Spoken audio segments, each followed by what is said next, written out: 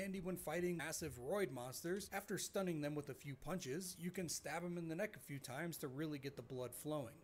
Also, Max has this wonderful sawed-off shotgun that you can use whenever you like to drive 2 or even more bad guys away in a single shot, depending on how closely they are grouped. But ammunition for it is very scarce, particularly in the early game. But as the game goes on, you can upgrade various bases around the map, and a certain side quest grants you a fresh supply of shotgun shells for your pockets every time you go back to the base. So, at a little past halfway in the game, the ammo scarcity is really no longer an issue. You can also upgrade the shotgun itself, allowing it to have 4 barrels locked and loaded, ready for whatever Scabrous Scrotus has to throw at you. When injured, Max has a few ways to heal himself up. The most common way is with his water canteen that he keeps at the ready to fill up whenever he finds a rare water source within the game, mostly from dew collection systems at certain camps. But also there's some gourmet meals to be had that can replenish Max's health bar as well. You got your standard Dinky D canned dog food, but you can also stomp out rats or lizards that you find scurrying around for some lean protein, and also in a pinch, you can grab a handful of maggots from a rotting human corpse. You know, normal health pickups that you see in video games. All this stuff in combination really gives you the opportunity to approach different camps and groups of enemies in whatever way that you see fit. Use different special abilities to kill dudes, use melee weapons you find lying around, stab some chap in the neck, shotgun some other fellows. The possibilities are endless, and it makes the combat truly never become stale. It's definitely one of the best parts of the game, but honestly, the vehicle gameplay was just as good. According to Warner Bros., when doing press for this game's pre-release, about 60% of the game is spent in a vehicle, either driving, racing, or engaging in some homicidal acts. And I can attest to that being a valid percentage when looking at how I spent most of my gameplay. But luckily, being in a vehicle in Mad Max is anything but boring. In fact, it's got to be the golden child of this whole game. There's a reason that the car is called the Magnum Opus. The game's plot revolves around this car, and as you'd expect, S.W.Frost is now live streaming Days to Die. No digital art offers. Thank you. Bullet drop in hunt. Unlock new attachments and features. The car becomes a Swiss Army knife full of gadgets that you can use to tackle any situation at hand. You can upgrade everything performance oriented, the engine, nitrous, exhaust, and suspension to traverse the barren wasteland as fast as possible. But speed shouldn't be your only concern, as there are countless threats to be encountered as you're driving around. You can upgrade the car's bumper grille, armor, and even add spikes to the wheels and body of the car in order to survive vehicular combat with other rust buckets trying to ram you into oblivion. And of course, you can go on the offensive yourself, getting weapons like a harpoon gun,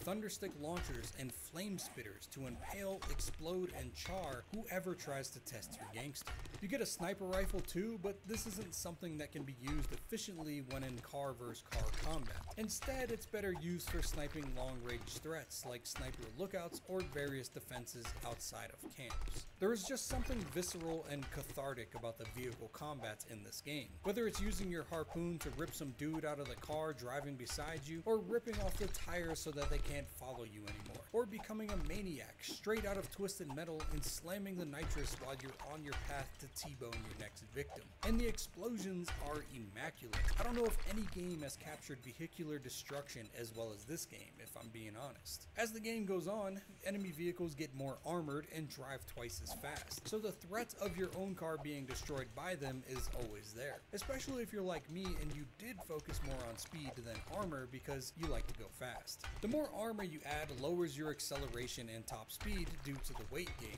so it's definitely a trade-off that you have to balance every time you enter into the wasteland. Luckily, you can edit your car's build on the fly as long as you aren't in combat, so if you anticipate needing some more armor, you can bolt on some sheet metal real quick to take a few more punches. The enemy AI is also something of note here. They're pretty good at reacting to your driving. They boost and brake to get around you to avoid your hits, and they also work together with other vehicles to take you off the road and pin you down. And when they destroy your car to a point where Max needs to get out so Trump can fix it, they don't just call it a day and drive off. No, they start circling you like a pack of sharks and take turns trying to ram your squishy human body. And when there's 3 or more of them, it's really hard to try to dodge them all. Driving around and fighting other cars is something that happens every time you leave one of the strongholds, and it's part of most of the missions as well. It's a vital part of the game, and it's incredibly satisfying to do. Even after 40 hours, it doesn't really get boring.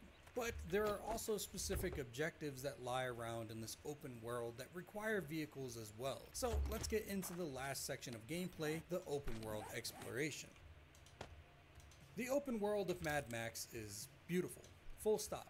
It's everything that you could want from an open world game that is set in a post-apocalyptic world where water is one of the rarest resources. In fact, the majority of this map is actually the seafloor because oceans no longer exist. The developer said that they took massive inspiration from Red Dead Redemption when fleshing out this world. They wanted it to be immersive and to feel alive all on its own. And they knocked it out of the park aesthetically. The world can go from feeling barren and desolate to being intense and full of chaos in a matter of seconds. And the simple premise of a desert biome is pushed to its limits by having each area of the map have its own sort of scenery and uniqueness to it. There is no shortage of areas that feel like endless waves of sand dunes, yes, but there is also swampy areas that, instead of murky water, leak out black sludge from the ground like pus from a festering wound, or jagged rock areas full of sulfur aptly named Reek Hills. And there's even more populated areas like Gastown that are full of human waste and trash piled high.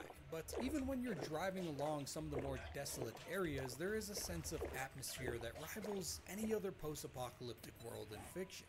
The world is full of things to do, and this is where a lot of the cons come in for me personally with this game, because this is where most of the repetitiveness of this game lies. Because there is a lot to do, but none of it is particularly interesting. This is where open worlds like Fallout or Red Dead Redemption blow Mad Max out of the water, or blow the water out of Mad Max, or I feel like there was a good joke there for this map not having any water, but I fucked it up. Anyway, there aren't any neat NPCs or cool side quests or fun collectibles or weapons or items or really anything to be found by exploring this map. It's just the same 5 or 6 things copy and pasted ad nauseum across the whole map. It's the same problem that I had with games like Mafia 3. Such a cool themed world that is beautifully designed and filled with nothing to do and no reason to explore it. The world map is divided into large territories that are owned, for lack of a better term, by one individual, and each territory is divided into different regions. So for example, the first stronghold that you encounter is run by a man named Jeet, and the area surrounding his stronghold is labeled as Jeet's territory, and this territory is broken down into 5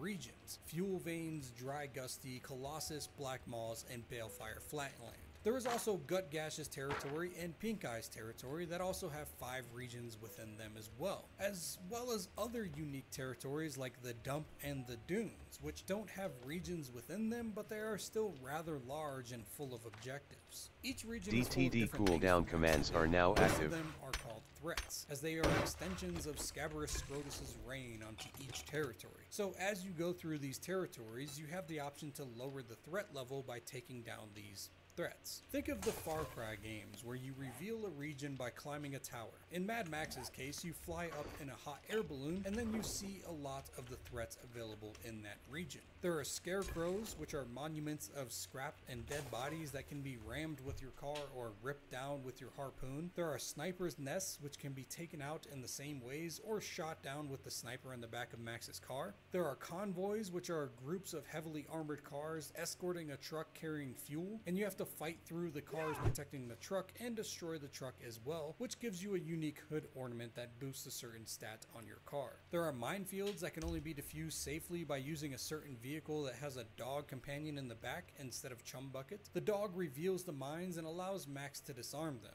And finally, there are camps. Camps are the main threats for each region and involve Max infiltrating the defenses on the outside before making his way to the inside, fighting dozens of men and destroying whatever resources are held there, like oil pumps or oil transfer cases. There are also camps called Top Dog camps that don't hold particular resources but instead hold skilled fighters operating under a leader that is enough of an intimidating presence that their existence alone counts as a threat to the region. Just so I can pleasure myself with your twitching corpse. Same goes for Stank Gum camps. Camps full of fighters covered in colorful paint that are quite the step up in skill level from your typical war boy, all operating under their leader Stank Gum, or Scrotus's right-hand man. Camps are a lot of fun to go into, as you can approach them in various different ways, using Max's full repertoire to kill as many people as possible, and just flexing every new skill unlock that you got on swarms of bad boys. Camps are also the only place that you find war criers, which are these guys that are suspended above a big fight area that, well, do war cries that give a combat buff to all the enemies there. You can kill them immediately before the fight starts, which makes the fight easier, but it's almost more fun to kill all the bad guys first and then leave them hanging there alone, as they just kind of stop playing the drums once everyone's dead and clear their throat. Like, you know, none of this was personal, right?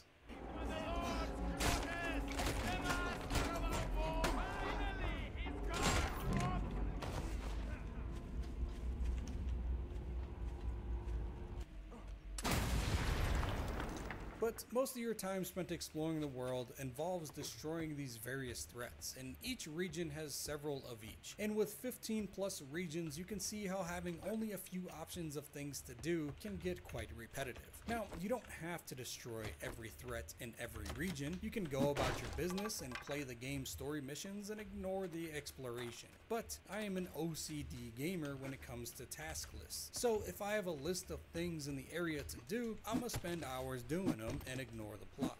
There are rewards for lowering the territory's threat level. You get bonuses in each stronghold, and you also unlock new car parts to slap on your magnum opus. So being a completionist does have its perks to the gameplay.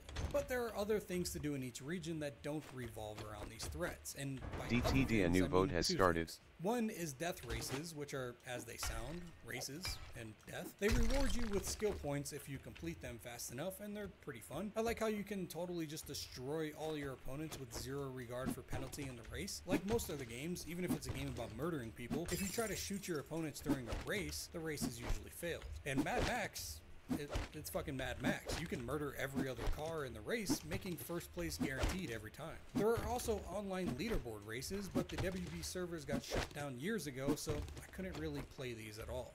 The second thing to do is to go to Scrap Loot Location. In this world, scrap is currency. Every upgrade that you do to Max himself or your car takes scrap. And as you get to higher and higher quality upgrades, the scrap costs get quite up there. Each scrap location varies quite a bit. Some are just small caves or tents with a single piece of scrap, and some are mini camps with half a dozen enemies and several pieces of scrap. There isn't just scrap. DTD voting is complete and the viewers have chosen Nourishment. Each region or historic relics, which is this game's collectible. It's a picture or some kind of note that reminds Max of his own world, and they are completely inconsequential. Just cool world building items to grab and something for completionists to hunt down. I doubt a fiberglass helmet would stop a bullet. Yeah, you probably didn't survive long. Some of the locations are also some cool Easter eggs that are a lot of fun. I found this house buried in the dunes that I'm fairly certain is Max Payne's house. The wallpaper in this kid's room is familiar, and the corpse on the bed is posed like Max's wife. I could be wrong, as I couldn't find a reference to this Easter egg anywhere online, and it may be a reference to something else entirely, or not a reference to anything at all, but to me, it kind of reminded me of Max Payne's house from the first Max Payne game. There was also storms that happened randomly across the wasteland, powerful surges of energy with heavy winds that blow large debris, and lightning strikes that can obliterate your car. You are advised to seek shelter and avoid them when they start up, but you can also treat them like an artifact anomaly in the Stalker games, where you can risk the potential hazards and in turn get some nice loot. Although in this game, the only loot to be had is scrap, so it's nothing too exciting, but it is a large amount of scrap. For each storm loot box that you break open, there is about 100 scrap in there, which is pretty significant when you find less than half of that at most loot locations. I always drove out into the storms when they showed up, but more often than not, they did fuck me right up, but still worth it. The strongholds in each area also have objectives within them.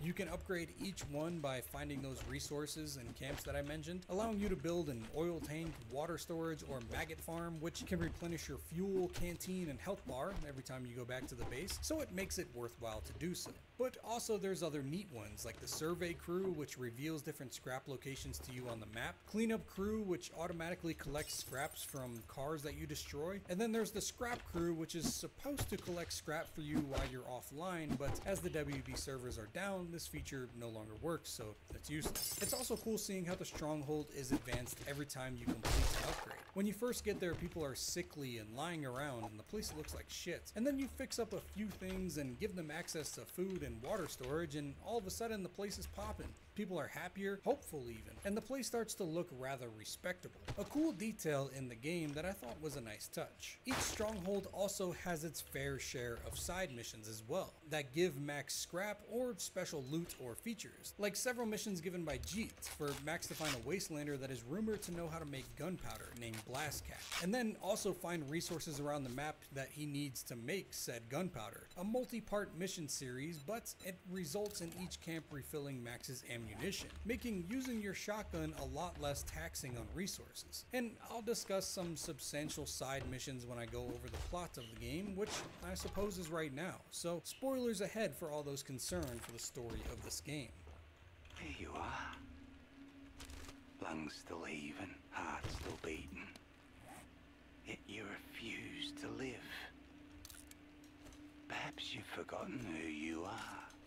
The game starts with one of the coolest transitions from the main menu right into the action. After selecting New Game, you are thrown into the background image of the menu and the scene begins. It's a really nice touch. The scene shows Max being ambushed by warboys that want to steal his car, and it shows how efficient Max is at defending himself, or killing others. 6 of one, half a dozen in the other. The voiceover describes Max as a man who has lost his sanity, and he's on a never-ending journey to find peace and silence away from the hauntings of his past. He's on his way to a place called the Plains of Silence, a mythical place that can supposedly help him finally forget. He has everything that he needs to get there, except the fuel, so that's where we catch up with Max for this story. He's on his journey to Gastown in order to grab fuel. Unlucky for Max, Gastown is run by one Scabarus Scrotus, son of Immortan Joe, and he leads an army of ruthless warboys that kill and scrap anything in their territory,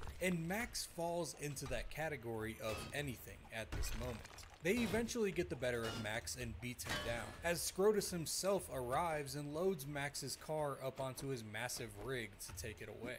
Max isn't down for the count though. He picks himself up and jumps onto Scrotus's rig and fights with everything he's got. Scrotus sicks his dog on Max, but when Max deflects his attack, Scrotus then beats his dog and throws him overboard, leaving just the two of them in a one-on-one fight. And even though Scrotus is much larger and has a pole saw, Max still gives him the old 1-2 and beats his ass, even turning his own weapon against him and shoving that chainsaw blade right into Scrotus's thick skull. But that doesn't instantly kill him somehow, and he picks Max up and throws him off of the war rig. So now Max is left stranded for real in the middle of nowhere. No food, no water, no clothes, and no car. He's woken up by the dog that previously tried to attack him, and they seem to become quick allies as both are battered and left for dead, so why not work together?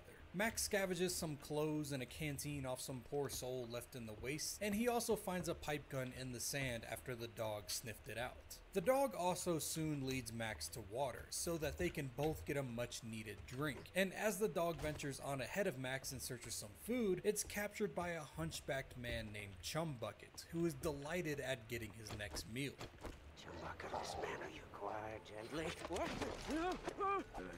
But quickly Max intervenes, and Chum is immediately in awe of him. He says he saw Max get attacked by the warboys and left for dead, and he says that Max is a driver of some prophecy, sent to him in order to help him build and drive a vehicle of legend that he calls the Magnum Opus. So Chum Bucket is now Max's second ally, although Max only seems to partner with Chum in order to get his car back, since Chum is also a master mechanic that suits this job just right. Because as they ride back to Chum's hideout, they spot Max's car being scrapped in a nearby camp. It's already long gone, with the V8 engine probably being sent up to Gastown, as Scrotus likes to keep all the good parts for himself. But this is where Chum tells Max that he can build him this legendary car, the Magnum Opus. The car right now is well, not a car, it's just a mess of parts. But Chum's got a master divine plan for making this opus, and Max is pretty instantly sold on the idea.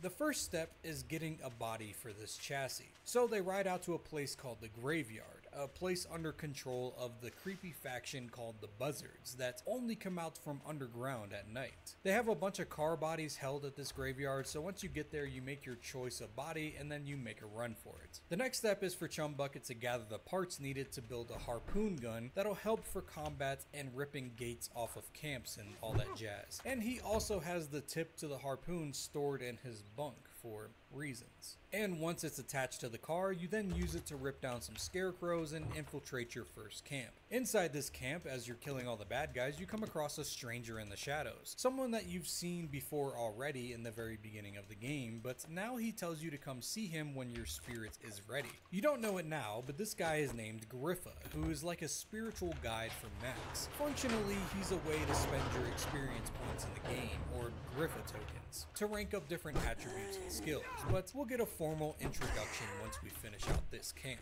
You climb to the top of a large rock and talk with him there, and he seems to know Max and his past for some reason, and he mentions the Plains of Silence and everything. Every time you meet with Griffa, he covers some introspection into Max's psyche, some words of guidance and wisdom before blowing some dust in his face and allowing you to spend whatever Griffa tokens that you have. And after spending them, Max wakes up on his hands and knees, and the first time, I thought this was a cutscene and just waited for something to happen. I just sat there for probably like 30 or 45 seconds, but really you just have to start moving and Max will get up. But now, the car is taking its shape, but Max still wants his big engine.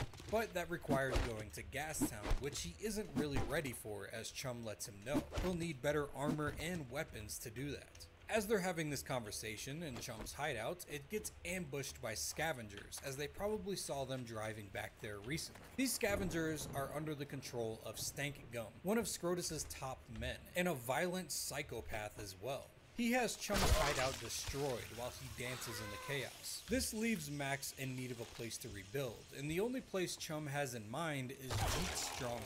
Jeet isn't exactly the charitable type, but he lets Max and Chum stay at his place as long as Max does some work for him as well, primarily by lowering Scrotus's threats in his territory. Max also tells Jeet about his plans to get to Gastown, and Jeet laughs directly in his face and says that he wouldn't make it past the jaw, which is a big doorway with a giant metal jaw that blocks its path. So for the next several hours, you go around destroying camps and scarecrows and doing a few side quests, like going back to Chum's hideout and seeing if the dog made it out alive, and helping Jeet find a manufacturer for gunpowder. You also learn of another leader in the area named Gutgash, a potential ally similar to Jeet that can offer Max DTD another cooldown commands are now active and offer him access to heavy metal plating to be used as armor. In this new territory, it's more of the same. Lower the threat level and do side missions in order to gain the favor of its leader. In this case, Gutgash, who happens to make his living by selling slaves. And one of these slaves is a red-haired woman named Hope, who catches Max's eye, but he has no time for distractions here, so he doesn't really help her out. She does tell him of some treasure that was lost when she was ambushed on the road though, and if you wish to search that out, you'll get some nice loot.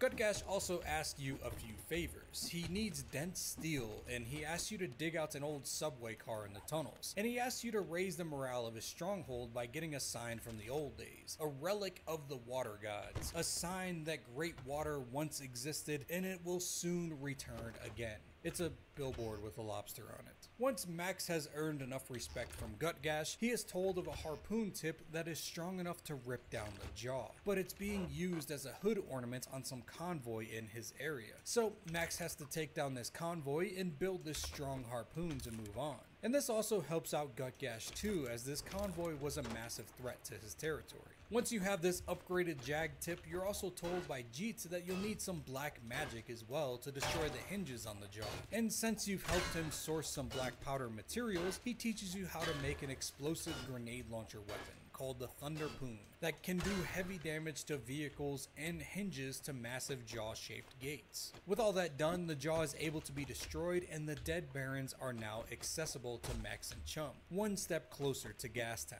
The first order of business is to touch base with the stronghold in this region, and that'd be a lady named Pink Eye. But when you arrive at her base, it's being attacked by Stank Gum and his men, so you head in and help out in the ambush. Can we just take a second to appreciate the awesome names in this game and the Mad Max universe in general? Scabrous Scrotus, Gut Gash, Pink Eye, Stank Gum. Such an awesome world to be in. Anyway, once you're inside the stronghold, you witness Stank Gum and Pink Eye in a standoff. Max tries to sneak up and take down Stank Gum, but he's followed by one of his painted soldiers. Luckily, he has a helping hand. The prisoner lady, Hope from Gut Gashes, seems to have been sold to Stank Gum, and she's taking a liking to Max, so she helps him out by slicing the approaching soldier's throat. But this leads to a brawl. Stank Gum eventually escapes with Hope in tow, but Max's act of kindness lands well in getting into Pink Eye's good graces. I honestly don't know what good Pink Eye offers you in your quest to get your V8 engine. There are no main plot points that revolve around her. She's just another stronghold to beef up and territory to lay threats in. She has a few side quests to offer that do offer some neat perks like tires, but really all you do is help her and her people build a boat car thing and sail off into the big nothing. For sure just dying out there once they run out of water. At one point, Chum gets word of some races going on in Gastown, and the reward for winning is none other than the V8 engine. So with all the regions unlocked and nothing in your way, we make our way to Gastown and meet with the race coordinator. He tells Max that he'll need to work his way up to being in the races, and it'll only take him a couple years. But obviously Max isn't waiting. No time, Jawbone. I need to join the races now. The guy gives Max a job in exchange for joining the races now. This race coordinator has these little blinky lights on his clothing and they are fading. So he asks Max to go get him some new lighties. And the only place to do that is a death sentence. Deep underground in an airport buried by the sand in the land of the buzzards called the Underdunes. This is a pretty creepy part of the game, with lots of atmospheric horror going on, bumps and shadows running by for most of Max's journey into the depths. But once he reaches the lights, it's an all-out brawl and fight for survival on his ride out. He gives the race coordinator his lighties and secures a spot in the races. The only thing he needs now is a partner, which Chum says that he can't help with because he isn't able to fight as well as others in the race, which is odd because he's the only partner that I've had this whole game, and I've killed tons of enemies. But anyway, we head off to find some washed up fighter smoking her life away in a drug den. Her name is Tenderloin, and she's charming. And you just have to win a death race to repay her debts, and she's on your team for the Gastown races. In Gastown, you also find Hope again. She's in a cage, and she still tries to help Max out in an attempt to gain his trust. She tells him of her old owner's stash of goodies, including his prized war rig, and where it's held up. It's a chariot that belongs to Dementus, who, if you've seen the new Furiosa movie, you know exactly who that is. Max still doesn't free her from her cages, even after getting this sweet ride. Anyway, now it's time to do this big race and win your V8 engine and get back to the Plains of Silence. We're in the end game now. The race is pretty straightforward. It's a time attack race against a bomb that's ticking in your back seat, and all you have to do is destroy Stank Gum and his V8 monster truck before the bomb blows up. But once you do, the challenge isn't quite over. You see, there can only be one champion, and since you and Tenderloin won together, one of you has to go. So now you're forced to fight your new companion to the death. Once Max is the champion, he's told he's going to be congratulated by the boss, and he's on the way down. Who the hell is he? The leader of Gastown is who it's always been. Big Bad Scabrous Scrotus, still alive and well with the chainsaw still planted in his frontal lobe. It's not like he needs it anyway, old Phineas Gage over here. Anyway, Scrotus recognizes Max and shit hits the fan. He fights with him with the passion of 1,000 suns, and you can't really blame him. Max did chainsaw his noggin, but Max also gets the better of him once again, until Stank Gum interferes and shoots Max with a crossbow, leading him to be knocked through the floor by Scrotus and sent into the depths of Gastown, most people assuming him dead. but Hope runs to his rescue. She brings him to the medic in the sewers, who hooks Max up to a blood bag in order to heal him back up. And during this healing process, Max has some crazy dreams. He sees his dead wife, who then turns into Hope, and they get married, with the wedding being officiated by Dinky D the dog, and Chum Bucket being the best man. It's all a little crazy, but hey, near-death experiences usually are. Once Max wakes up though, he rips out his blood bag line and storms back up to Gastown in search of Hope, as she knows where Stankum keeps his car. Hope is hiding out in the stronghold in the dumps region run by a guy named Deep Frya, who looks like he's named that because he was dropped into a deep fryer. He's like Pink Eye in that doing missions for him doesn't really help Max in the grand scheme of things, like getting his V8 engine, but they do offer some perks if you wish to do some side quests, like kill traitors of Fryer's group and turn the gas pipes on so he can burn his holy flame once again. But the real reason you're here is to get Hope to help you find Stankum's car, so you can take back what is rightfully yours. At this point, Hope finally asks for Max's help in return for all the help that she's given him. She wants her daughter named Glory back. She's been taken by an old man to safety when Max won the races and chaos hit Gastown, and she needs Max to go get her back. She lets Max into Stankum's garage and he gets away with the Big Chief, the big V8 engine that he's been after this whole time. He has what he needs and he can just hit the road, but he's a man of his word and he decides to help Hope get her daughter back. Well, I mean, he does try to just drive off, but Hope eventually talks or guilts him into helping her get her daughter back. She even uses her wasteland concubine charm and kisses him, and Max even tells her his name for the first time in the whole game that it's been used. Max. Max. She gives him a snow globe, something that Glory will recognize and let her know that Max is helping her mother. So Max heads off to the dunes to find Glory. He comes across the old man that was escorting Glory to safety, and now he's dead, with Glory nowhere to be seen. But since this is Buzzard Land, it's fairly obvious where she ended up. Chum says the buzzards take children and use them to dig tunnels and holes for scrap, so Glory likely is a slave inside of their base. So back into the Underdunes we go for one last quest. Instead of lighties, Max is looking for a little girl named Glory. Once they get inside though, Max heads off on foot into the base, and Chum is heard yelling in the distance that there are buzzards coming, and he storms out of there back to Deep Fryers, leaving Max underground alone with no car.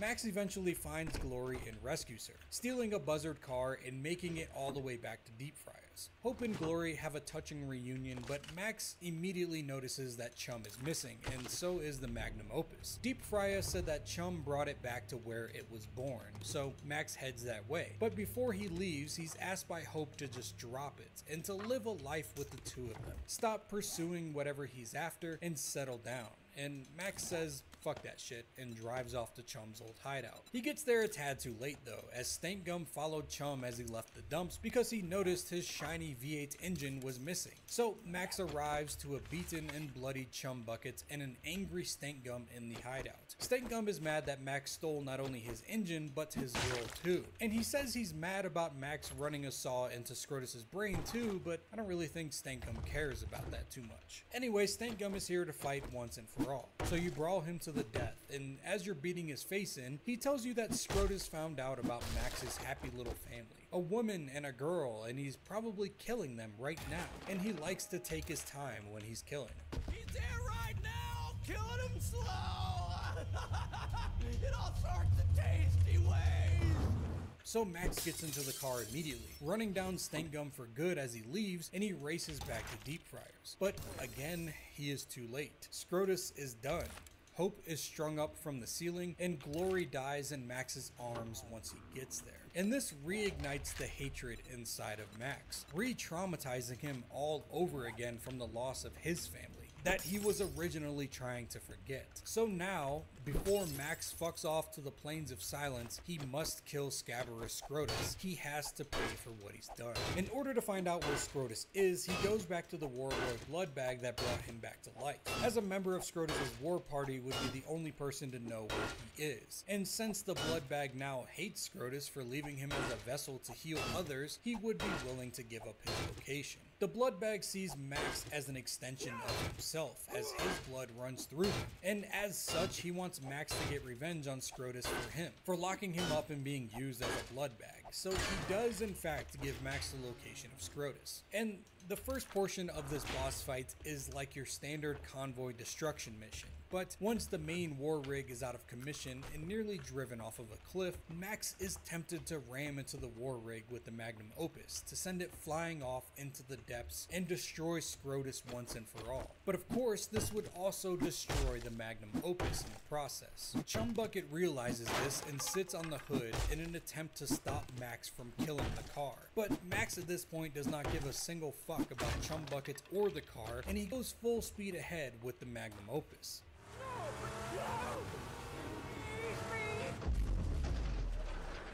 Slamming it into the war rig and sending it off of the cliff, obliterating Chumbucket in the process. Max does seem slightly saddened to watch Chum burn and eventually explode with the rest of the wreckage, but he may also just be concerned because soon after Scrotus comes flying out of the back in Max's old car, ready to run down the now carless Max. Max has to scramble around for thundersticks left on the ground in the wreckage in order to throw them at his stolen interceptor and put a stop to Scrotus once and for all. The whole time he is haunted by voice lines of the now dead Chumbucket, Hope, and Glory, all telling Max to kill Scrotus once and for all. Eventually, Max flips the car, sending Scrotus flying to the ground, and he's impaled with a giant piece of metal that Max kicks further into his belly. But he is of course still not dead. He is Scrotus, the immortal after all. So Max tries to rip the chainsaw out of his skull, while fighting against this roid monster that was just crawling and dying, gasping for breath on the ground. But eventually Max rips it out, leaving a giant gaping wound in Scrotus's skull, killing him finally. At least, I think so. Max then hops into his interceptor and puts the picture of his old family on the dashboard and speeds off to where he was trying to go all along, the Plains of Silence, to forget everything. And that's pretty much it. A story that started off pretty straightforward with Max running from his past, only to get sidetracked by some asshole stealing his car, and in the process of getting his car back, he gathers even more trauma to fuel his rage and motivation to drive off into nothingness and forget. There was really no plot for the first 90% of the game. It was simply Max trying to farm up car parts in order to drive on this mission to forget everything. But once he caught some feelings for Hope and Glory and then lost them almost immediately after, he was forced to kill the big bad Lord Scrotus before he could move on. Not much in the way of narrative, really. I mean, those moments are literally the last 2 missions of the game, but man, those final scenes definitely made you feel some type of way. Max speeding up to the cliff's edge right after finding Hope and Glory slain was some intense shit, and it really got you pumped to go into that final mission.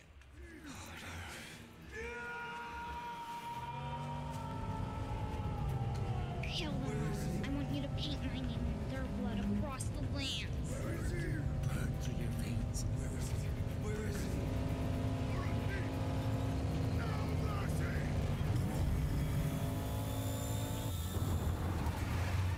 I think the story of this game was more than serviceable. It was entertaining and rich with characters and dialogue, and even though there was no supremely well-written plot going on, the game was a ton of fun and made you feel things in all the right moments. And I can totally see it being a dope 15-hour experience if you just mainline the story missions and didn't get sucked into the side content and scrap farming. But let's be real, the star of the show here is still the gameplay and the world design. It's damn near perfect in gameplay and aesthetics of the world. If only there were more to do in this beautiful world that didn't fall into repetitive busy work. All in all, I regret not finishing the game back in the day. I think I was just really tired of open world games that had endless objectives and checklists to do, so I just dropped it shortly after starting it up. But I wish that I stuck with it, because the combat loops only get better as you unlock more abilities, and the same with the car combat.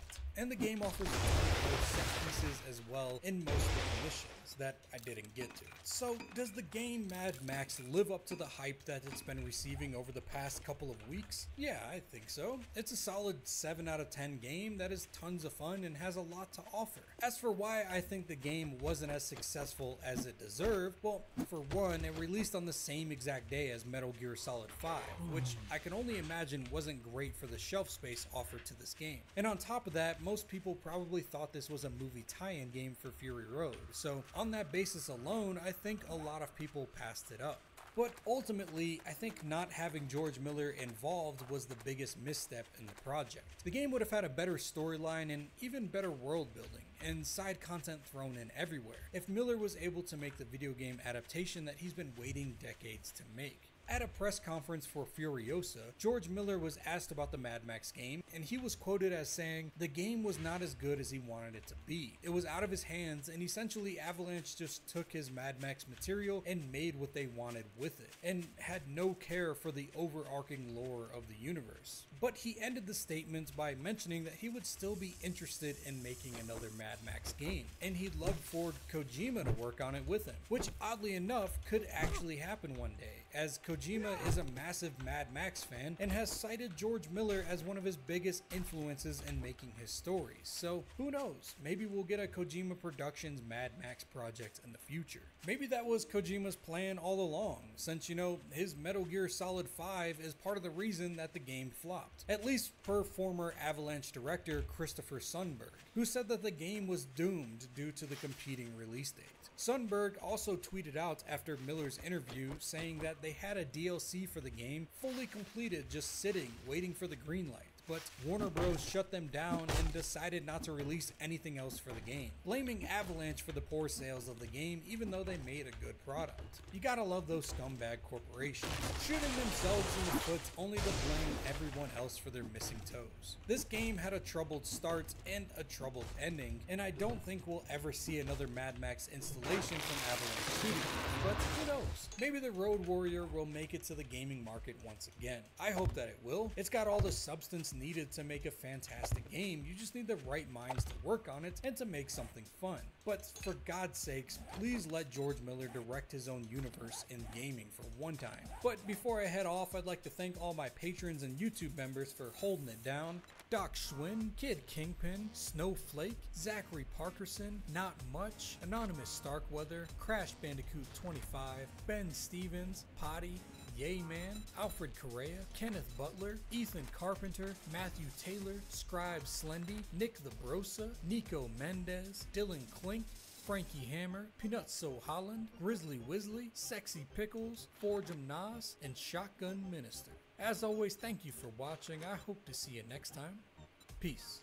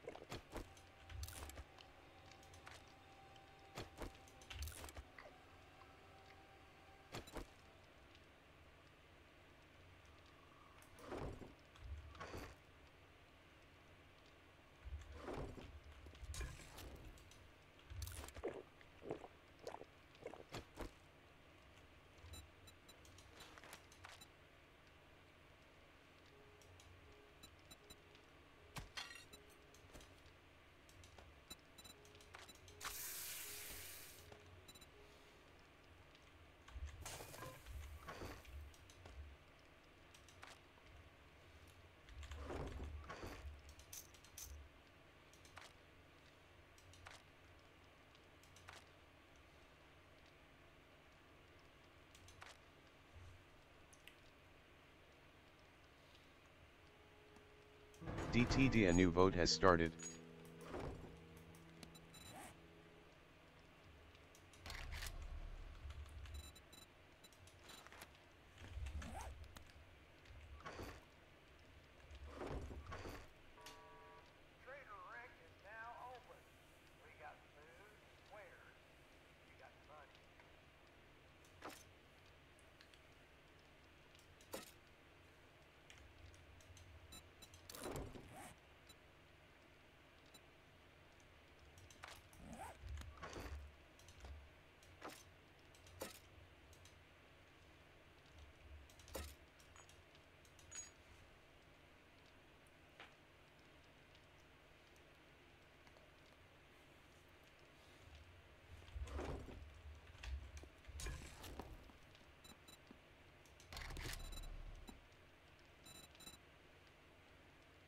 DTD voting is complete and the viewers have chosen mystery supplies.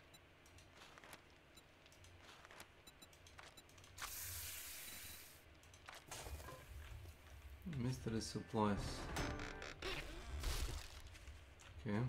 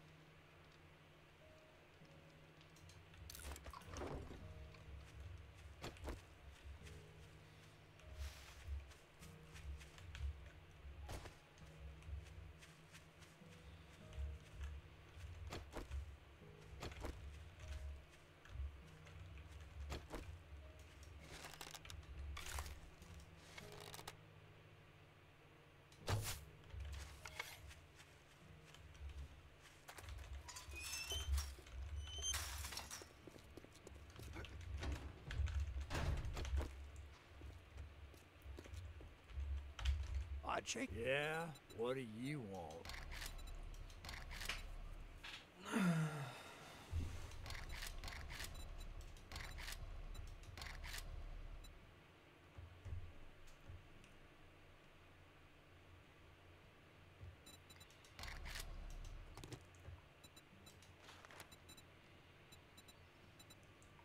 I got some shit work for a fuck-up like you.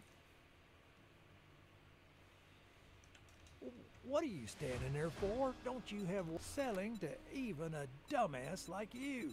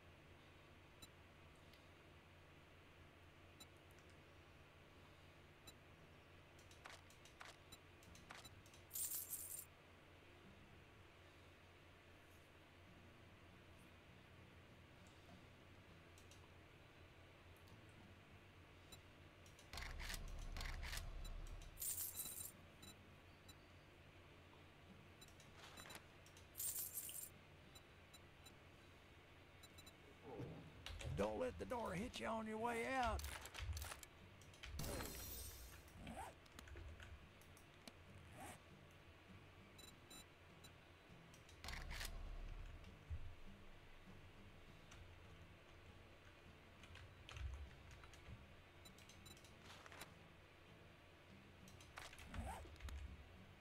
I'll sell you food, but don't expect me to cook it for you.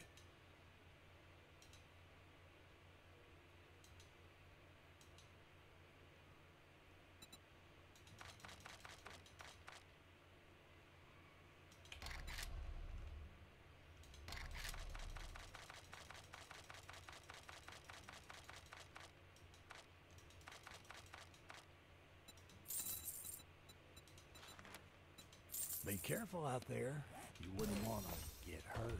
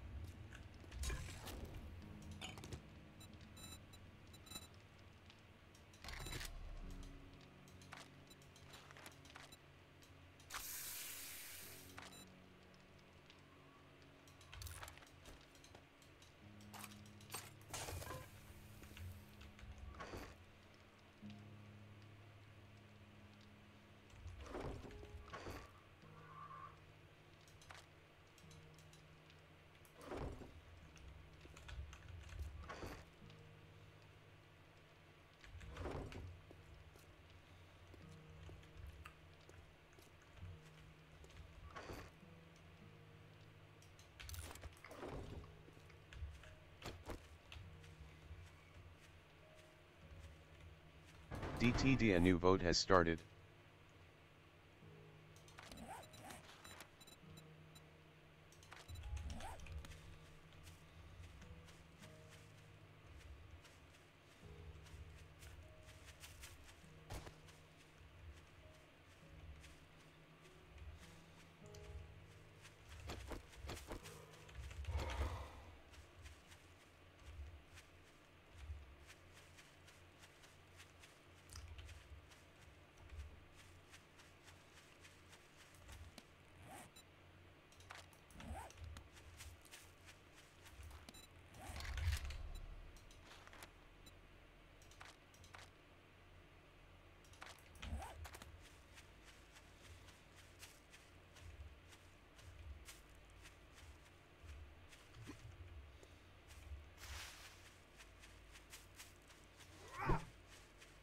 DTD voting is complete and the viewers have chosen Home Run Derby.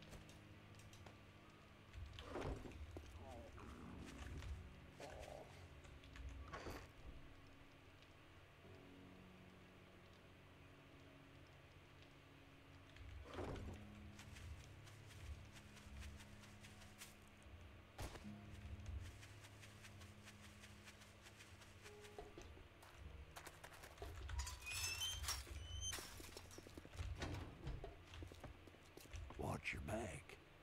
You want something?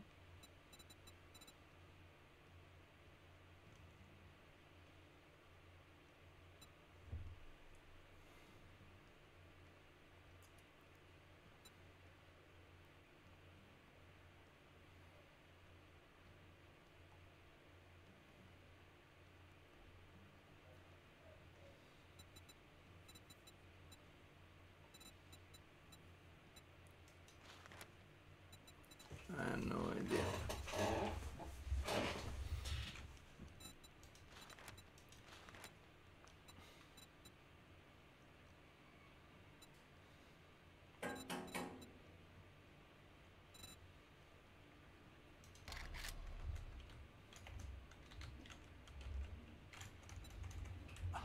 go broke with more customers like you.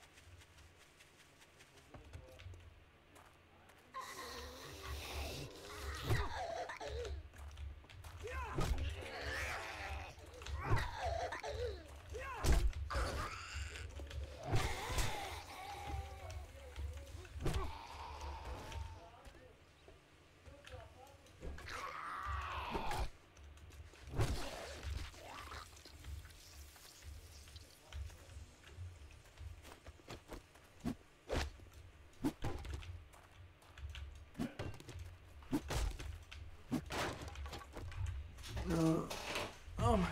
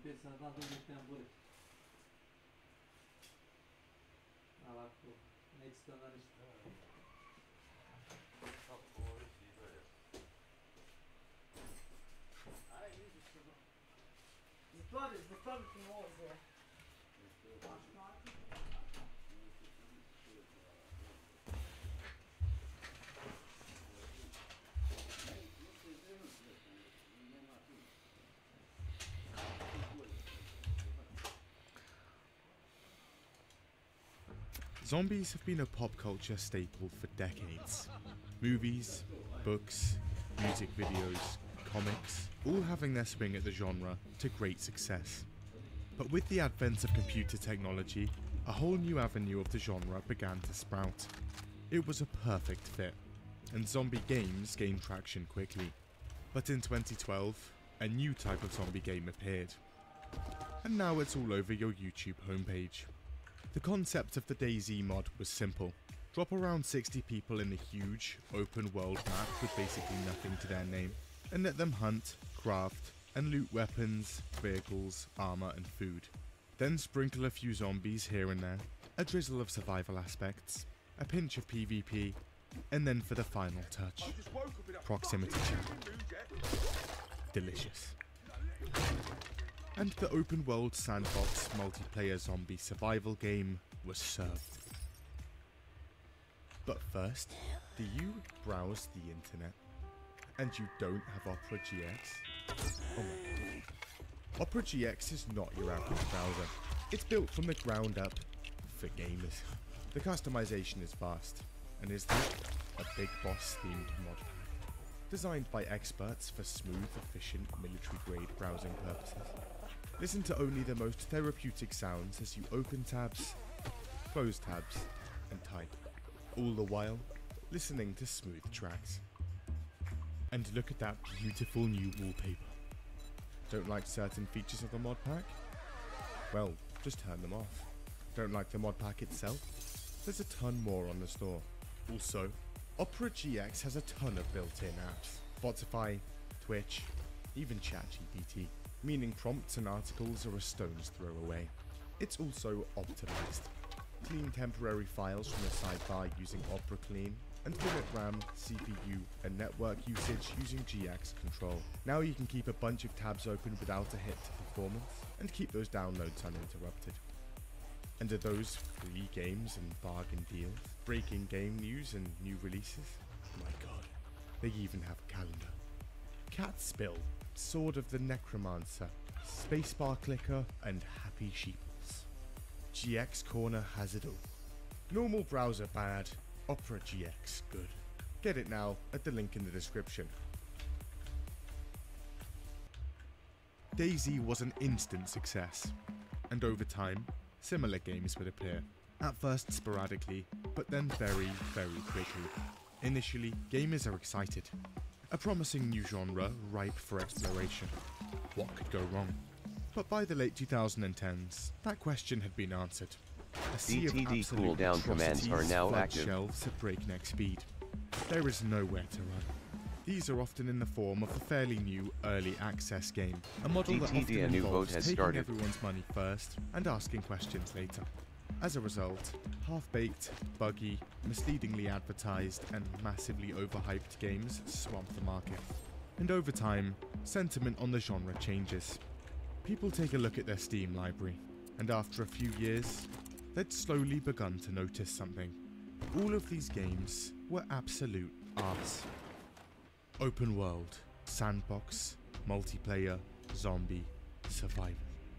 Words that once drummed up considerable hype, now ominous warnings to any poor soul in their sights. And after years upon years of terrible cash grabs, it was apparent. The genre had finally reached critical mass. The horde of abhorrent releases was too much. At this point, far too many had been lost to the genre. The dream was over. Dust. Gamers universally DTD vowed voting never is to complete fall and for the hype viewers have night chosen genre Zombie Dog ever Attack. again. But in 2023, a game would release that would change everything. A game that's trailers looked so great, so Motherfucker. promising. It would shoot to Steam's #1 wishlisted game in a matter of months. A game that would, after all of these years, finally do the genre justice. Realize the full potential of the open world sandbox multiplayer zombie survival game. This game was the day before. Wait, it happened the day before? It's the 29th of January 2021 and the trailer drops on YouTube. And it looks amazing. PvP, zombies, survival elements, crafting, and does that say MMO?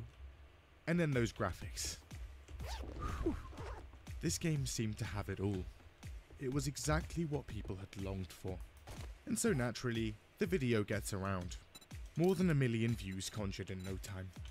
The day before is off to a strong start. Over in Singapore, and the developers, fantastic, are celebrating. And for the two founding brothers, it's time to jump in front of the cam. Edward and Eisen Gutovtsev run us through the game themselves in a new combat gameplay trailer, where they call the game a real breakthrough for the MMO survival genre, and that they'd reinvented everything. Nice. In March, they drop a vehicle trailer. Here, they show us vehicles. And then an extended gameplay trailer in April. People flock to view it. It racks up more than 1 million views in just one day, racking up millions more down the line. At this point, the trailers and marketing materials are rich, constantly flowing. They spoil it. But then suddenly, nothing. After April, complete radio silence. We have no choice but to wait. Months go by, and nothing but a screenshot here and a tweet there. Bear in mind, at this point, the official release date is just coming soon. We're starved. But finally, after 5 months of silence, in October, they come back. Another trailer on IGN. This time, a look at the world they'd created from the ground up, including a massive shopping centre. The music choice is strange, but oh well. And wait, there's more. Weightlifting. Nice. And guess what? The brothers are back. They jump on cam again and give a shout out to their global team, which consists of thousands of people from Russia, Germany, Kazakhstan, Turkey, and more. And is that? Oh my god. The release date. Wait, it's 2025? 2024? 2023? Oh my god. 21st of June, 2022. That's just a few months' time. The game goes on a media blitz. Articles are everywhere. It even climbs the ranks to Steam's #1 wishlisted game, beating out the likes of Stalker 2 and even Starfield. Todd is distraught. They use this spotlight to announce a new fantastic game, called Prop Night. Essentially, Dead by Daylight mixed with Prop Hunt. It releases a few weeks later, in November 2021. And it's fine. Nothing like the scope of the day before, but it works, and sells a decent amount of copies. And with that, they disappear again, not to be heard from again for months.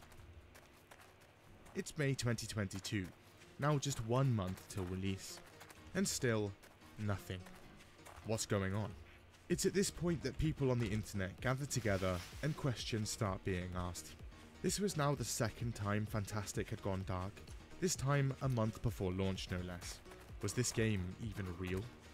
However, in January, Nvidia had dropped a promotional video showcasing the game in 4K, and it's glorious. For that to get posted on Nvidia's official YouTube channel, they must have something. But finally, Fantastic comes out from the shadows.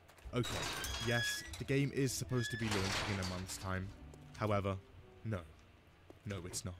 We've decided we're switching to Unreal Engine 5, and the game will now come out in about a year's time, March the 1st, 2023. The transition to a more advanced and adapted open world engine will make the gameplay of the day before even more fantastic. And with that, they drop the mic and walk away. Okay, so instead of 6 weeks till launch, it's now about a year. Not great, and a bit of a late announcement. Also, the change to a different engine just 1 month from launch, definitely a bit sussy. Then fast forward to June, and a page is discovered on Fantastic's website. On it reads, "Be a volunteer." Fantastic's culture is based on the idea of volunteering. Every member of Fantastic is a volunteer. Naturally, people are horrified. They're using unpaid labor to make this game. However, Fantastic comes out of the dark again. They tell us all of its employees, paid or not, are volunteers. This is because they always try to bring in proactive people with open hearts. Right. What's actually happening is there's 2 types of workers there. Both have salaries, It's just one of those salaries consists exclusively of cool rewards, participation certificates, and free codes. Also, a perfect time to jump in front of the cam again. This time they advertise this volunteer culture on their YouTube, saying how nice it is to be part of their unpaid volunteer team. Wonderful. Okay, yeah. None of this was sounding too reassuring. So people do a bit of digging and actually look into the company. Fantastic. Turns out the two brothers set cooldown up the commands company are in now the active. Siberian city of Yakutsk, Russia, back in around 2016. This was back when they just started their first game, Wild 8. This is a small indie survival game, crowdfunded on Kickstarter to the tune of almost $60,000 and with a publisher called Hype Train on board. And the Wild 8 released onto Steam Early Access in February 2017. Success. However, just 9 months after putting the game out, problem. An argument arises within the team and resulted in them ditching the game entirely and ending up selling the rights to the publisher. On to Dead Dozen. This is a co-op horror game Fantastic released in March 2018. It launches in a terrible state, and just 1 month after launch, they announce they're out of funds and that it's over. It's delisted from Steam in under 2 years. Then Radiant One, a small, isometric, free-to-play mobile game released on July the 6th, 2018. This is bug-free and launched without a hitch, but again, it's a tiny mobile game. And finally, Prop Night at the end of 2021. Now in fairness, they actually had given this some post-launch support and even completely overhauled the graphics in an update, which everyone absolutely hated and was promptly reverted. But so far, this was the only game they've actually announced and stuck with for a bit. So not the greatest track record so far. And then straight from all of that to one of the most ambitious MMOs ever made? Yeah. What people initially assumed was probably a fairly big, competent studio that could maybe actually tackle something like this was actually a minuscule studio that had pumped out a couple of half-assed, quickly abandoned early access titles and a free-to-play mobile game, and also had a ton of their staff essentially working for free. Not ideal. People also take the time to look into Mytona, the day before's publisher. They'd previously published genre-pioneering hits, such as Chef and Friends and Cooking Diary. So of course, the next natural step was an absolutely enormous zombie MMO. And to top that all off, for the rest of 2022, radio silence again. People are now very concerned. Right guys, we're losing support at breakneck speed here. Something has to be done.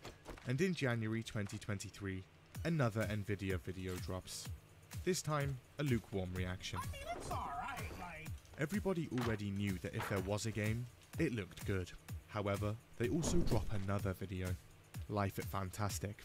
Here, they tell us they're actually partnered with Nvidia and Lenovo and get products from them for free.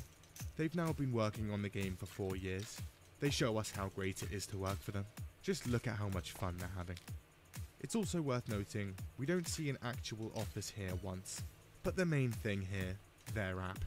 Turns out, there's this new app they've developed called the Continent app, and they're talking about it a lot. In fact, the whole video seems more like an ad Malvika about PT. that than the actual game. Welcome or to my company. channel. The description of the video was also literally just a link to download the app. They also post this on Twitter. Okay, now people are really pissed. This game was launching in just around 8 weeks, and they hadn't seen any proper footage in months. Not once had they actually seen raw gameplay. Half the team were being paid in Funko Pops, and now they were being shilled an off-brand Russian version of Zoom. Boys, sorry to say, this thing's not looking good. Wait, Fantastic says. Fine. Actual, raw gameplay is on the way, lads. We'll post it in Discord soon. But then, something disastrous happens. On the 25th of Jan 2023, people log on to Steam and check their wish lists. Is something missing? And after rigorously scrolling up and down to think, hold on, the day before, where was it?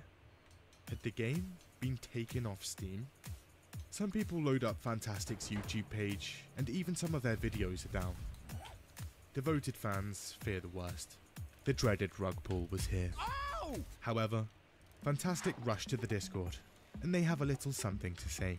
Hey, so yep, the game has been taken down from Steam, but don't worry. It was taken down due to a new bug boat from has Steam started. maintenance. This whole thing's normal, and it'll be right back. Not long after, they come out with another, completely different statement. So actually, turns out that old name of ours, you know, the one we've been advertising in every trailer and poster for a couple of years now, well, we'd never actually got round to trademarking it, and Korean Calendar app may have got there first, and they're now suing us. And of course, they also announce another delay, and March 2023 now becomes November the 10th, 17 months after the original launch. You know, because of the trademark issues. But then they come out and say that actually, this delay was planned all along. Also, because of this whole situation, that actual raw gameplay we promised to drop, also delayed. What? But don't worry, they have strong legal partners and will take the fight to the courts. They're confident. DTD voting is complete and the viewers have chosen no Fans time. revolt en masse. Reddit and Discord light up like the 4th of July. Everyone asking the same thing. Is this game actually real? Before, anyone on the Discord who dared to ask would be exiled instantly. But now, even the head mods are asking it. Woo lads, this isn't great. Time to get back on the mic. The storm will calm down eventually, and time will put everything in its place. When the game comes out, people will finally see the truth, they tell IGN. Okay. Public support is now in the toilet, and things are looking dire. Any street cred they'd amassed, already flushed. The consensus was unanimous. This game was a scam. They had to do something, and quick. Gentlemen, we've been promising it for months, but now is the time. Release the footage. So in early February 2023, with apparent approval from their legal team, they decide to release some actual, unedited gameplay. They even have a big fancy countdown for it. But then the countdown hits 0 and nothing happens. The gameplay reveal is then delayed again. But eventually, after citing technical issues, later that week the gameplay does actually release, and the game is finally out there for people to see.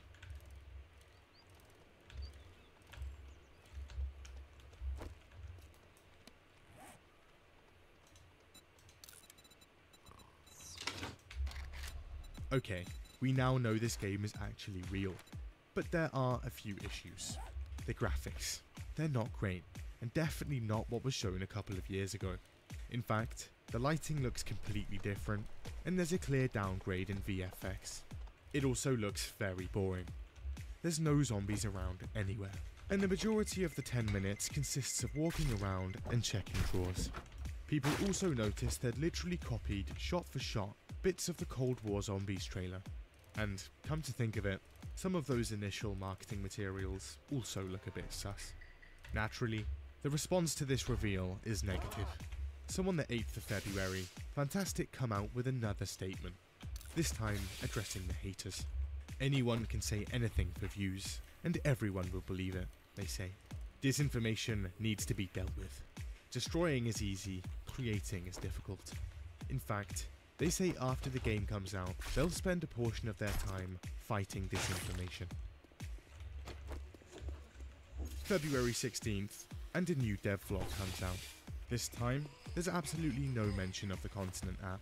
In fact, by March 2023, the Continent app had been taken down, the website gone, and all mention of it completely wiped, meaning the whole thing had lasted just around 3 months. April 2023. A beta for the day before is announced, alongside a promise to players that there would be no more delays. They get to work behind the scenes with their army of volunteers, and are dead serious about getting this thing out. In June, they even announced new features, like in-game jobs. Become anything from a manual labourer to a musician. Look, saunas. Nice. Despite everyone still thinking it was a scam, they're working hard and getting stuff done. They are gonna get this thing out. There's also an official trailer in June. This time, it's just a Lamborghini driving down a road. At first it seems very random and out of place, But then people realise it's just a rip-off of a shot from I Am Legend. August 2023, and Fantastic are preparing for the worst, in case they lose their trademark lawsuit. They file for the rights to a new backup name, Dayworld. However, people online realise that name could also be a problem, due to a series of books written in the 80s. But nonetheless, the wait for November intensifies. In April, they'd said no more delays, but on November 1st, they announced another delay. Games now coming out a month later, December 7th. Also, only the PC version would be launching, and now via early access. The PlayStation 5 and Xbox versions would supposedly release alongside the full version of the game, whenever that may be. Also, news on the lawsuit. They'd won. And there it is, gentlemen. It's back. Raise a glass. This game is actually releasing.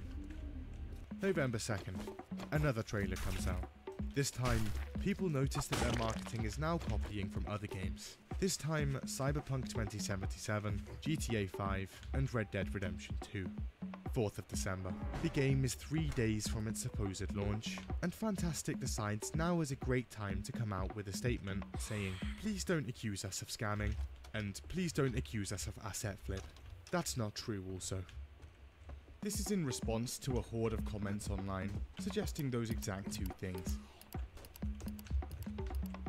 But ignore all of that, because for years now, people had been doubting them. Claims of vaporware, fake trailers, scamming, plagiarism. They'd even been dragged through the courts and came out victorious. And against all odds, their game was actually real and releasing this week. It's even being advertised in Times Square. They had done it, made a real, playable game, and proved everyone wrong. And on December 7th, after a very turbulent 2 years, the day before releases. And it's so bad. The day before was advertised since day one as an MMO. Almost every trailer mentioned the word MMO in the Steam description, MMO. So naturally, people expected the game to be an MMO. That wasn't the case. The game only hosted a maximum of 32 people per server, there were no raids or clans, and the world itself was small and not even really open. Basically just an extraction shooter like Tarkov, but much, much worse. That wasn't the only thing trailers lied about. There's also no survival mechanics. Crafting is now gone. All that's left of that is gun modification and the ability to create a completely pointless house in a closed off area of the map. Environmental destruction's gone, sleeping bags, this entire part of the map, and definitely these mud physics, proximity chat, a day and night cycle, no vaulting, and lastly, actual zombies. Seriously, like, where are they? This game was pitched as a zombie survival game, with the trailers showing massive hordes of them, but so far, there's absolutely none around. They're so rare, people actually band together into search parties just to look for them. On the odd occasion you actually run into 3 or more of them, your performance will also tank. In fact, the performance in general is pretty terrible. When you do actually see them, zombies can easily be sidestepped, outjogged, and rendered completely useless when standing on top of cars. Even other players, barely a threat. The game is so empty, people start to think a ton of the gunshots they're hearing on the map are actually fake, placed there by devs to give the illusion there's actually stuff going on. However, say you actually do run into someone and don't have any ammo, unlucky, because there's literally no form of melee in the game whatsoever. This isn't a post-apocalyptic zombie survival game. Saying that, that shouldn't be a problem as the loot rarity in this game is completely botched, with rifles, machine guns and ammo pretty much peppered about everywhere. Then there's no progression, optimization sucks, gunplay isn't great, servers often have a 1 to 2 second delay to register shots, constant alarms, and you can't even turn them off like you can in the trailers. Hello? Anyway, first impressions is these alarms need to fuck off. The graphics, nothing like they were in the initial trailers. The lighting is especially bad. You can buy vehicles in the form of cars, but they're dumb. it will take an average of 110 hours of gameplay just to afford one, and you can lose it forever in a matter of minutes. Luckily, there's a money duping glitch discovered within 1 day of the game coming out, so now everyone in the apocalypse has a Lamborghini. Here in my garage, just bought this new Lamborghini here. The story? Well, you wake up a man with a seemingly fine speech organ.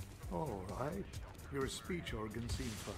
You're then welcomed into a community called Woodbury, where all survivors are located and work together to rebuild. Just after that, you step out into the world, where you and those same people then go out to savagely kill each other in a bloody free-for-all. There's a lot of broken English, and even suspicions of AI voice acting and writing. Put your things in here. And then there are the bugs. As soon as you start the game, be careful getting up, as your character likely glitches through a wall, falls through the map, or just dies instantly. Time to restart.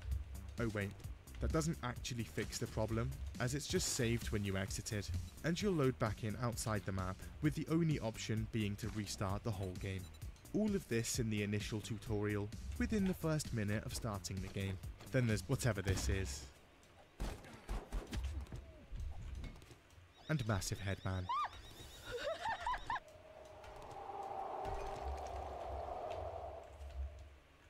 But nonetheless, the game sells more than 200,000 copies, and Steam's day one player base is around 40,000 people.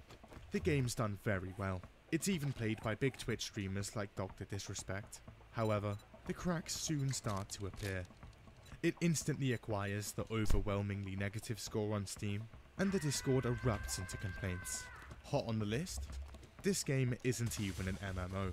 After Fantastic is called out on this, however, people begin noticing something. The game's Steam page. It's changing. What's different here? See, behind the scenes, Fantastic had quietly been removing tags like MMO and open world survival craft, and hoping no one would notice. They did. However, that didn't even matter, because it's literally right there in the first and only line of the game's description, which they forgot to change. But by day 2, big cracks.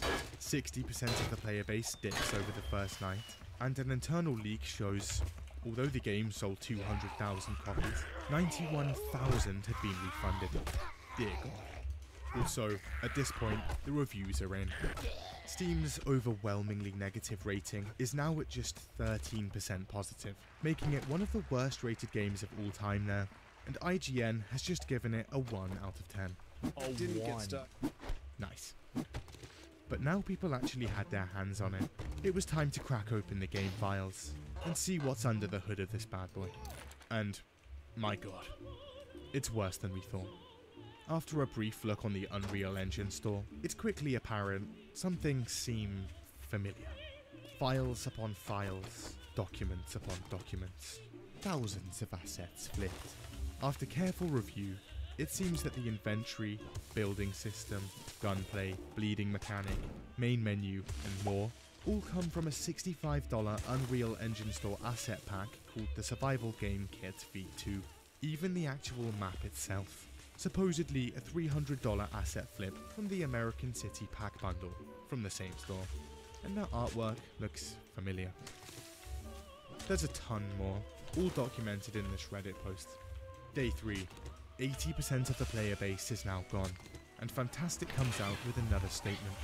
Lads, it's been great, it really has, but the game didn't do too well, and we're closing shop.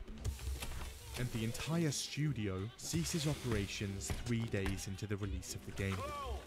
Valve removes the ability to purchase the day before on Steam, and personally steps in to offer refunds beyond the usual 2 hours of game time. And Operation Scrub begins. Within hours, the brothers burn everything. Their YouTube videos, LinkedIn, Facebook, a ton of tweets. The lot. Again, chaos erupts in the Discord, which had partially opened back up at this point. Eyewitnesses on Reddit claim the final hours of the official Discord are glorious. From the moment the company called it quits, the Discord apparently goes completely out of control. 2 admins quit right away, and the rest of the admins and moderators start selling cheap keys of the game to everyone since the game had just been pulled from Steam. Eventually, it's just one single dev trying to hold it all together. Meanwhile, hate speech fills up the chat in minutes and is being spewed everywhere. They reply to someone on Twitter, "This was our first big experience, shit happens." And with that, they log off. However, a 180-degree announcement in the Discord. Actually, they're now reopening and ready to go with a major patch on the 14th. But December the 14th comes and goes, and nothing. The Discord is then fully shut down and never heard from again.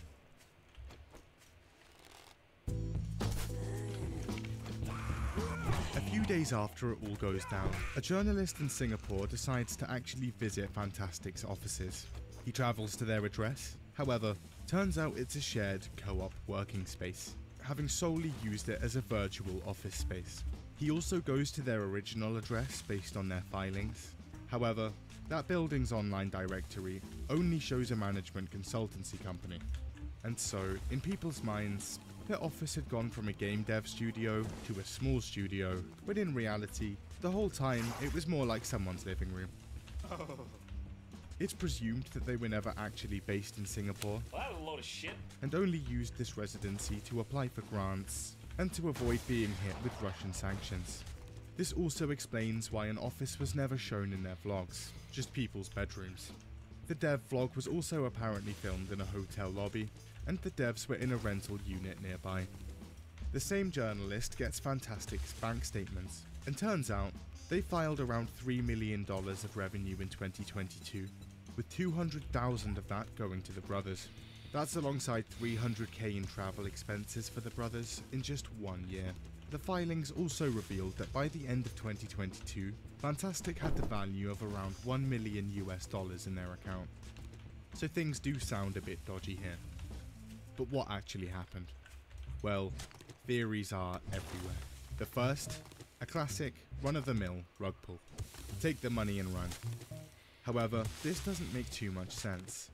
One, because Valve holds purchase money for 30 days before paying out to developers, so they hadn't even seen a penny from their actual sales yet before closing the studio down. And two, they offered refunds en masse. Then there's the investment scam theory. Some people believe the brothers had no intention of ever making a proper game, that their only goal was to churn out a nice looking slice of pre-rendered gameplay in cutscenes, packaged as real gameplay, attract investors with it, and then eventually cancel the whole thing and bag the cash. Or give a half-assed attempt at creating one using cheap assets on the Unreal store and the free labour they'd amassed to implement it, all the while paying themselves a cushy $200K salary. And then there's the plain old incompetence theory. Management of the studio completely in over their head, drumming up too much hype, and flying too close to the sun. Post-launch interviews with anonymous developers give credence to this theory. See, not long after the company shuts down, alleged ex-developers scuttle from the darkness of the behind the scenes and give answers as to what actually happened in various interviews. The picture that we can cobble together goes a little like this. Allegedly. From the beginning of the company back in 2016, the brothers allegedly had complete control over development. Thus, the day before was completely headed by the two, who made every gameplay and design decision. The day before actually started out with cartoonish graphics, and a far, far smaller scope, single player, and basically just a third-person version of the Wild 8. Back then, things were actually manageable. However, one day, the brothers woke up, looked in the mirror, and saw another man. People will buy anything. The game had to be bigger, better. 16 times the detail, 4 times the size. And with the brothers' genius management style, apparently consisting of demanding completely unrealistic features in an insanely short time frame, as well as shifting the direction of the game on an almost monthly basis, depending on what game they just played, things were constantly changing. They'd just played Stalker, at that tablet thing. They'd just logged on to GTA Online, new character creator. Played a bit of Spider-Man 2, the city's too gloomy, make it much brighter and a little friendlier. This was apparently constant. Alleged Fantastic insiders also claim the following. Working for Fantastic apparently included unpaid overtime and months of crunch, apparently often working for 18 hours a day, sometimes including the weekend. During the development of Prop 9, the developers were apparently locked in their office for weeks at a time. What's that? Made a tiny mistake or argued with one of the brothers? Well, Fantastic has a company policy of spontaneous termination, so you're now out of a job. Just submitted some subpar work? Well, turns out they also have a policy of fining their own employees, up to the tune of almost $2,000 in some cases, so make sure that works good. The communication to their devs? Impeccable too. People are so well informed on what they're actually developing that it's through the initial trailer that some of them find out that the game they've been working on for years at this point is actually an MMO. So how come employees didn't just dip? Well, the employees were recruited from a ton of small regional towns without much opportunity. So when they were promised a comparatively good salary and a AAA project in their portfolio, they didn't say no. Best part of all, on the backs of this desperate, unpaid labour, they'd spent hundreds of thousands of dollars on travel and paid themselves a nice chunk of change too. Not bad, lads. According to the developers, the day before also ended up being remade from scratch 3 to 4 times. Apparently 500 gigabytes of source code was created for the game, the vast majority of which were not included in the end product. The version released on Steam on December the 8th is apparently around 1/10 of all content that was originally conceived, according to insiders. The video for Nvidia was apparently, at the time, a completely separate build created specifically for recording those trailers. But anyway, after 4 years of this messy development, and in 2023, they're closing in on launch day. They have to get a move on. So they buy a ton of packs from the Unreal store and start implementing them. The final game is starting to take shape. They apparently begin actually testing the game as late as early 2023, and it was done by around 5 people. This isn't really considered the most robust testing for a game, especially one that was advertised as a huge MMO and would have dozens of people on their servers. Due to the lack of proper testing, they couldn't stress test and bug test the servers to see what they'd look like when filled. The result? Well, it turned out that when the servers actually were filled, they were completely destabilized, so devs had to reduce the number of zombies on the map, and the hordes of zombies vanished from the game. It's now close to November, and Mytona apparently decides to check how their AAA product was doing. The publisher is naturally horrified when they see the absolute state of this thing, and apparently send specialists. These are basically their own developers sent there to help. However, after seeing it for themselves, they apparently report back that the game should basically launch as is. There was nothing to save here, and on December 7th, it's the big day. And the brothers are now apparently nowhere to be found, leaving the devs on their own to make all the decisions themselves. This is during huge waves of backlash hitting their Reddit, Discord, pretty much everywhere. They apparently get to work on fixing the bugs, sorting the servers, and writing hotfixes. However, they're apparently not allowed to actually release these hotfixes because Dr. Disrespect was currently streaming the game. One of these patches apparently fixes the lack of zombies on the map now that they could actually test the game with more than 5 people. Things are looking up. However, on December 11th, a screenshot from one of the brothers appears on Microsoft Teams. Lads, the game has sold 200,000 copies. However, 90,000 have been returned. We're closing down. And just like that, after 4 days of release, it was over. For a while, the last bit of communication we'd had from Fantastic was shit happens. But on the 24th of January, they returned from the shadows once more. They present us with another one of their now iconic Twitter statements. They essentially deny developers' claims in various interviews, and essentially blame the game's failure on hate from content creators. They get community noted instantly, with people pointing out inconsistencies and flat out lies within the statement. So they take it down, edit it, and repost it. They then get community noted on the repost. They delete it, edit it, and repost it again. Community noted. It's at this point that they just give up completely, taking it down and just adding it to their website instead. From Steam's most wishlisted game to being almost 50% refunded in one day, pulled by Steam and hurled with accusations of plagiarism and potential investor fraud, Some people think the day before didn't quite reach the potential of the original trailer. And to everyone's complete shock, it was beginning to look like the MMO zombie survival game from an indie studio headed by two ambiguous Russian brothers that no one had ever heard of before had failed. And on January the 22nd, 2024, the day before's servers go down for good, meaning the game's total lifespan was 45 days. The game's subreddit today, once large and fairly active, is now largely abandoned and has become an absolute lawless shitshow.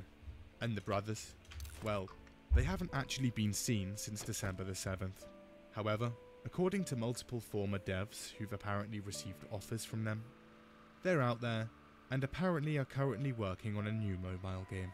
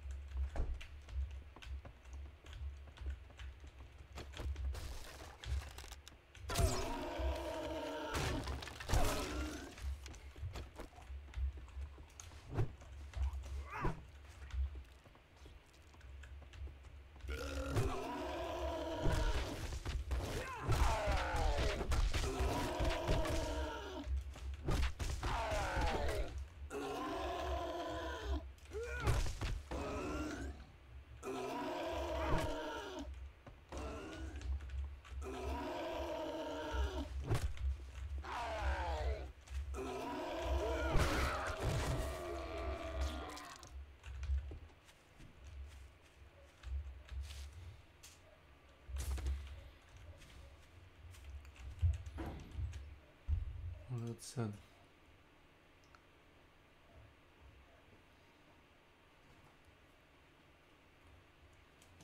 Yet the first three— Fuck yes! Yes! And this is what I wanted to see! Upgrading the slowest to fastest animal in GTA 5! Whee! I've always wanted to know! April 2000. I remember Quibbletop from a very long time ago. This guy used to be like one of the biggest when it comes to like gameplay videos and shit. And I hadn't thought of him in years. And I saw Sonny post this and just kept forgetting to watch it. And then as I was peeing, I saw it come up again. So I really want to see what happened. I checked his channel. Like, he still gets like views. He has an audience, but I would wager a guess he's lost like 90% or 95% of his total viewer base. Because he used to average like 1 mil per video. He used to upload pretty much the exact same videos, and I guess something must have happened along the way. Because god damn.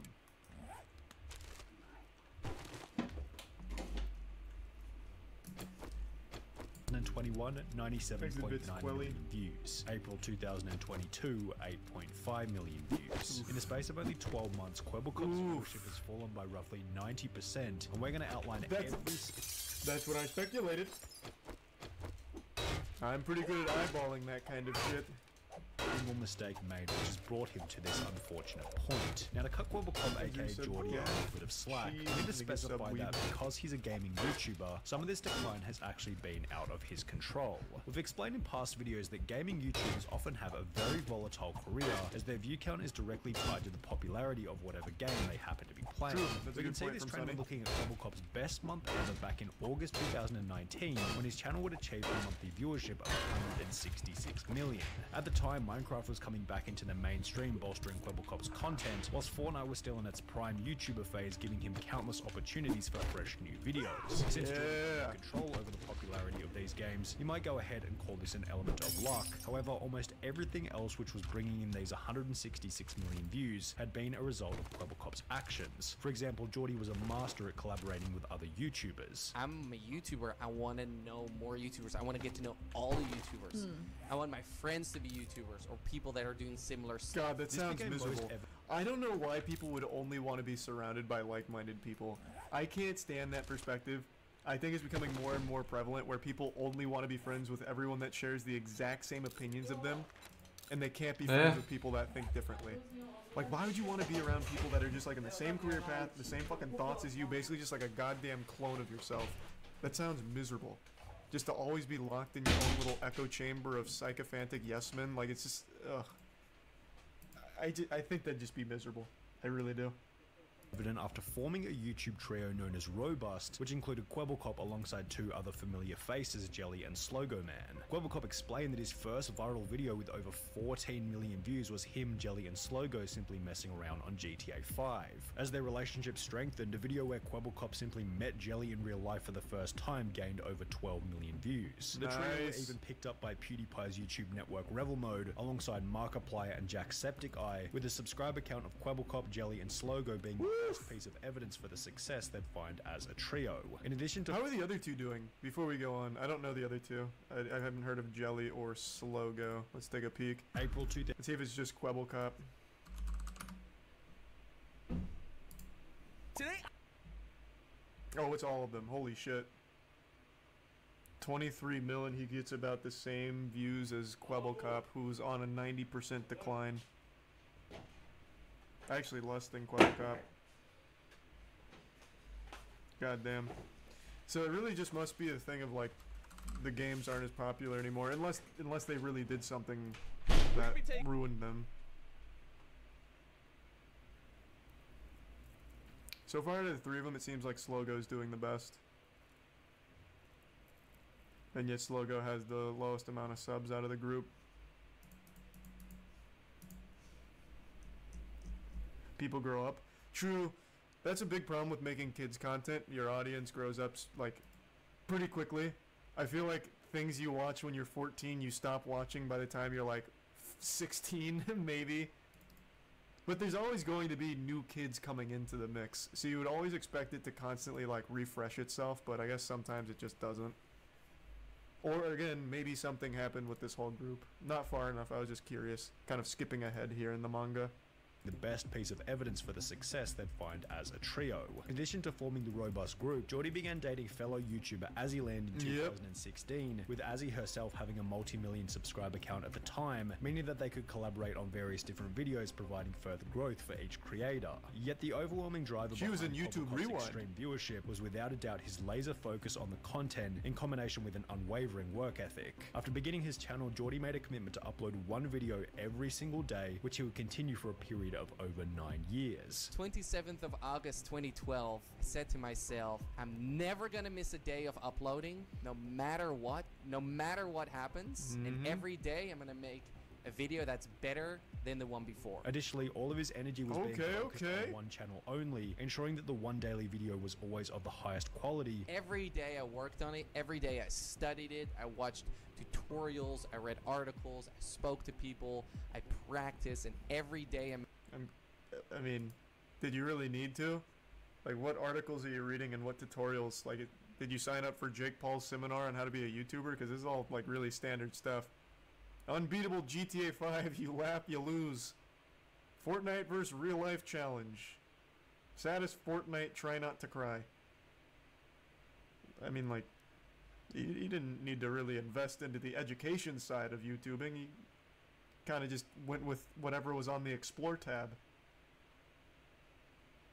Quality. Every day I worked on it, every day I studied it, I watched tutorials, I read articles, I spoke to people, I practiced, and every day I made new videos. And within this daily upload, it was obvious that Quebblecop's goal was to ensure the most optimal experience for the audience. I was making videos that my audience loved watching, right? So I asked myself, what does my audience love the most? Each of those clips from Quebblecop's discussion on the Legitimately podcast also displayed just how switched on he was in terms of personal development and the correct attitude required in order to grow a successful YouTube channel. So if he had the correct attitude and mindset in order, why after 5 years of gaining an extremely consistent 100 million views per month, did this number drop to between 5 and 15 million over the course of only a year? Well, in order to answer that question, let's begin by looking at a Twitter post made by Quebblecop in early 2020. Before things go any further, I want to address the rumors. After 3.5 years of being together, Azzy and I recently broke up. I have nothing but love and respect for this beautiful, smart and caring woman. Please respect our privacy, thank you, which was accompanied by a video approximately 1 year later, conveniently just pretty good post about it, I suppose. Explaining the reason behind their breakup. Why did you guys break up? Well, as you guys might know, I'm from Amsterdam, the Netherlands, and Azzy is from Canada. And it was a long distance relationship. Once the honeymoon phase was over, we realized that we're two people from completely different places. However, it would still be a little far-fetched to blame Quebblecop's decline in viewership on nothing but this separation. Sure, he had one. Didn't they live together? Weird spot to pause this. Didn't they live together? I thought I vaguely recalled them living together.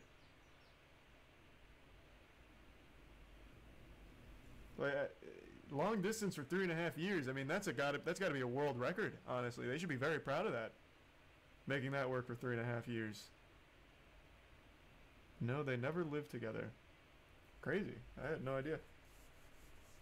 Hey, that's a good run then. No shame there. 3.5 years on long distance. Fuck me, you made history. Person to collaborate and make videos with. However, if we take the date of Geordie's separation announcement, March 2020, and placed alongside his view count at the time, he actually went up in views after breaking up with Azzyland. Of course, there were other factors at play during this time, such as people being at home and therefore watching more YouTube due to the pandemic, yet as an overall, the data doesn't really suggest that this breakup had much of an impact on his eventual decline in views. However, it wasn't only Azzyland that Quebblecop would stop making videos with. After 5 years of filming together, the robust trio being Quebblecop, Jelly and Slogo would also slowly disintegrate. Oh no! Instead of playing with Geordie, who was busy making various reaction videos, Jelly and Slogo replaced him with a different YouTuber by the name of Craner, which was noticed by fans on Reddit. The last thing I remember was that Quebblecop was playing Minecraft with Jelly and Slogo Man in Robust Town. Now everything has changed. Jelly and Slogo Man replaced Quebblecop with Craner in a new Minecraft server. Quebblecop made his own solo play, and right at this moment he's only doing reaction videos. What is going on? Anyone got the explanation for it? Why is he now not playing with his friends anymore? Why isn't he playing games anymore? Is he gonna— How's Craner doing? We got a new player into the mix here. Did Craner take over Quebblecop's title? His throne?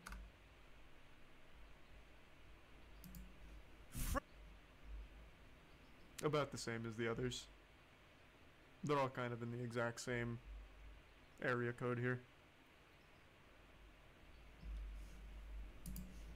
Gonna maintain it like this, or will he come back to his own self again? First he took down the vlogs, but then he stopped playing with friends. As this became an increasingly common discussion in Geordie's comments section, he uploaded a video titled Why I Left Jelly and Slogo, explaining that— That's the exact same thumbnail from the Azzyland breakup. This man only has one sad face? Come on. You studied articles. You read books or whatever about YouTubing. You know you've got to switch up the crying thumbnail. This one should have at least had like one of these. Maybe like the shocked face. Like, you can't keep reusing this shit, Quebblecop. I see what's gone wrong here. Unbelievable.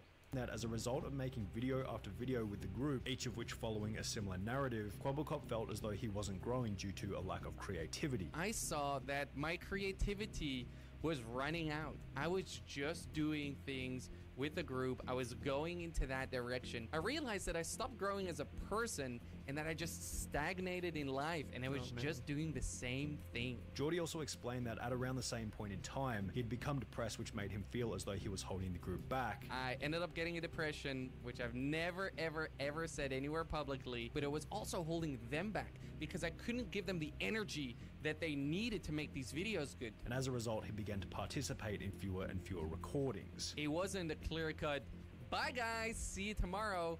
And instead it was me joining less and fewer recordings. From this point onwards, Quebblecop was no longer making videos with the group, which had helped him to become so successful in the first place. He then began I don't think it was the group. YouTuber going by the name of Tiger, yet this would also end in another bit of drama. Oh, no. Me and Quebblecop got into a fight, and after this fight I was pretty much left with nothing. Quebblecop found Tiger when he was still a small YouTuber, and while the details aren't public, it seemed as though Quebblecop offered guidance and growth to Tiger in exchange for part or full ownership of the channel. I'm like, this guy could be a really big YouTuber.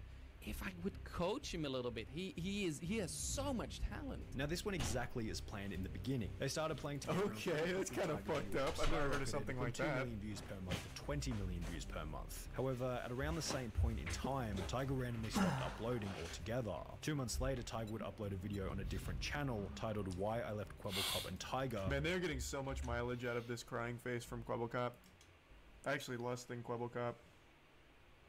The video where Quebblecop simply met Jelly in real life for the first time gained over 12 million views. The trio were even picked up by PewDiePie's YouTube network Revel Mode, alongside Markiplier and Jacksepticeye, with a subscriber count of Quebblecop, Jelly, and Slogo being the first piece of evidence for the success they'd find as a trio. In addition to— How are the other two doing? Before we go on, I don't know the other two. I haven't heard of Jelly or Slogo. Let's take a peek. April 2000. Let's see if it's just Quebblecop.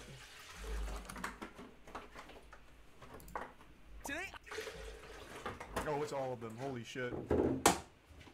23 million. He gets about the same views as Quebblecop, who's on a 90% decline.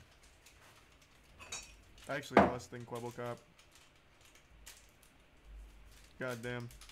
So it really just must be a thing of like the games aren't as popular anymore, unless they really did something that ruined them. So far, out of the three of them, it seems like Slogo's doing the best. And yet Slogo has the lowest amount of subs out of the group. People grow up. True. That's a big problem with making kids content. Your audience grows up, like, pretty quickly. I feel like things you watch when you're 14, you stop watching by the time you're, like, 16, maybe. But there's always going to be new kids coming into the mix. So you would always expect it to constantly, like, refresh itself, but I guess sometimes it just doesn't. Or, again, maybe something happened with this whole group. Not far enough, I was just curious. Kind of skipping ahead here in the manga. The best piece of evidence for the success they'd find as a trio.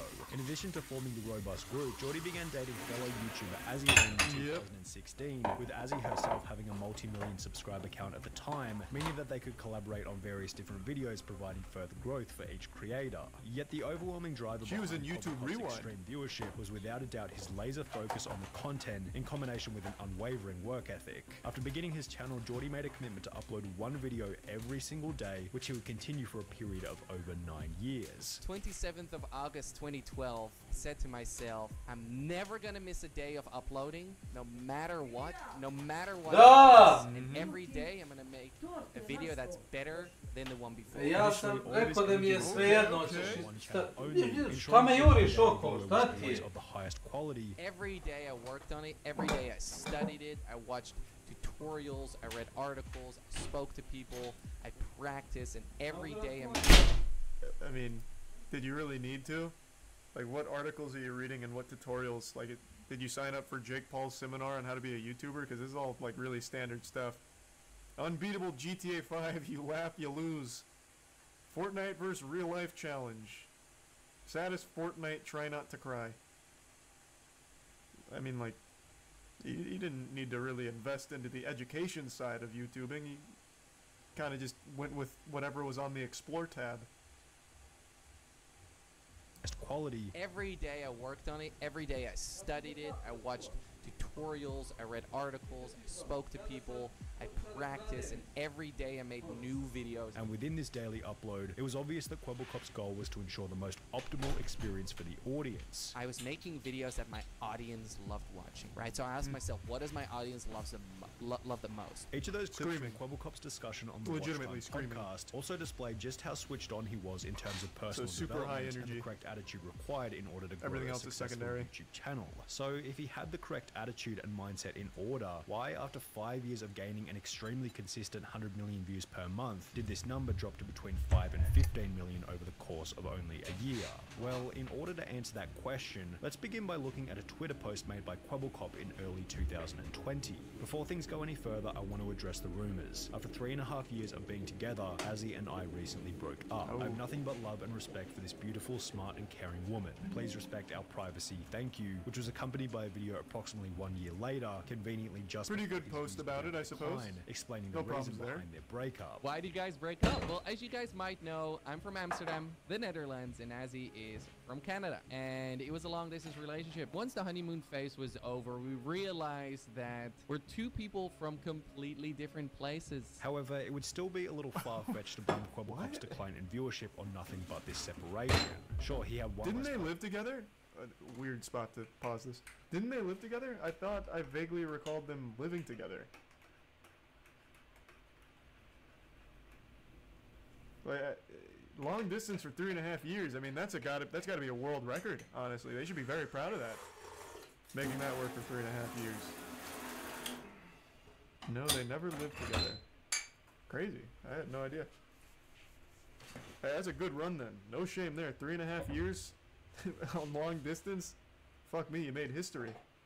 Person to collaborate and make videos with. However, if we take the date of Geordie's separation announcement, March 2020, and placed alongside his view count at the time, he actually went up in views after breaking up with Azzyland. Of course, there were other factors at play during this time, such as people being at home and therefore watching more YouTube due to the pandemic, yet as an overall, the data doesn't really suggest that this breakup had much of an impact on his eventual decline in views. However, it wasn't only Azzyland that Quebblecop would stop making videos with.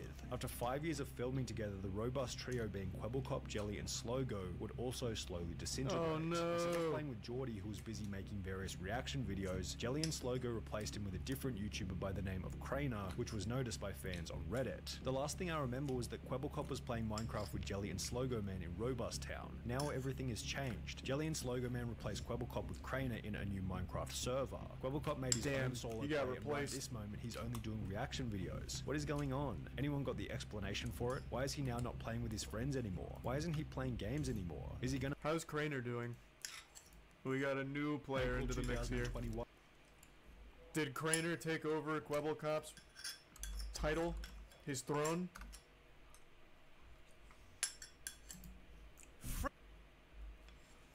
About the same as the others.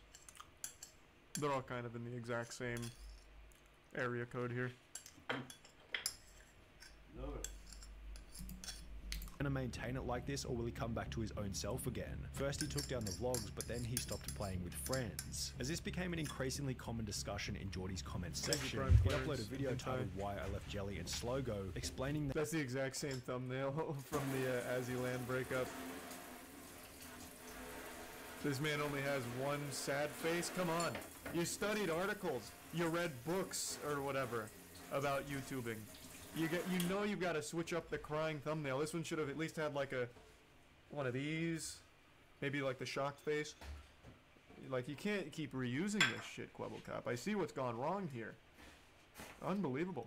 That as a result of making video after video with the group, each of which following a similar narrative, Quebblecop felt as though he wasn't growing due to a lack of creativity. I saw that my creativity was running out. I was just doing things with the group. I was going into that direction. I realized that I stopped growing as a person and that I just stagnated in life and I was just doing the same thing. Geordie also explained that at around the same point in time, he'd become depressed, which made him feel as though he was holding the group back. I ended up getting a depression, which I've never, ever said anywhere publicly, but it was also holding them back because I couldn't give them the energy that they needed to make these videos good. And as a result, he began to participate in fewer and fewer recordings. It wasn't a clear-cut, bye guys, see you tomorrow. DTD, a new vote has started. It was me joining less and fewer recordings. From this point onwards, Quebblecop was no longer making videos with the group, which had helped him to become so successful in the first place. He then began to collaborate with a new YouTuber going by the name of Tiger, yet this would also end in another bit of drama.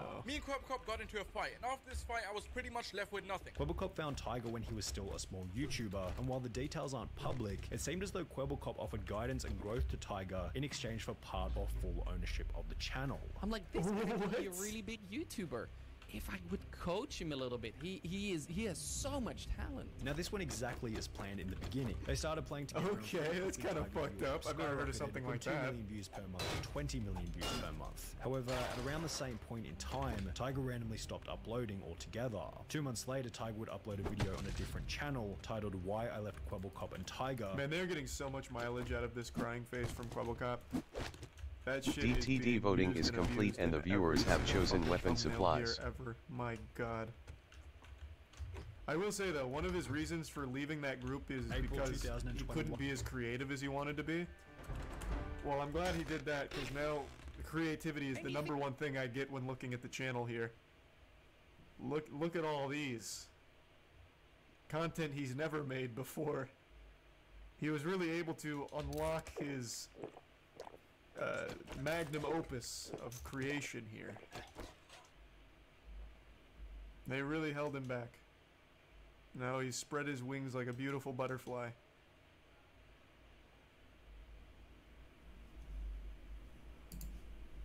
Explaining that he couldn't talk about what had happened with the channel. And I'm not gonna get too much into who was in the right or who was in the wrong, because I can't. But he was no longer friends. Why? Do it. Everyone is asking the same thing. Why are you not uploading to Tiger, and what happened between you and Quebblecop? Well guys, it essentially boils down to one thing, and that is that me and Quebblecop are actually no longer friends. I feel hurt, I feel disappointed, I feel betrayed, and most of all, I feel forgotten. What would become obvious later was that somehow Quebblecop had claimed ownership over Tiger's channel, as he would upload a video where he had cloned Tiger's voice and attached it to an AI, which would provoke another response from Tiger, who was once again insulted by Geordie's actions. He made this cartoon character, loaned my voice, and put it on the Tiger channel. Listen, Geordie, this cartoon version of you might be your best friend, but I'm not your best friend, okay? I'm not even your friend. And after Tiger... That's wild. Hold on, I want to see that. So he did a VTuber for this now? Oh, Liger. Oh wait, no, this is his new channel. Oh, I must have deleted the other one. Man made a VTuber and an AI speech pattern for him? Bro, that's evil genius right there. That's Galaxy Brain. What is the channel down? Does anyone know for sure? Thanks for your dish in the Prime Funky. Man isekai'd him as a VTuber. Yeah. Nah, it's there. Sort by channel. How about this? Tiger GTA 5. Okay, you're right. It just didn't come up from typing in Tiger. I wonder why. Today will be... Okay. It looks like he's not doing it anymore. He must have deleted the video. Damn, that's a shame. I would have liked to see that in its entirety. I bet that looked amazing. Tiger called him out, Quebblecop seemed to panic as he would delete every video featuring the AI Tiger clone.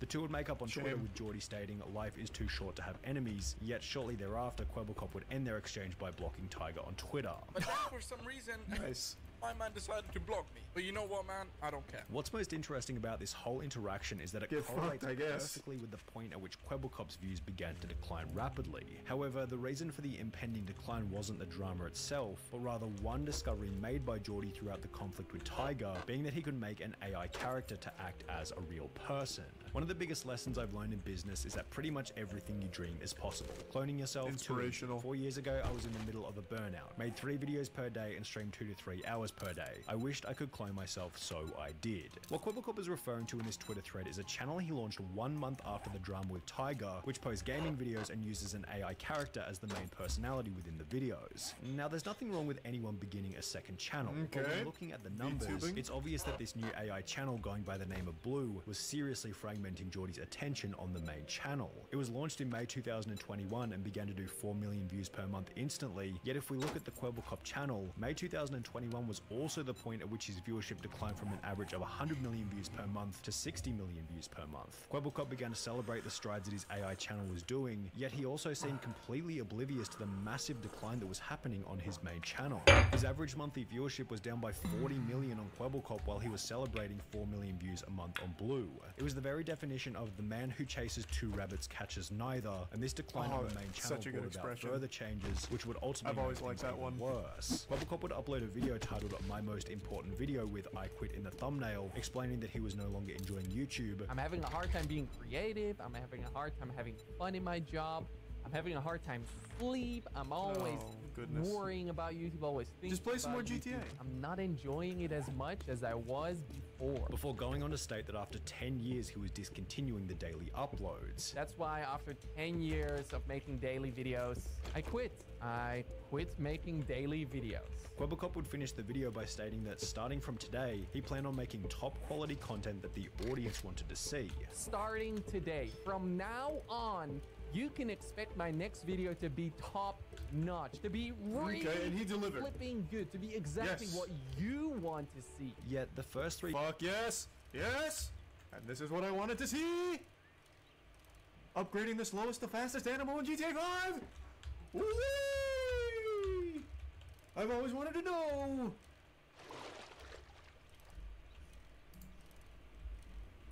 Videos posted in the days that followed were him bragging about his $10,000 dog, then him bragging about his custom orange G. $10,000 dog? What did this man buy? Goddamn Chimera? What kind of dog is 10 grand? Okay, so then he started flexing, okay? That's always the signs of insecurity and desperation coming in. Wagon, then him bragging about his $7.5 million penthouse apartment. Welcome to my $7.5 million penthouse tour. Let's see if this video can hit 100,000 likes. And it's just like, did it work? It was 5 months ago. Where are we at? Or 6 months ago. Welcome to... Fuck! What is Quebblecop's community called? His audience? Cops and robbers? What are you doing? Only 35K? Now we'll never get to see more of his $7.5 million penthouse. Quebble flops.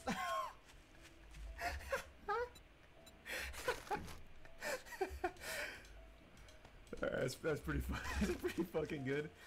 Nice. Hey, good one, Chatter. That one was nice. Whoa! A piano with a Star Wars blaster poking out. What is this? A telescope? What the fuck is this? This golden gun thing. As I mentioned, I own the entire top floor of this building, which means that I get the best views ever. Check this out. Oh! Man, there's a lot of Mickey Mouses around here. What the fuck? Is this guy a Disney adult? This video. Everyone looks like they're having so much fun.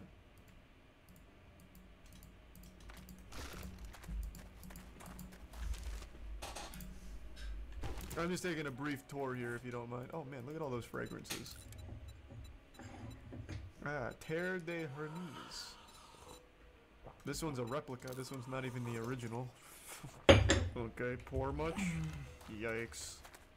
Not even authentic.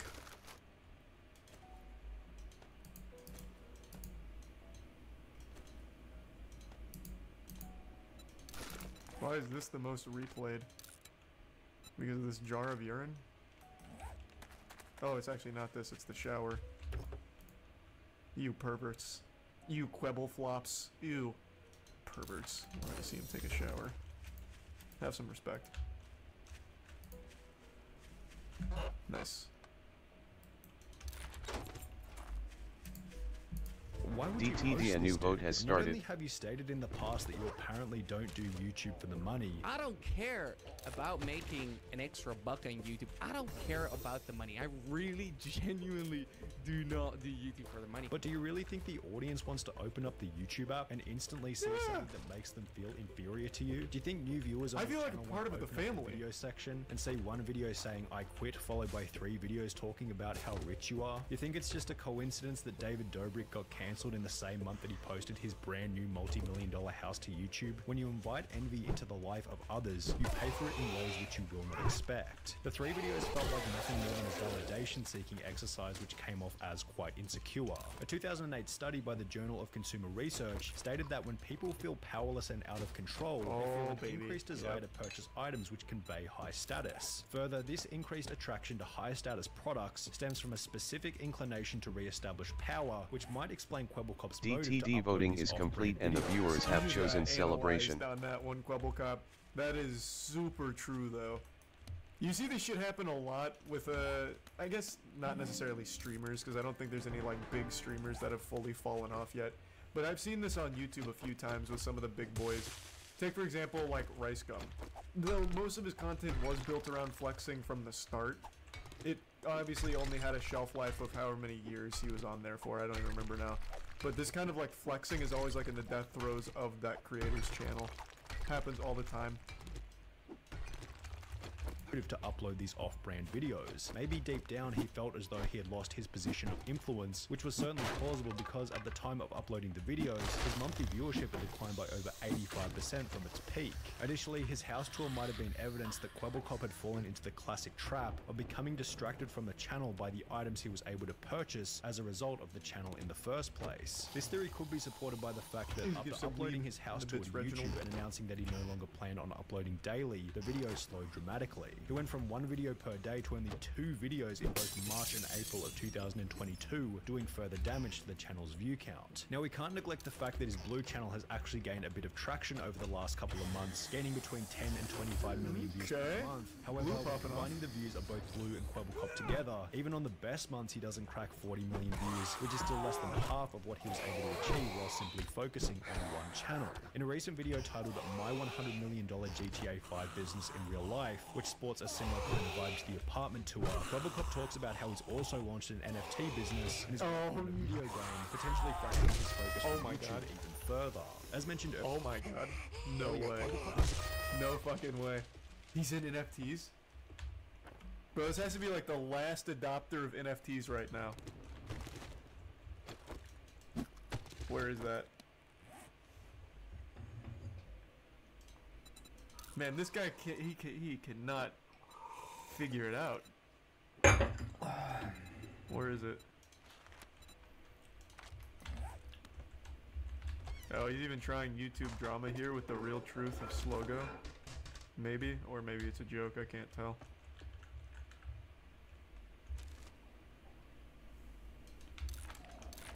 It's on his Instagram. Oh, he didn't make a video about it? Hey, let me see.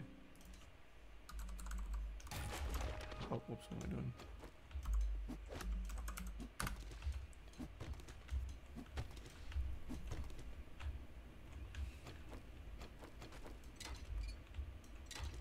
Kwebbelkop NFT gas. Ah, no. So he was there in January of this year. Okay. So he's making a platform for NFTs. That's huge. That's big. Finally, something innovative. A platform for these. I saw it scroll up on his YouTube.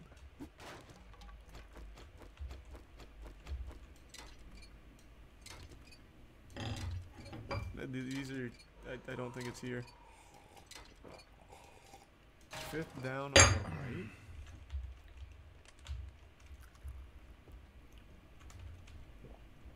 What?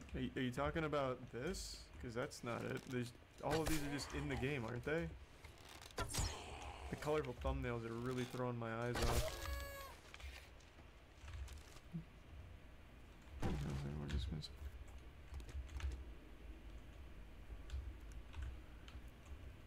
Fourth row, 5th column.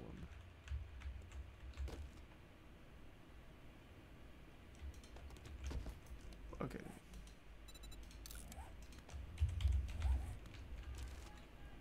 This... Am I a fucking idiot? 4th row, 5th column. 5th row. 1, 2, 3, 4, 5. Oh, it's right next to it though. It's 6th column, you fucking asshole. This is 5. There are 6 videos here. Son of a bitch. I hyperfixated on that and didn't see it. You're right though, it's right next to it.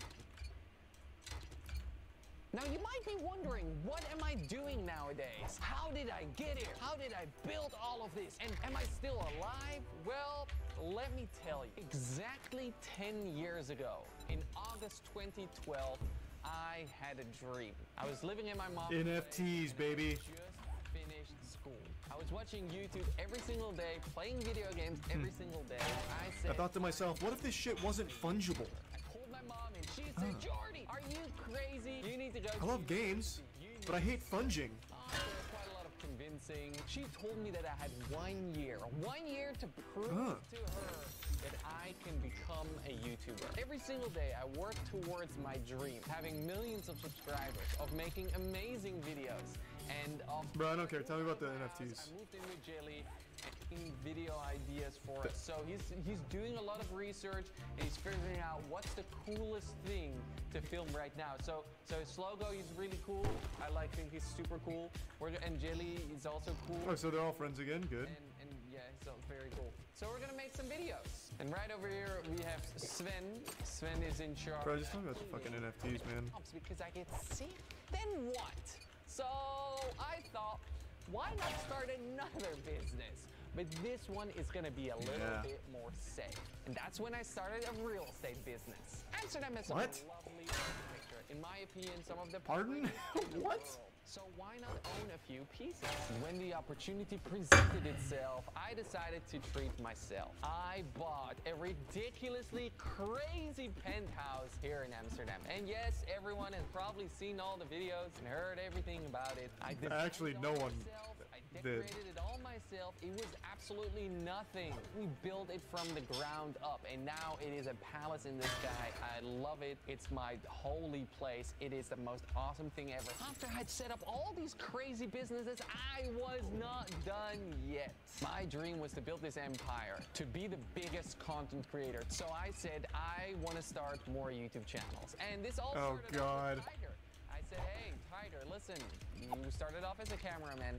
Let's make some YouTube videos together. And he started making YouTube videos, and that's when I said, okay, well, you know what? Why don't I start a channel? I help this channel being ran with editors, video ideas, camera equipment, setups, office space, and everything else. We are gonna build this character up. Okay, just tell me about the new business, man. Holy shit. This guy's got so much shit going on. For now, on the 4th floor, this is where it all started. I used to have a few recording studios here. No, that was old footage, I think. I don't think they're friends. More things. This is Morris. Everyone always tells him he's way too corporate. We need him, okay? Without Morris, no one has a job. All right, just saying. You need to be professional. Literally, I can tell you right now, no one knows who the fuck Morris is, man. This is the first time we've seen him. I don't know shit about Morris. Why are you saying that to his face? Then here we have Lorenzo. I don't know if you know Lorenzo, but he's very famous on TikTok. He's one of those guys that thirst traps all the ladies and a few boys too. But also he's really good at just making viral TikToks. So we got some cool stuff there. We do a few business-to-business things too. I'm not gonna bother you with it too much, but pretty much what it's gonna be is... Why are you even making this video? For your brand. I don't get the purpose. Here now we have a massive sales and marketing team, so if I need to do some PR stuff and talk about really cool things, such as do some public speaking, this is where it's getting taken care of. Or if a brand... This is an ad, but for nobody. Say, hey, could you please promote my product, such as this beautiful shampoo, then just go and check it out, blah, blah, blah. These guys all take care of it. We got a bunch of smart people who I'd already worked with in the past to this office. They moved to Amsterdam and we started grinding away. We started making videos every single day. At one point, things were going so well that Tiger said, you know what? I want to do things myself. Well, I just watched Sonny's video there. That's not really what happened. You guys just you have fallen out. You guys aren't really like friends anymore. It seems it wasn't necessarily a you were too good. You guys were too good. I'm gonna try it on my own. Want to continue solo. I think we could have been so much stronger. That's straight cap. I still have the channel, which was dead at this point in time. So I said, well, if I want to continue the dream, if I want to build tons and tons and tons of channels that will flourish and shine forever, we need to remove the human element. Yes, it sounds crazy, but we need robots. We We need computers. That's spoken like a man who really cares about the content. If I'm to own 5 million channels, I realize the weakest link is the goddamn human. Organic is cringe. Machines are the way I do it. So I hired this entire team to build VTubers with AI scripts, to pump out as much shit as I possibly can across 1,000 channels. We need VTuber. And that's when Blue was born. And this is the Blue team. A few of the Blue members currently are recording a video. They still have to do a few things, but I can't actually tell you which one of these guys is Blue, or if I'm Blue, or if Blue is recording. It's legitimately none of you. You already revealed the secret sauce.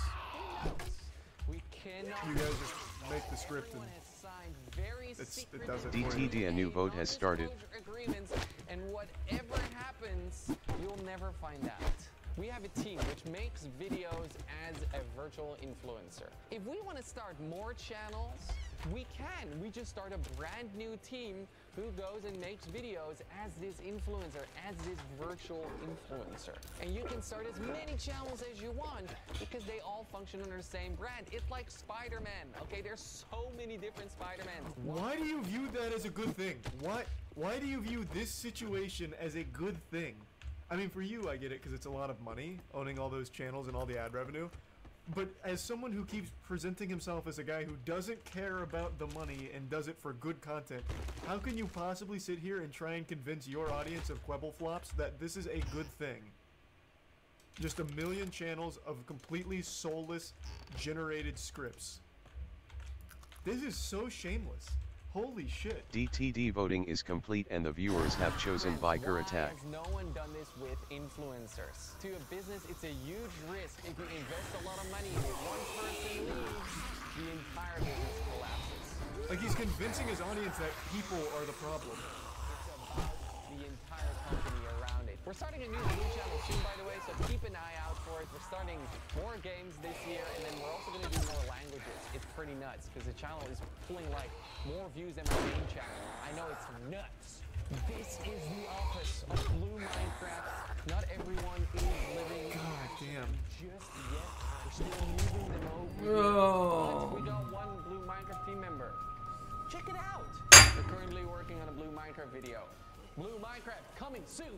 So Blue started doing really well. That's when we decided to get the 3rd floor, which is insanely big, okay? Where's the NFTs? Because I wanted to expand. I wanted to grow the company, and I wanted to take some bold risks. It's such a big office. Sometimes I take the bike to go from one place to another.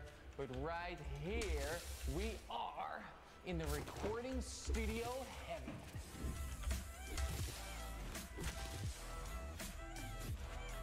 God damn. This guy made so much bank. Holy fuck. 6 massive, amazingly awesome YouTube recording studios. And we got a gym, which we like to use because everyone here likes to work out. No, they really don't. You have like 3 items in there. That's not a gym. That's like a fitness dumpster. Get yourself a real gym, bub. More free weights. Yeah, everyone plays games here, everyone records videos here, and there's a bunch of sick PCs. Isn't it awesome to just literally play video games for a living? I love it. That these things are all possible as long as you believe in yourself. Take risks, take calculated risks, pursue your dreams, and most importantly, have fun. I started off as a kid in my mom's bedroom making silly YouTube videos, and now look at me. I'm running a business with I don't know how many employees. Anywhere from 50 to 100 employees work here. I'm providing jobs. I'm building cool products. I'm making people's days better. And this all started What a weird spin on it. having a dream. Now let's... That's such a weird spin. Where's the NFT portion? I must have skipped it somewhere. I thought it was going to be like the focal point, but it's not. It's actually much worse than that. The focal point is I'm going to make 1,000 AI YouTube channels in order to really fucking pump out content and ad revenue, which is actually worse than NFTs. So where was it in the video? Okay, let's just do this then. Welcome everyone. Today I'm in this beautiful city called New York, and I'll be interviewing the Resurgence gentlemen. Gentlemen, Resurgence, what is it? So, Resurgence is a post-apocalyptic MMO RPG set 1,000 years in the future. It's about a lot of Resurgence is built around the beauty of nature coming back. What does this have to do with NFTs?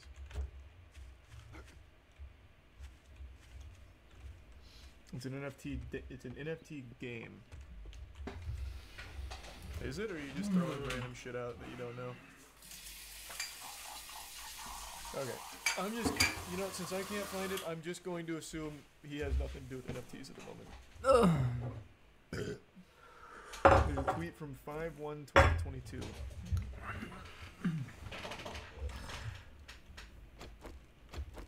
Thanks, Resub Trevi. Is extremely switched on in terms of how to build and run a successful YouTube channel, although as a whole there are two obvious problems that need to be solved. The first problem, which thankfully is relatively easy to fix, is one relating to ego. Geordie, I know how much we as males love to brag. It's written in our DNA to talk endlessly about how good we are, but you have to resist the urge to do so. Proclaiming your high status by posting videos of your G-Wagon and multi-million-dollar home ironically does the opposite of what you want it to, as your audience doesn't want to follow someone that needs to be validated in any way, shape, or form. I disagree. I mean, I think he's fucking requires awesome. either more sacrifice or time, and I could be wrong altogether with this second problem because I'm not sure what kind of numbers your other businesses are doing, but your focus is really fragmented, or maybe you have too many things to focus on. You claim to have between 50 and 100 employees. I'm running a business with I don't know how many employees. Anywhere from 50 to 100 employees work here. Yet your views are significantly below where they were during any other year since 2016. The potential inefficiency of He this pays was them an also exposure. noticed by some of the sidemen. So Krebelkov basically tweeted out saying that he spends on average 14 days and 14 editors. Oh, is this it? Let me see.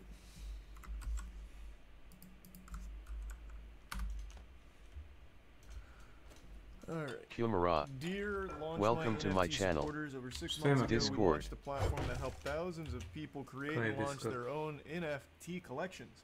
With over 1 million unique wallet addresses who use the platform, it's an understatement to call it a success. Otkud ti doma? Ili nisi doma, nego si na pauzi nekako. 1, 2, 3, 4, 5, 6, 90, da. 90! Na što igram i? Ne znam što igraš. Zanima me gdje si. Edo kurac. Doma. Igram Days Gone. Igram Days Gone. Prešao sam i to je najbolja igra za 5 evra koju sam nekad kupio. Evo tako male pare. Aha. Verovatno najbolja igra. Da. Imam za džubrt. Pa možeš za dž, ali ja ti kažem da sam je ono... DTD cooldown commands are now active.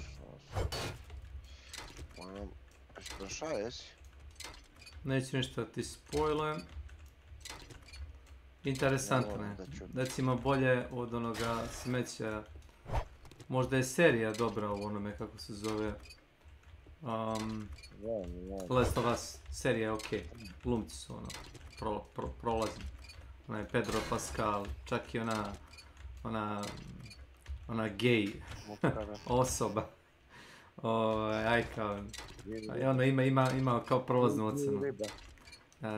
Da, koga voli briga za tamo neku muskularnu, jako nezavisnu ženu, bože se čuva. Da.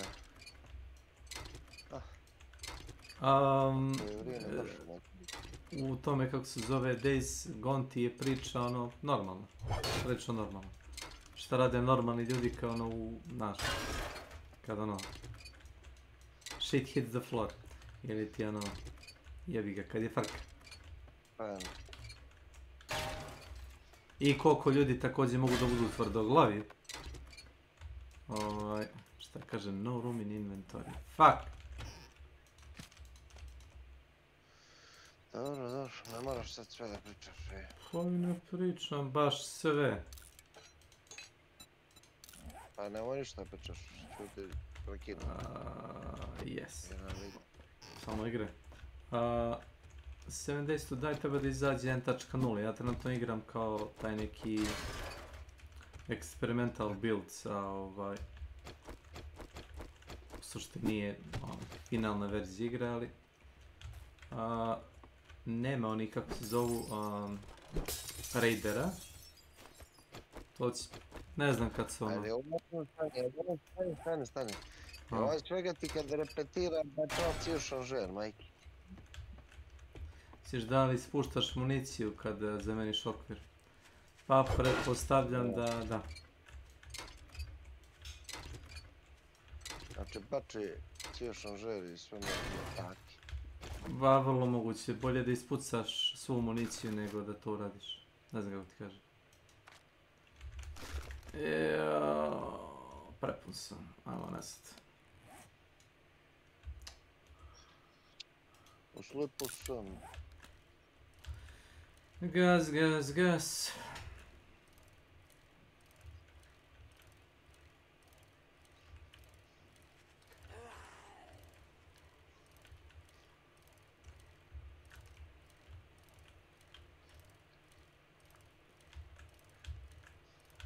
Nije mi je jasno zašto Unity mogli su ovaj 7 Days to Die da prebacuju bilo koji engine, bukvalno, posle 10 godina. Ali ajde. Šuri se. Neki bot nas maltretira na Discordu, znaš? Bot? Bot, ne znam kako da kažem. Neko, moram Slavka da pretegnem, ne da pretegnem, nego fino pitan ko ima moderatorska prava. Ne administracija koji su moderatorska prava na kanalu sve. Šta se dešava, ne razumijem. Ti ne znaš što se dešava.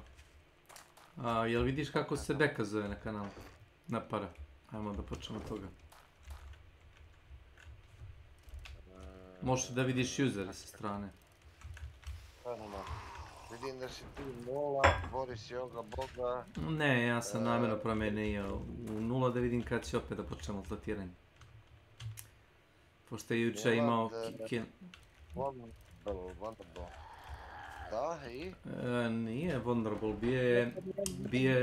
bije Ilije Junior, juče.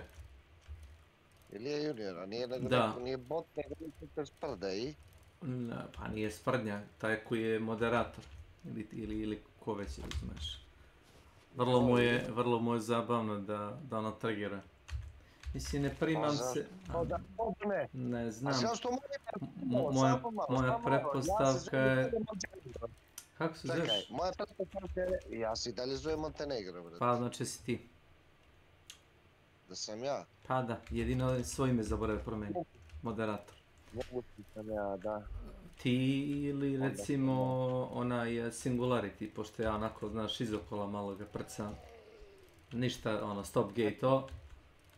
Ipak je čovjek među prvih 1000 igrača na svim serverima u Diablo 3.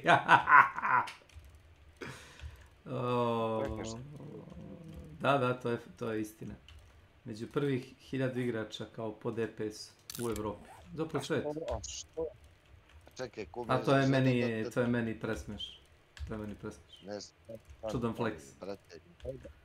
Petar Ivanović je top 10. zidar u Balkanu. U malom okrom lugu, razumiješ. Ne mogu. Evo ga, Ilija Sajkatav. Jeste, vidiš. Bilo je toga dosta tih gluposti i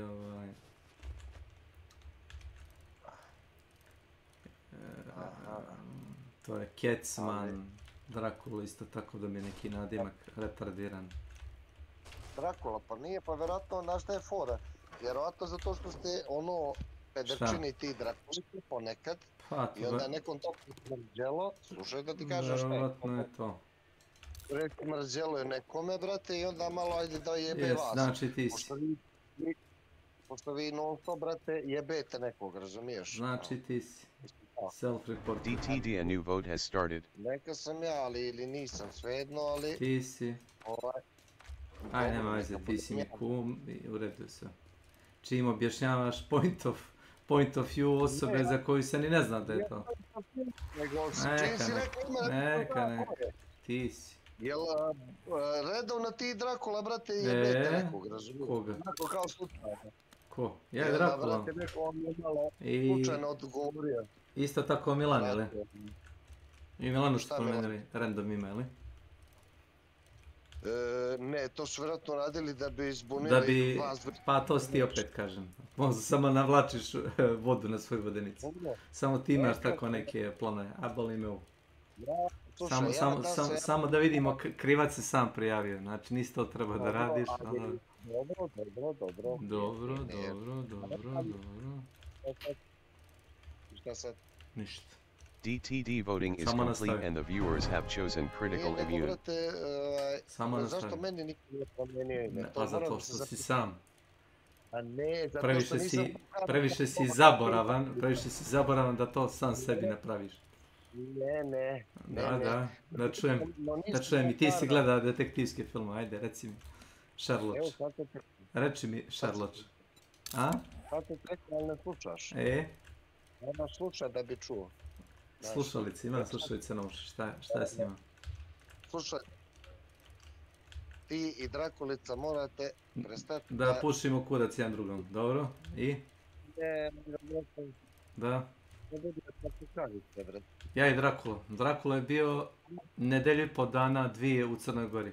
Znači ta čitava afera sa menjanjem imena nadimaka i ti gluposti je počela pre nedelju dana i kusur. Pa valjda bi ja zna kad sam ja to uradio, jel tako? Prvo sam pomislio da je Nenad, pošto sam vidio da kogod je toliko retardiran, počeo je da menja nikoj na ćiriličnom fontu. Znaš da Nenad gura ćirilicu. I to, pa ne znam, jer guraš ti ćirilicu? Pa ne znam, evo... Jel guraš ćirilicu? A razlog zašto gura ćirilicu je zato što je lenj. Zato što koristi verovatno neki software od firme i šta znam, piše izveštaj ili kuca to i to je sve na ćirilicom i onda ga mrzi da menja fontove, razumeš? I onda je po defaultu, nije ni bitno ko je. Možemo pričamo. Dobro, može, ali brate mili zbunjuješ me. Prvo kaži da sam ja, sad kaži da ja nisam. A što se sad braniš? Ne branim se. Jesi na optuženičkoj klubi? Ne, ali čekaj, kako je moguće da sad više nisam? Pa ne znamo da li jesi. We are still discussing options. Jeste. Još uvijek... Jeste, Beka je disgusting, upravo si. Ja mu to... Disgusting! Ja mu to nikad ne bi rekao, ali ako ti kažeš da je disgusting, sure.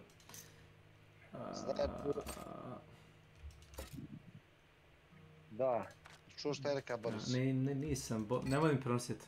Samo te molim da mi ne prenosiš. Valjda i njega potirao. Nemoj da mi prenosiš.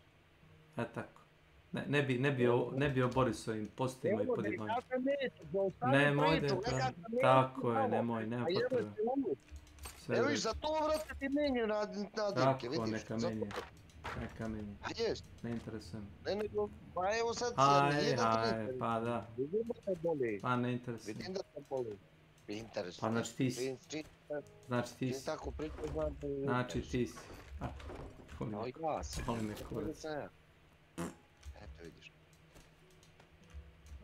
Moraš biti malo parlamentaran. Jel ti to što Boris pitao? Ne. Dobro. Ne. Sad ću ti pročitati zadnjih 10% na moj račun. Od strane istog Borisa. Hteo je da ga kikuje sa kanala Slavko. Ja sam govorio da je Boris stariji čovjek, da ima malo čudan smisao za humor, da nije loš lik. Razumeš, branio sam čovjeka bez potrebe da ga branim, razumeš? Bro, jasno. Jebo mi pas mater što ja njega branim, razumeš?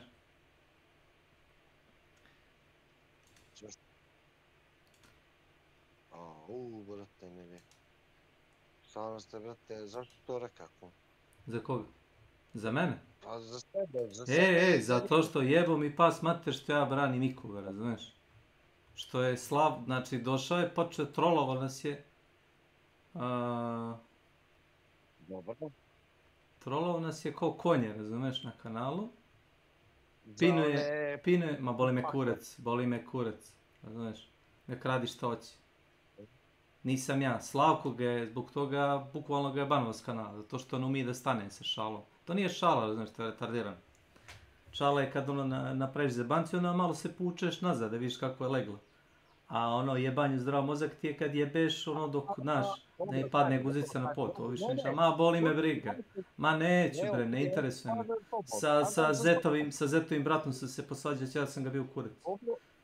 Dobro, ali slušaj, slažem se s tobom. Zetovim rođenim bratom, ma nema ali, nema, kod mene nema ali, ne interesuje me. Ma nisam u pravu. Ne, ja se slažem s tobom. Ja se slažem sa tim da ja nisam u pravu. Dobro, okej, slažeš se ti za to. Da ja nisam u pravu. Ali sad ide pitanje. Ako ti tako govoriš, razumiješ, znači da ti se tako osjećaš, a šta misliš na primjer? Ma ne interesuje me tuđe osjećanje. Ne interesuje me tuđe osjećanje. Kad je biste ti Drakula druge, pa onda ako se ljutiš ne možeš se ljutit, moraš... Jesi ti lud čovjek? Čovjek nije bio tu 2 nedelje skoro, znači nedelju po dana, 2 nije bio tu. O čemu prečiš? A, oprosti, ja sam toksičan. Da je. Da. Šta nije? Ja sam toksičan. Što kažem da je Singularity među prvih 1000 Diablo 3 igrača u svetu, šta? To je toksično. Ne, to je fakt. To je fakt. Da, to me boli, zato što sam ja bio među prvih 100. Razumeš? I sad bi on preuzeo prima. Ja sam bio među prvih 100 igrača, jebi ga. I sad on, jebi ga, fleksa, zato što ja nisam tu. Ja sam grindao bio svaki dan, a ne mogu. Imaš ti imam.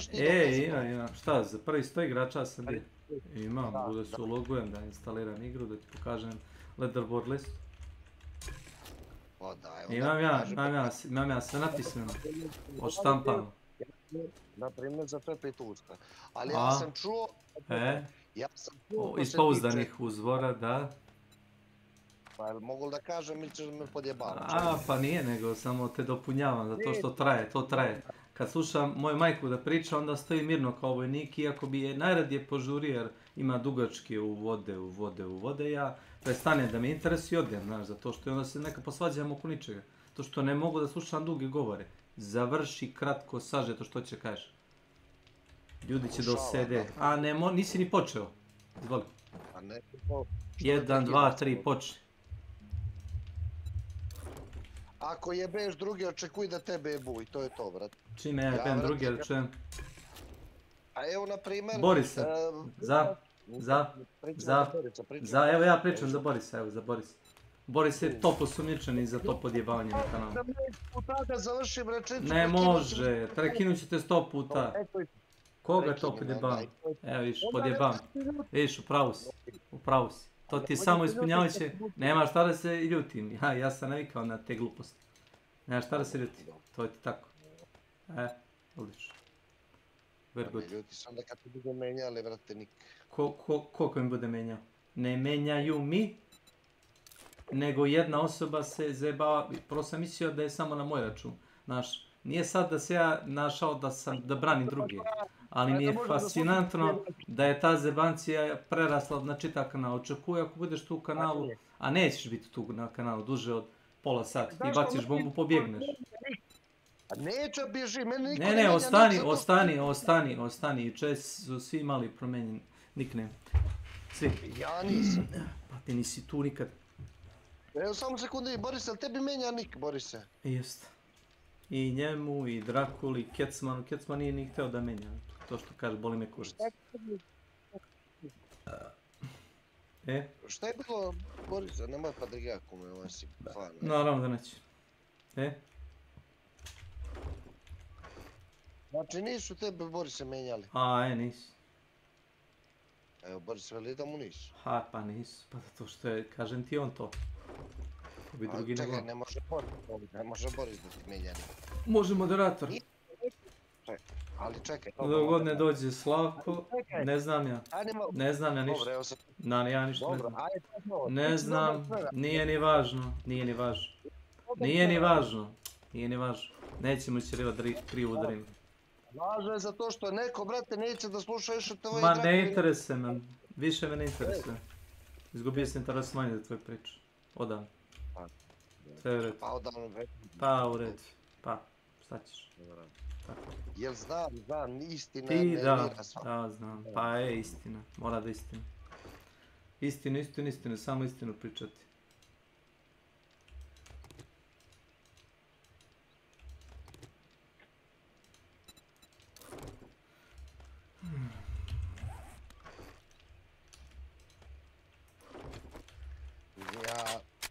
Mene niko ne menja ja nikoga, slušaj. Nikad nisi na kanalu. Slušaj, ne, ja brate, najviše, slušaj, ja napušavam stepenik, napušavamo se i gotovo.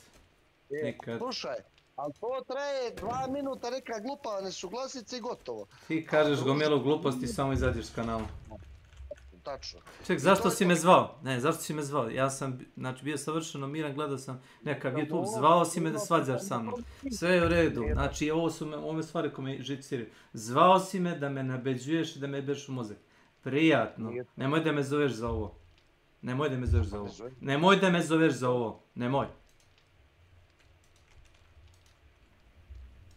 How hype. What a saint. What an absolute saint. Man, this one's doing numbers, Quebblecop. 37 likes, 12 likes, 10, 9. Woo! To call that a success would be an understatement.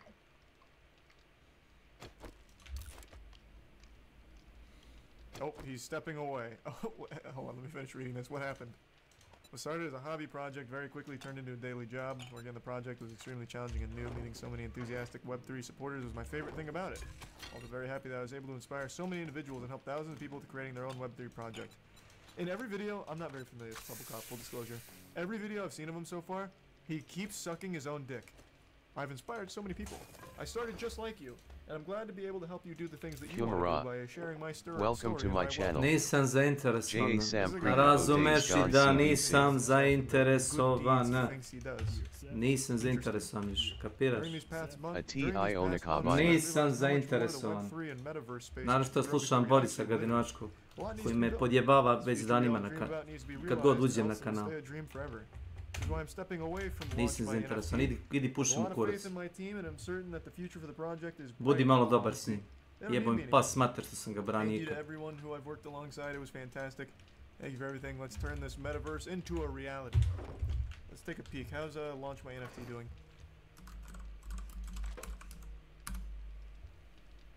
The largest NFT launchpad. It's so weird. Every single NFT adjacent site claims that they are the largest.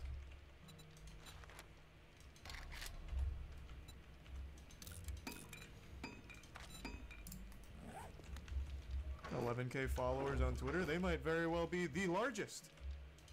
God damn.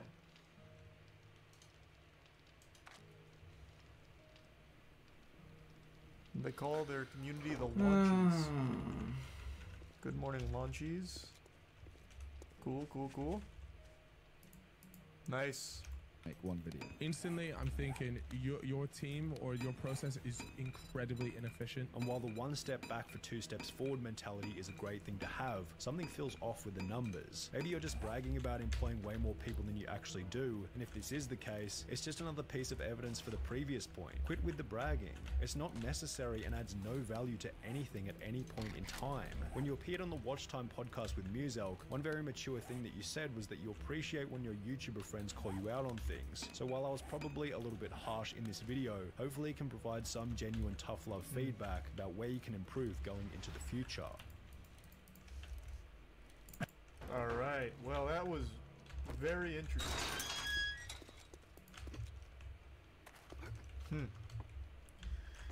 Wow. So, that was bad. I had no idea Quebblecop was and I'll sell you food. but don't expect me That's to cook shady, it for to you. say the least. DTD new actions are available. No Robo Can't say Supply I agree Mini with Bike Group literally Wolves anything he's Kaboom. doing right now. Not a single fucking thing. He replied in the comments. April 2020. Where? He wrote that comment from his spa. Yeah, let's not kid ourselves. I don't think that was actually him that wrote that. That was absolutely Blue or one of the other AI-generated content creators. But if it was actually Quebblecop, respect on him for that. Oh, you want a guarantee, huh? Hope those that depend on him for a job are getting paid for their work. So here's my belief on it. I don't think Quebblecop started that company. I think what happened is Quebblecop found that company reached out to Quebblecop after the success of Blue, and they use him as their face. I don't think it's actually Quebblecop employing those people. I'm pretty sure he is basically just their mouth. I highly doubt he launched that company. Still don't get how he's so rich. Young kids content. Kids content paid a ton back in the day. When you make content geared towards a younger audience, you get premium ads. So your ad rev, your CPM, like, it's crazy. So he made fat bucks.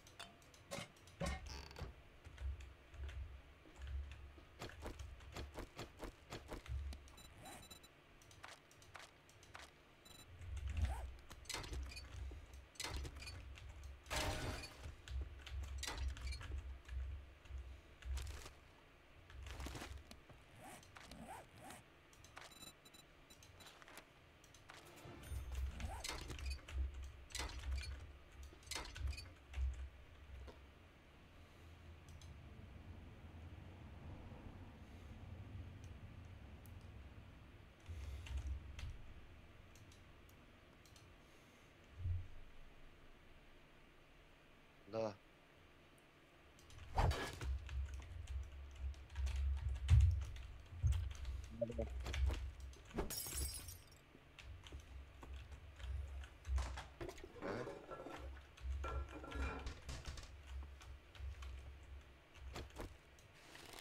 da.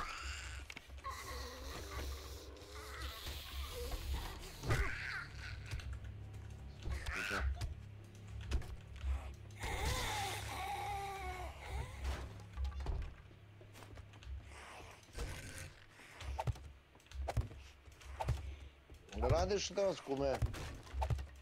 Da. Radiš danas? Da.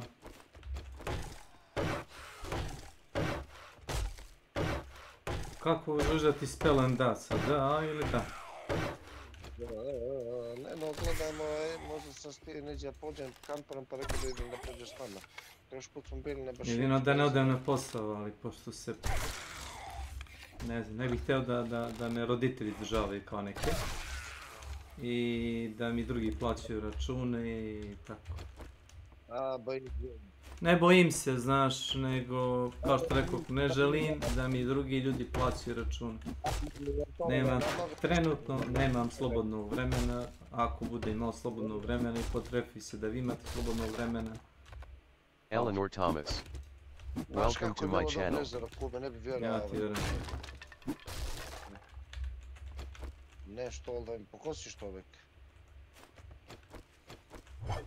Ali mi ti to pokosi princike. A ja se na posla ne mogu ja stići, vete li mi je završiti to? Jesens.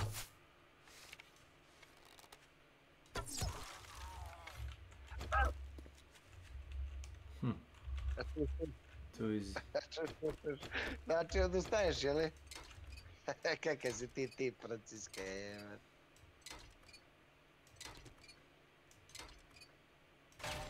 moj.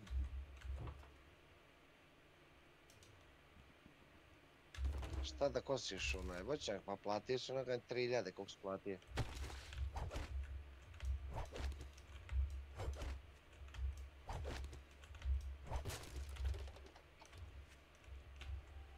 Čim si pokosio? S čim?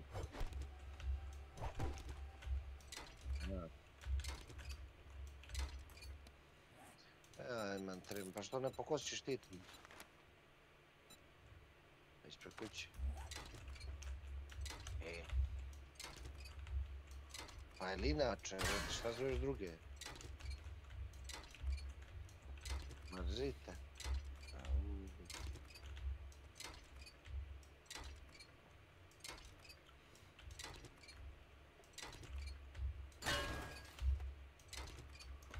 Ja sam se ugrizao za jezik.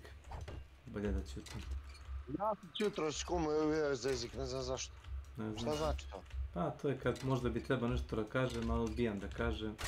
Jer sve što kažem može me kompromitati, tako da bolje ćutim. Ja se nekad osjećam krivim, recimo kad ono moj čale kaže idem da radim to ili idem sa sinom da napravim to. Aha, pa te je ono krivo za... Pa krivo mi je za to što recimo, evo ti sad radim popodne, znači stvarno bez da je nešto jako važno, tipa recimo se zakolje prase, da se ubaci, ne znam, livada detaline, ali za ovako nešto, razumeš, glupo mi je, ali ono, neću da se ni preznojavam, ni da se rgam, razumeš, treba popodne da radim 8 sati, znaš. I to ne da ležim i sedim na stolici, već da radim. To što ima ljudi koji ne rade tamo da se nade posao. I onda ja moram da vucam za njih. I to mi nije problem. A kad imam slobodan dan, ne osjećam grižu savjesti. Ali da ne radim ništa, razumeš? Da mi je svaki dan obaveza da se ustanem, doručkujem, ono radim klekove, trbušnjake, odem da popijem kafu neđe, i da skočim na neku gospođu, da su mi to obaveze, razumeš? Znači ono život bez obaveze, znači govorimo o sebi, ne govorimo o drugima, ne interesuje. Da mi je to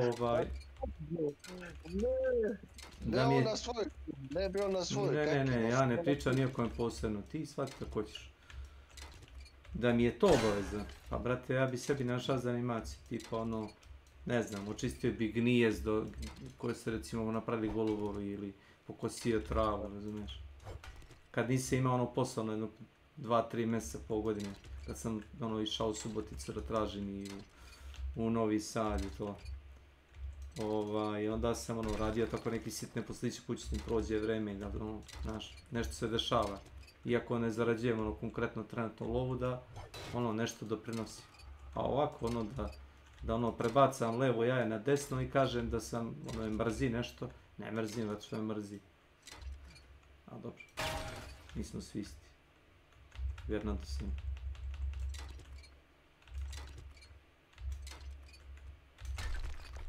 Nisam ja kao što rekao, nije o kojem pričao. Samo eto, razmišljam na glas, izvinjavam se. Ne važi.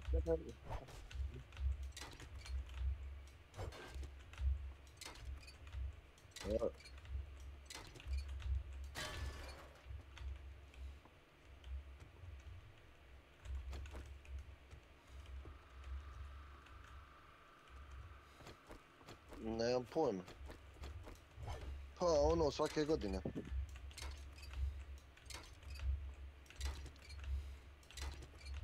Čega bre?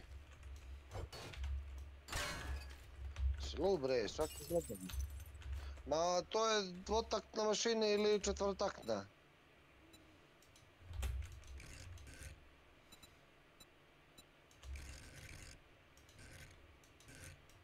A beka to se mijenja na 2 godine, na godin dana beka.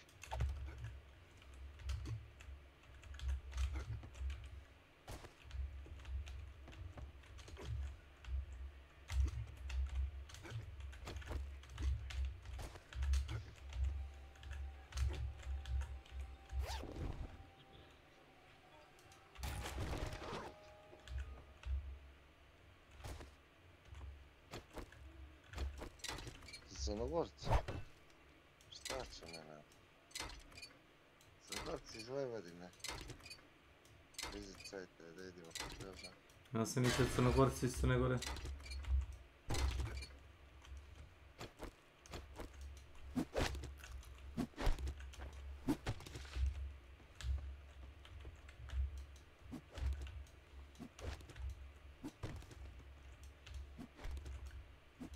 Nažalost, ovdje pa je.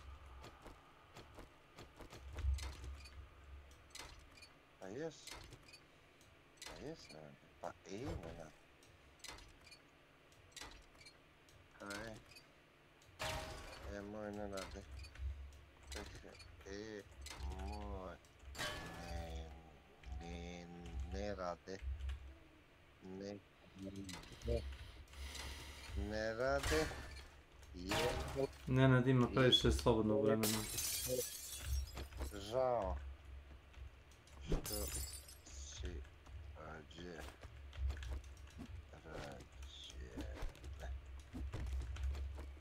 Moj ne rade. Tako. Republic of Beer.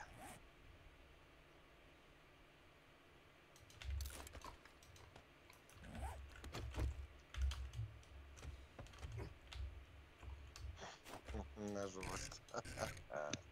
Šta se radi?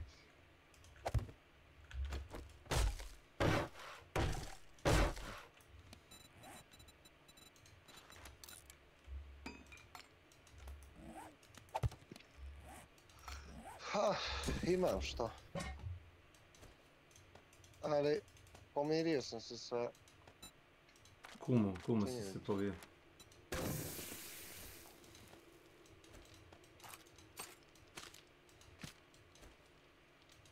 A ne bi više nođa, beka, ovo je dobri. Ne lupaj, beka.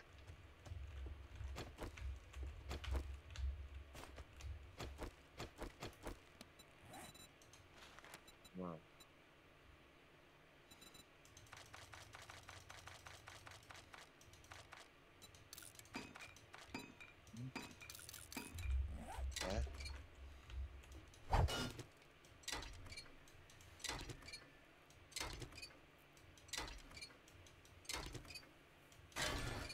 Da.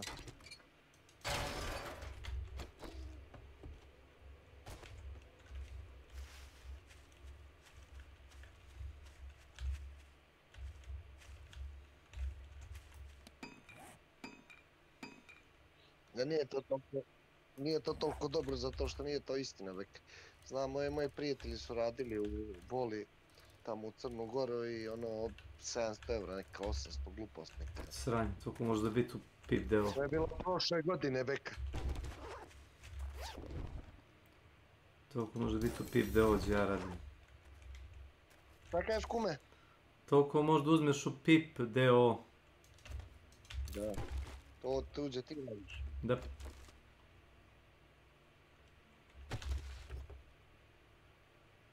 Toliko možda uzmeš tamo. Ne moraš da ideš u voli. Možeš. Ono kažeš ja sam u Crnoj Gori među svojima i to je to. I sad robuješ i tamo za iste pare kao je već. Eto, lakše ti je mentalno, ali u suštini njima nije ništa lakše što si ti tu. Ni teže, ali tako. Status quo. Oj.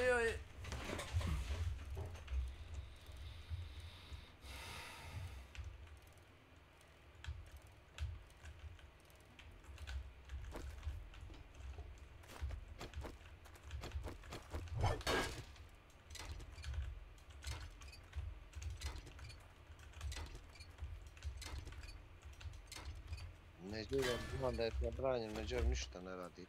To im svaka čast, brate. Oni ne bi radili ni ostalim danima da mogu. Kamo li ne živim. Ne, Beka rade, prodavnice su votra, šta pričaš? Pa ne rade ti ni u... Perović se radi. A što bi sebi ukidao zaradu, kume, ako ne moraš? Objasni mi. Šta da bi se ljudi osjećali loše, bolje? Ne, stani, generalno, kume po pravilima, slušaj ti ovo, pošto ne znam da li ste upućeni vas dvice u to, ali evo... Što pričaš o bojici? Znaš ko je prvi postao kume da radi 8 sati na svijetu? Nemam pojma. Indonezija. Jugoslavija. Za vrijeme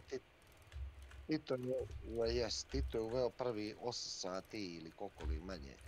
I onda su sad ove druge države kao kompleks odradili, kao vi rade 7, moji rade 6, ali fora je, imaš 40 radnih sati neđeno, znači po 8 sati, da. Znači, i po mogućnosti radiš u smenu cijel mjesec, na primjer, ako imaš... To mi je Čika Nenadović pričao o tome.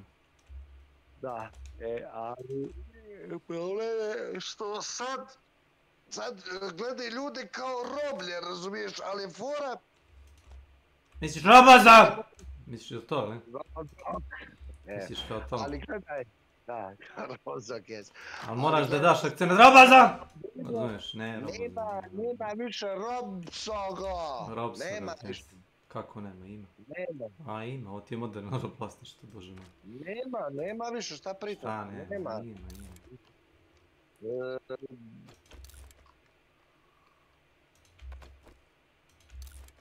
Slabo.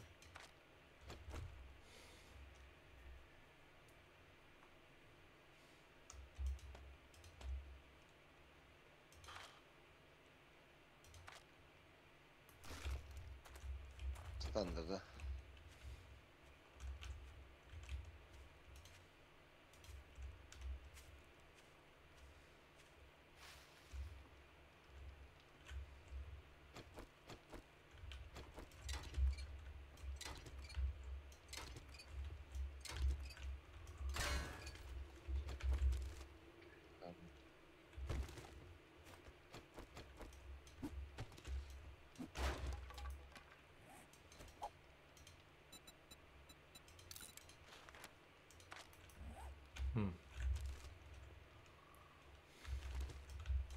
Gdje ti radiš svoj dobri Beka, to me ne interesuje, ušenica odmah. Gdje ti radiš jedan? Koji snimak? Hvala te, ej. To ukra neko. A prije neki dan si mi kuka da nemaš dinara, šta je s tome? Ti pa nema, Sume, nema za tebe, nije to za tebe, to je za njega, razumiješ? Si skapio sad.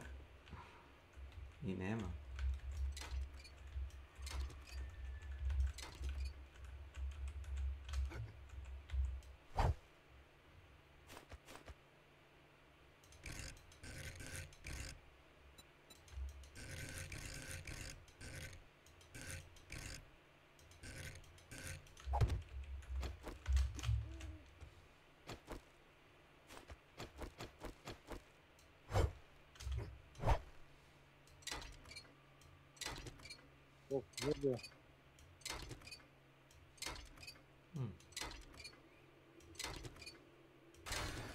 Koliko si uzeo za to?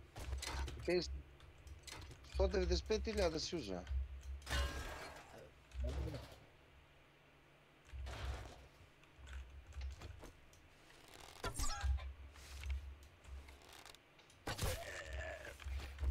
Kakav cigar.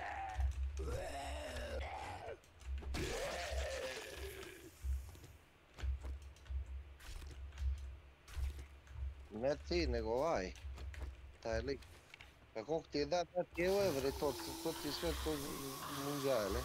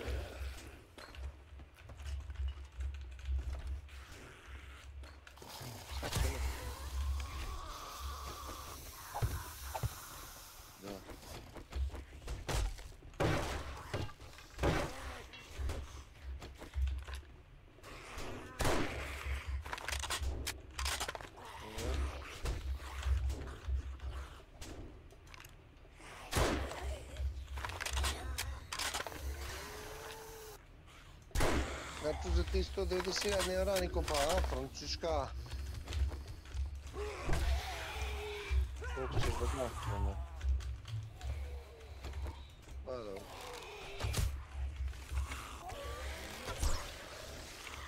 Kada radiš to? Kako ću to raditi?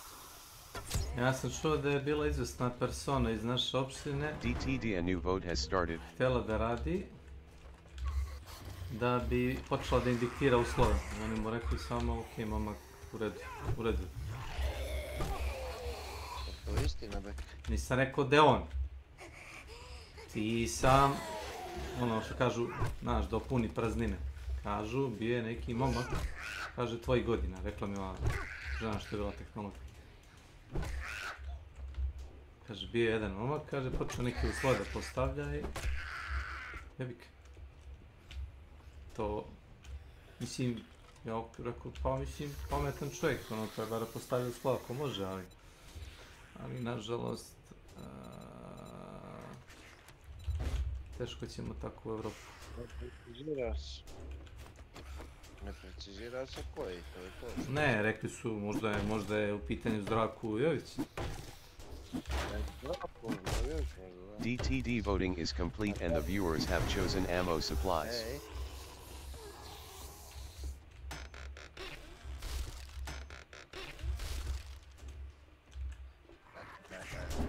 Kako sam glupec, a? Ime kurac. Uopšte nije istina. Nisu ga spomenuli ni pod razno. Počeo da radi onaj Kovačević, znaš kome? Koji, Landras? Ne Landras, nešto zapravo je vreden, momak.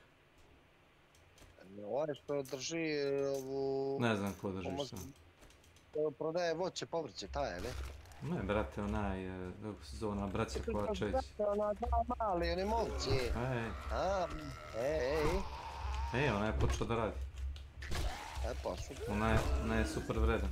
Ali kako su njega zvali, a nisu zvali ovoga, pitam se, ovoga dotičnog. Ovoga spara, ne? Ovoga što, a možda su vidjeli sliku na Facebooku, znaš, vidjeli su sliku na Facebooku, da. Vidjeli su sliku s puškom i rekli što će nam, će nas pobiti jedan dan. Dobro, daj nekoga što nije naoružan.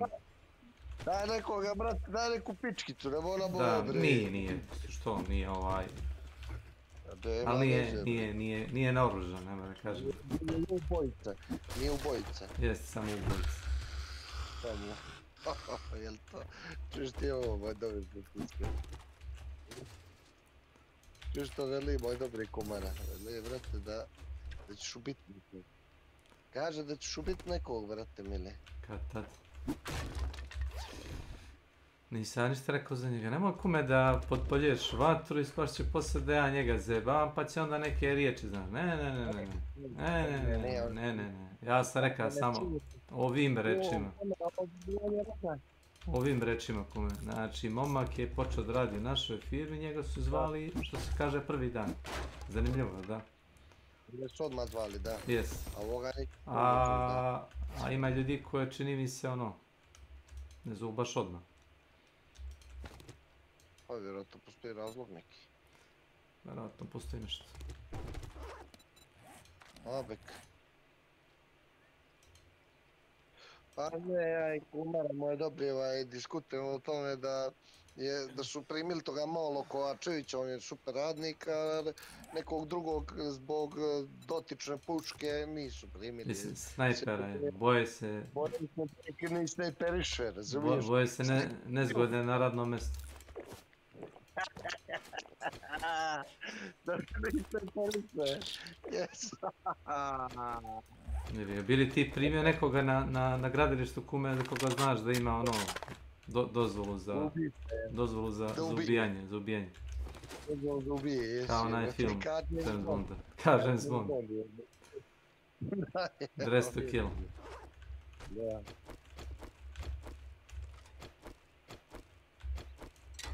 Priznaj da nije težak izbor.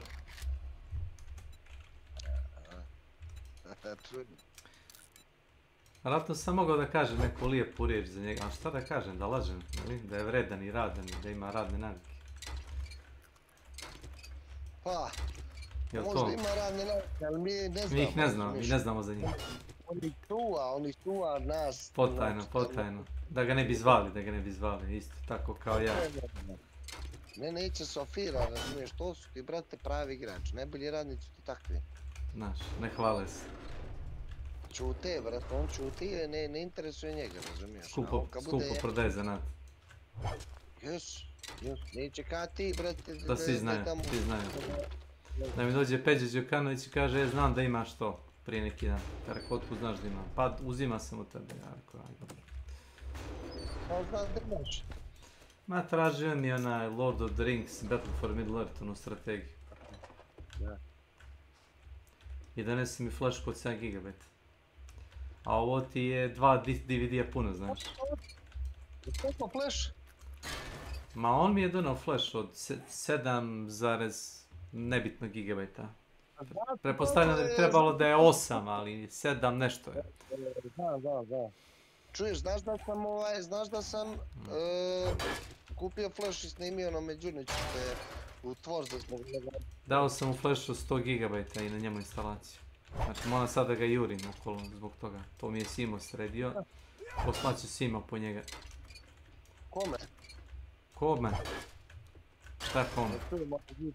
A nema je. Bolesno. Da, ka navijem. Šta piše na... Onda čujete, ali mene, brate, ja čujem sve vas, brate, znači ono glavi i pršte. Pokušavam da kažem komu se čekaj, beka, za 800 dinara sam kupio flash od 128 GB, brate, i natovario sam mu 100 filmova i... I? Šta veli?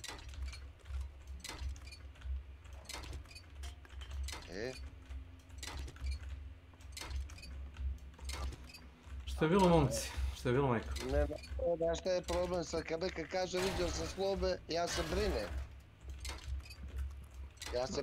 Da, znaš da ima snajper. Znaš da ima snajper, da, ne. To su ti ni fazoni kao buksovci, naravno. Da udate žene, znaš kome. Sa snajperom napada.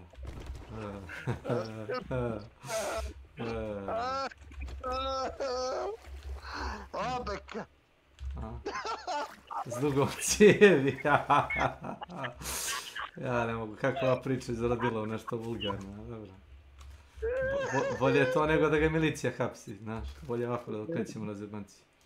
Pošto Vučić sve sluša, mi smo mislili na snajper njegov. Rođeni. Snajper rođeni, jeste. Bogom dan snajper. Jesi li bik? Ja igram Dave's Gone Back. Znaš da nije...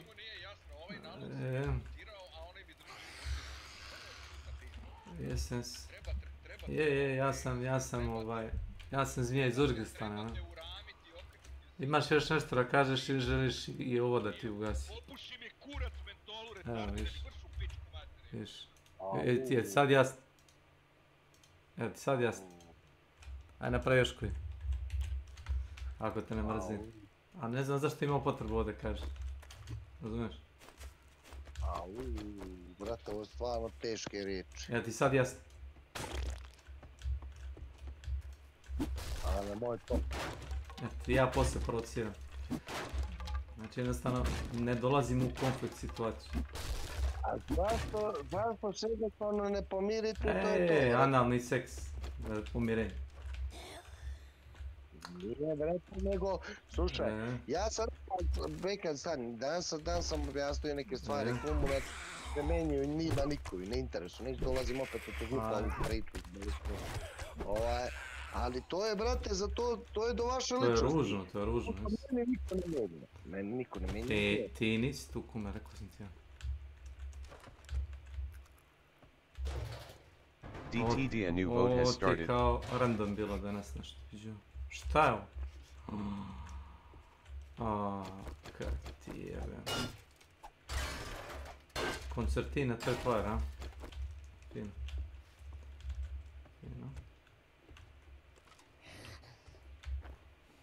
Eto još. Ja ga branim kod Slavka, čovjek me nagradi. Ničim izazvano.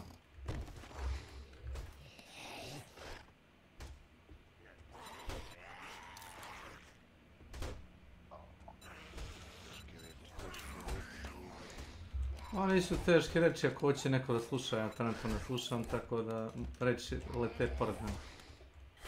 Ono što mi se ne sviđa ne čujem, vrlo jednostavno. Jer kako bi sve čuo poludio, onda bolje da ne čujem. DTD voting is complete and the viewers have chosen big heads. Nije nego Boris izaš s ovim drugim. Kaže Boris da mi traži da ga braniš. Nema potrebe, sve sam rekao. Više nema potrebe. Ma sve je u redu, nema potrebe. Nema potrebe, da znam išta. Neznanje je, što kažu, blic.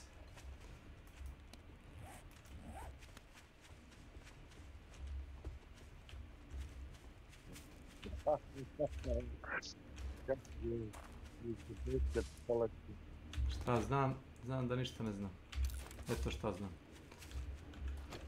Eto šta znam, ništa ne znam. Ko je sad ovo? To sam ja. To je Ilija Šalektar. Poslije sam ja kreten, jel da? Kecmane. Pošto ja patim od paranoje. Juče je petorici ljudi iz kanala promenjen niku Ilija Junior, Ilija Šalaktar, Ilija... Da. Jel tako? Kraj, zato što nisi tu. Šta nisam tu? Nisi tu, nikad nisi tu. Ja mislim da se to Nešac prodao, Ne znam, to je već 5 dana zaredom. Taka neka sprdnja. Smatram već lično, razumeš.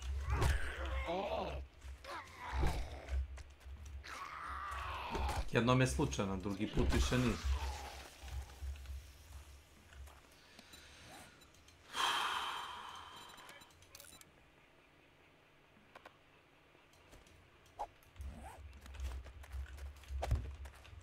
Sve promeni ime.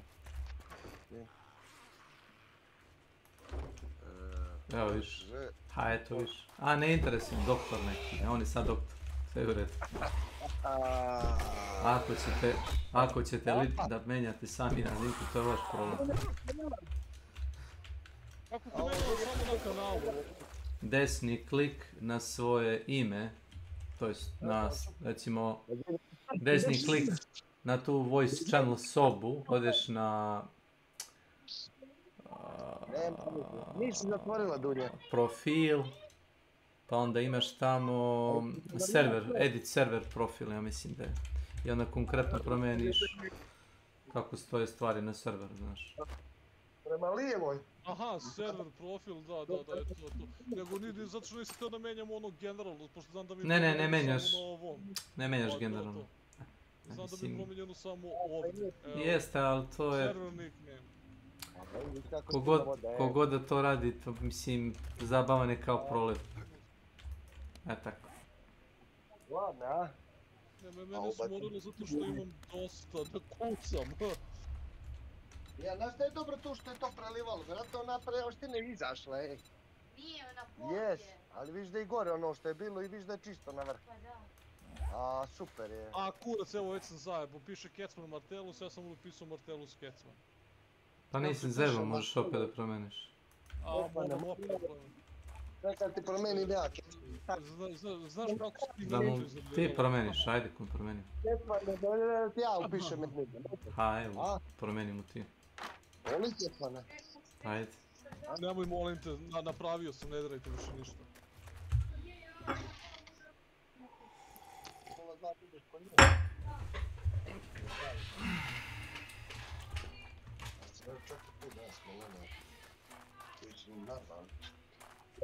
To je komarja. Tako. Ako biste mogli da Milana naučite kako da napravi drugi Discord account. Sleeping and living, a? A?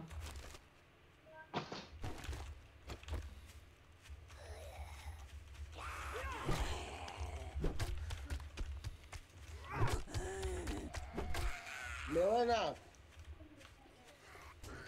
Ej, primer. Cijelja nekaj.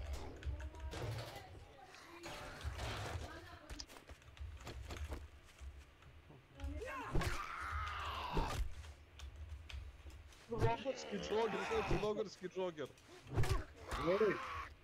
Znaš koji je crnogorski džoger? Objasni nam šta je, ne znamo svi. Ne znam, reci. Ja. Bilo ko samo neko objasni odmah. Sad ću ti objasni, gledaj.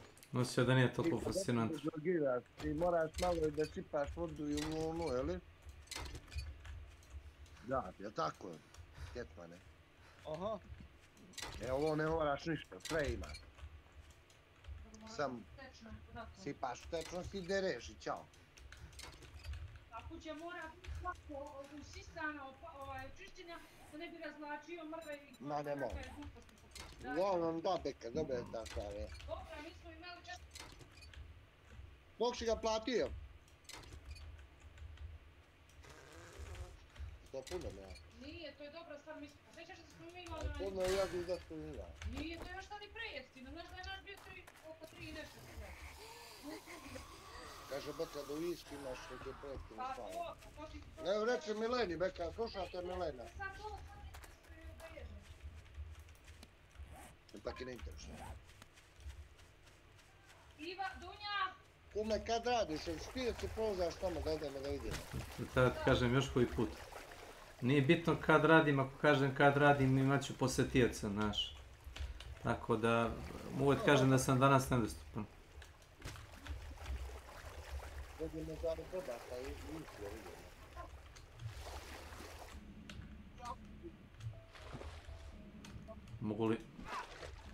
Mogu li popit malo vode? Alo?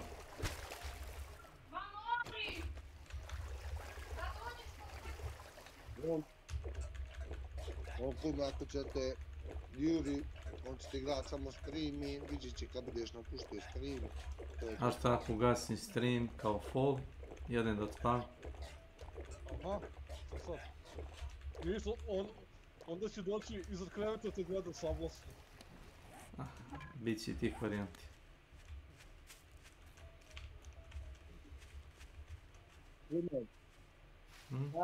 Tvoj sistem bi mogao da upali kod mene, koji ima posla.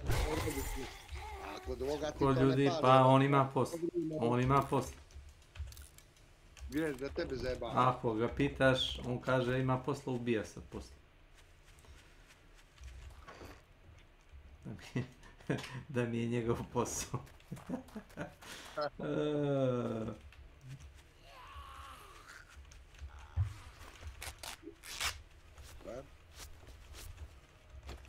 Slušaj.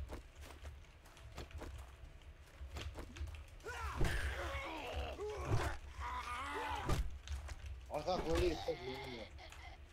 Ona. Lep, znaš kako li?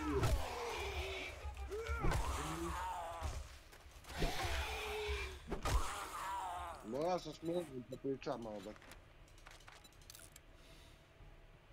Aj sad može. Nisi ga pita za dozvolu, kuma.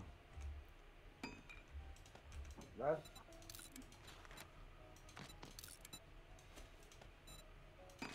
Da?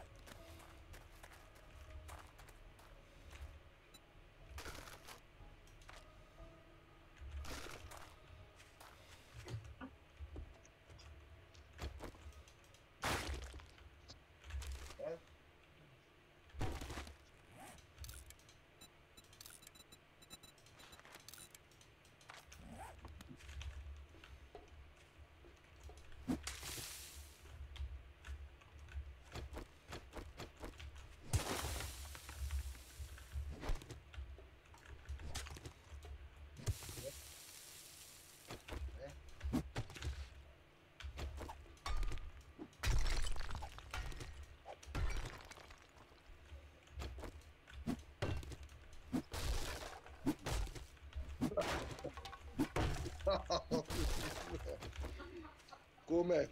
Nemoj. Samo ti kaže nemoj. Nemoj. Nemoj. Postoji neki inteligentan način da se nešto kaže da ne prenosiš, kao što sam ti demonstrirao malo pre. Znači, počneš svoju neku priču i znaš, ne ubaciš Beka rekao, nego ja sam rekao ili tako nešto, inteligentno nešto, to cenim. Milena mi je rekla juče da te uvatila kako vidiš.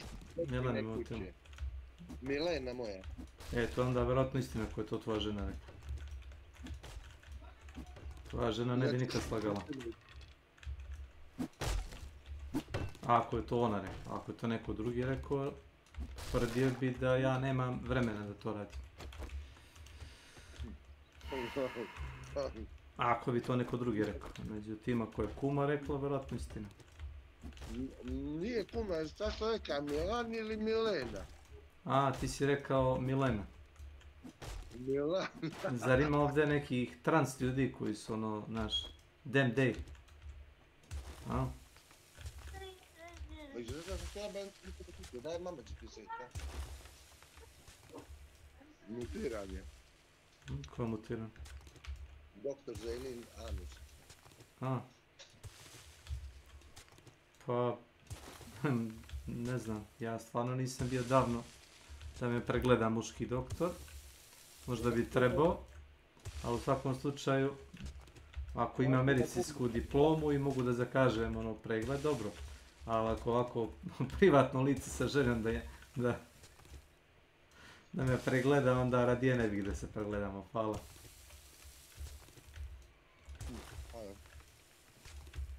Meni niko nije menjao nadimak naš. A, znam da ti nije menjao. A nisi bio tu. Previše te nema na ovom kanalu da bi to bilo bitno. Jel može se vidi to na serveru ko to radi?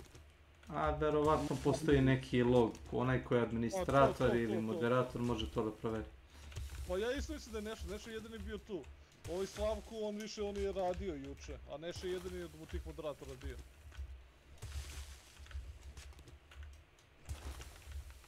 Ma nije bre, juče je nama četvorica. DTD, a new vote has started. Zato što ste vjerojatno preteški, kako ja. Da, vjerojatno je to u razloku. Da, to ti je bilo. Kako nisu... Lojane! Da, Kecmane. Slušam. Kako nisu Beki promenili? Jesu. Da, on je bio... Beka je vratio sebi. Svi smo vratili sebi koji su htjeli, jedino Kecman... Mene mrzilo, pa ja nisam zato što me mrtilo se zajebam s ovim opcijama. Nisam znao kako da promenim samo na... Pa ne, samo da bude na ovom serveru, meni je promenjeno samo na ovom serveru, nije to moj nick. Na svim drugim serverima sam onako kako sam tamo, samo sam ovdje bio promenjen. Da.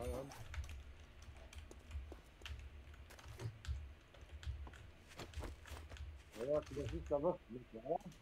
A šta ti radi rodbina? DTD voting is complete and the viewers have chosen Zombie Vulture Attack.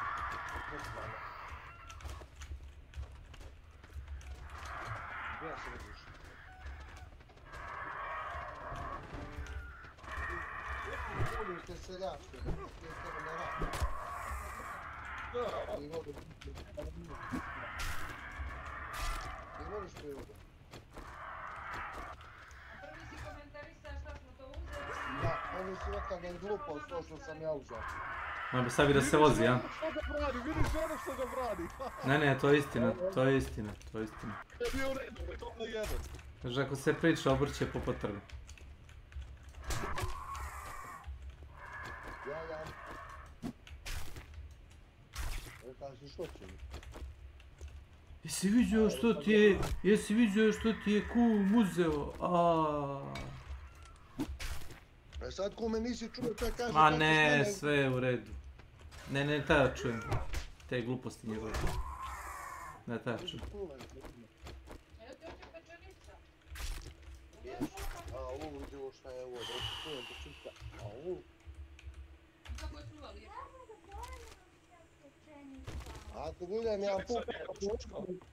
Evo, povešću tebe i kuma, brate. Nemoj mene da vodiš. Ja mogu otići s vama, nemoj da me vodiš nici. Neka ste film. Dobro.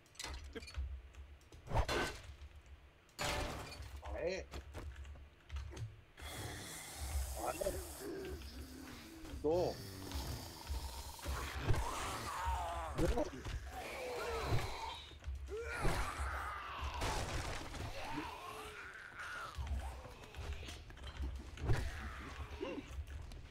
Evo neka Kesman kaže.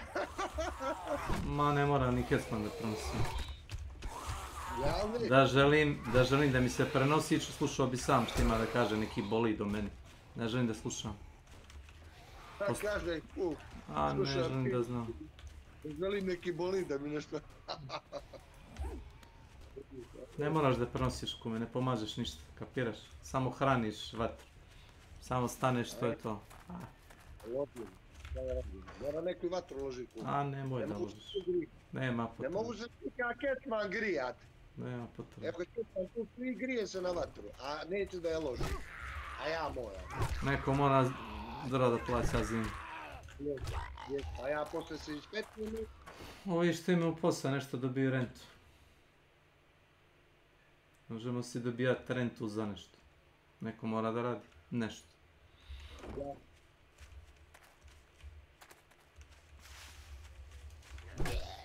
Gali?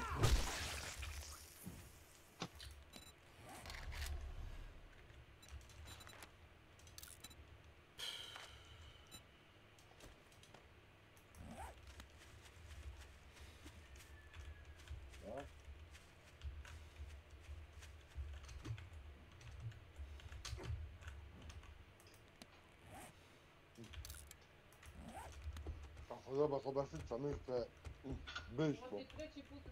A šta da radim? Jedem. Jesi rekao što si doručkovao? Ja sam dvije, u 6 sati dvije punjene paprike ujutro. Onda sam jeo kekse iz mlijeka. Troši mi se.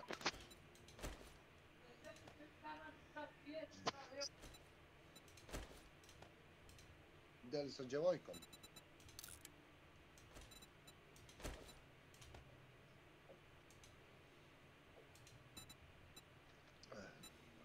A to je poenta, Beka.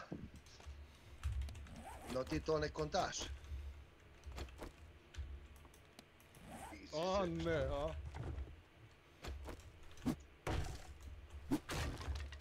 Se preklupa i to je to, jel? Da, nije sam tamo kupao.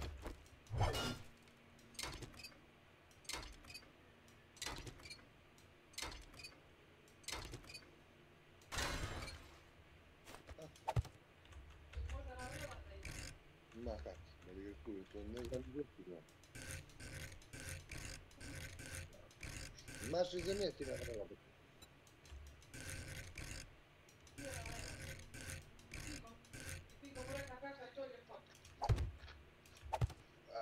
Beku, ona stvar zavrela. Tako, Beka. Novac, novac i samo novac. Jer to, Beka, ne prodaš kuću tamo i napraviš kuću na vrela.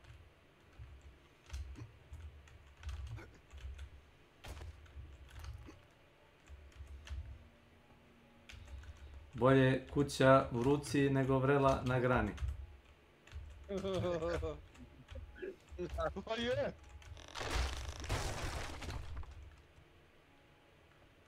Čekaj, ti se kad ćeš da prodaš?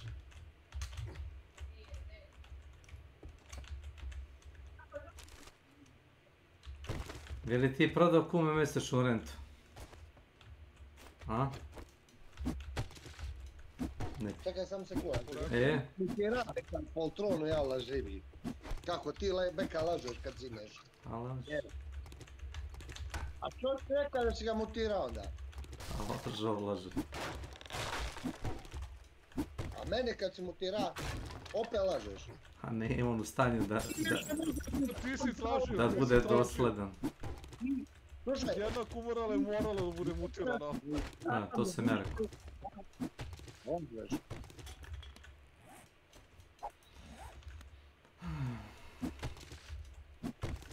To ti se zove kume karakter, razumiješ, kad si dosadan sam sebi.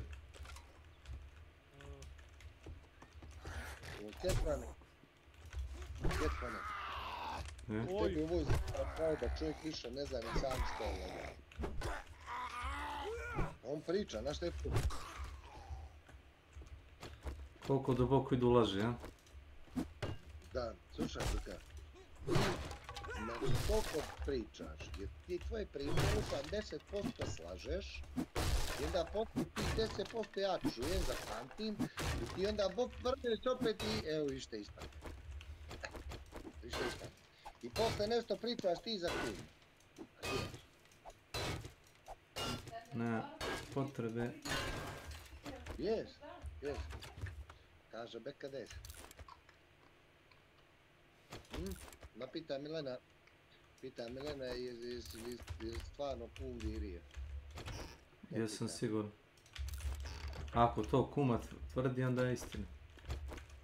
Ako tvrdi neko drugi, onda ne znam. Neki laža.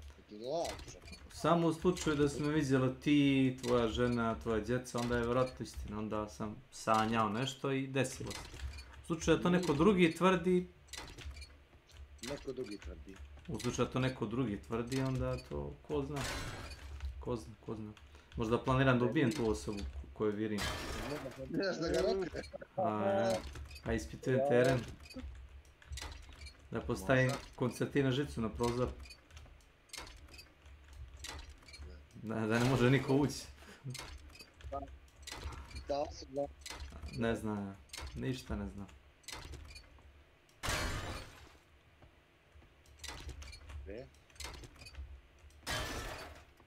To je nakću, jel?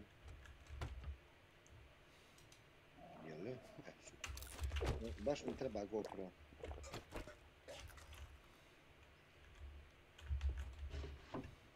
Evo, blok.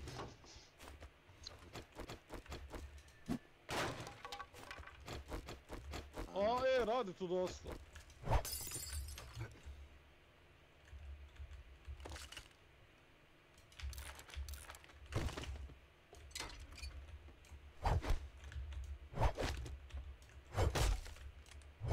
Ne znam da li postojiš taj GoPro.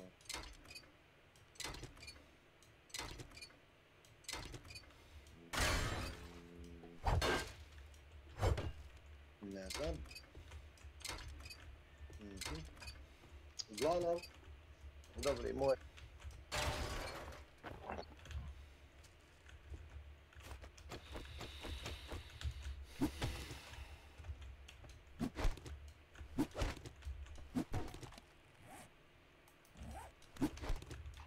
Evo, ne. Ovo, vidio. Odlično. A, pa evo gledam.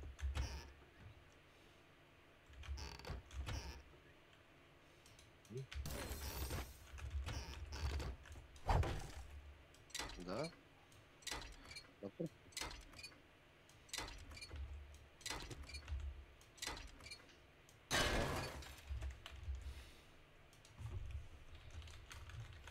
Odlično, odlično.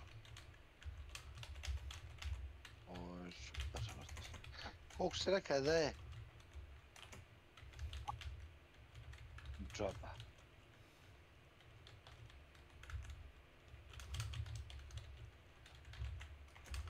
Džaba moj dobri bek.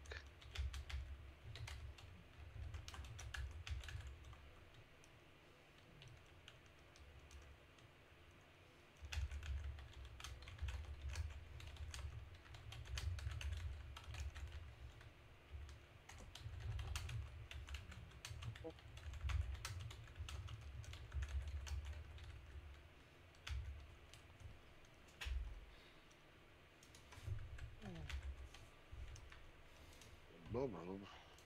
O.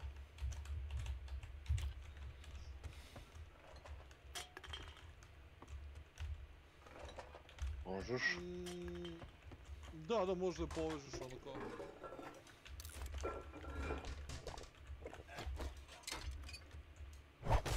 O, treba da jeste dosta popularno. Može. Je to što ono curovo, znaš? DTD, a new boat has started. Mrvici sve što dođe. Jele? Pa šta radiš ti? Koliko je bilo na... Stvarno, ne mogu, znači... Je pozelenjalo, jele? A evo, pogledaj. Samo da vidim, a koje sipaj onda ovdje? Ne sipam ništa. Brate, uništio si lijepu vodu, čišćenu. Sad neka se, kako ti kažeš, kristalizira. Sve bit će to dobro. Si ovo novi stavio, ili si načo? Čekaj, odnačao sam drugi.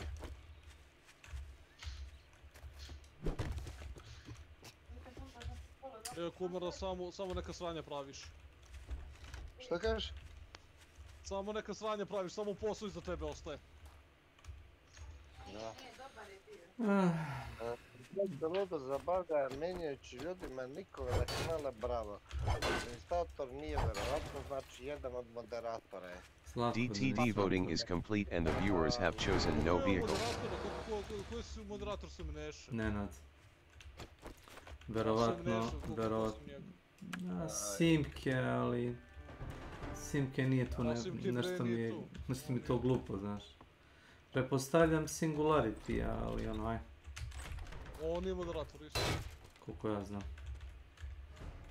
Nije, pa on je sad došao tek na server, koliko je rekao. Ne, nisi upravo. On ti je stari član. Da, on ti je stari član. Evo. Nije on sad došao na server, on je sam izašao sa servera. Sam je izašao sa servera. Koliko ja znamo, Slavko ga poznaje. I ako iko traži Slavko da bude administrator na kanalu, on je. A brate, ja sam tražio. I ti si traži Boris Grdinočki. Koliko znam. Ja sam dobio. A meni je drago što se Boris prima, znaš. Nema što se više diže prašina i buka, tim bolje. Nije, znači samo je Neša moderator, svim nije moderator. Pa kažem, pogoda se ludo zabavlja, svaka čast napravi je fin house. Evo Danila, meni nisi. Hoćeš?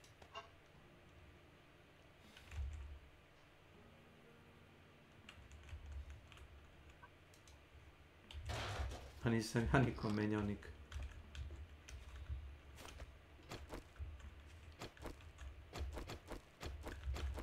A vidi ga igra s Days Gone, seri, to sam ja htio jutro živjeti. So kavom.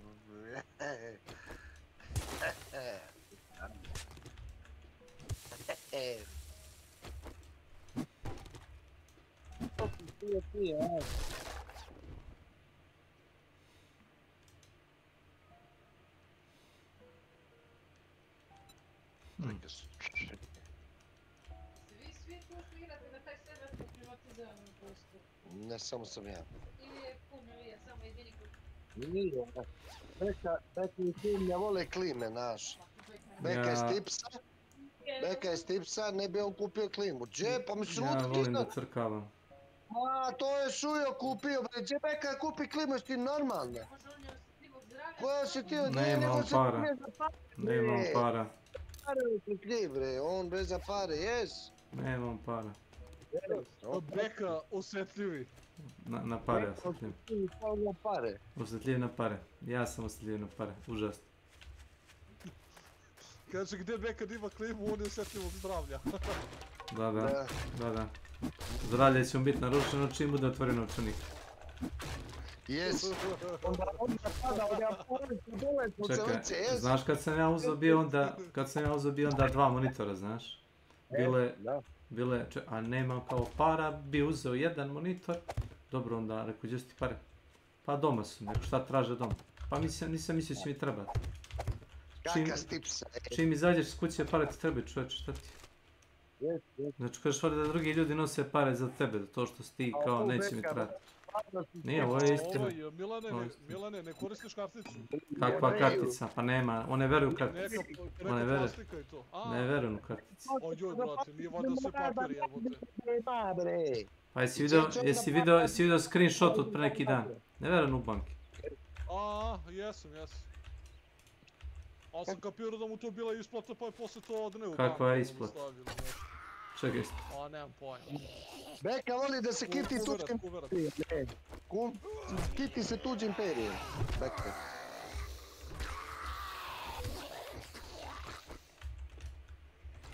Eto, ispod stola.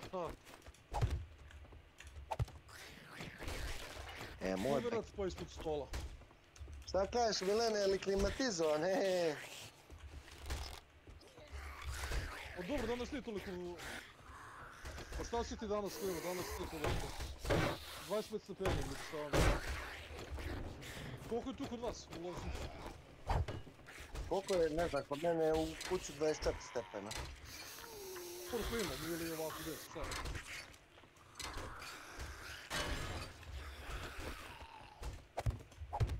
U osnovom jesli 30 stepeni, jer to nisam vam uzelo, ovo sad. 30, jes? Mislilo mi 25.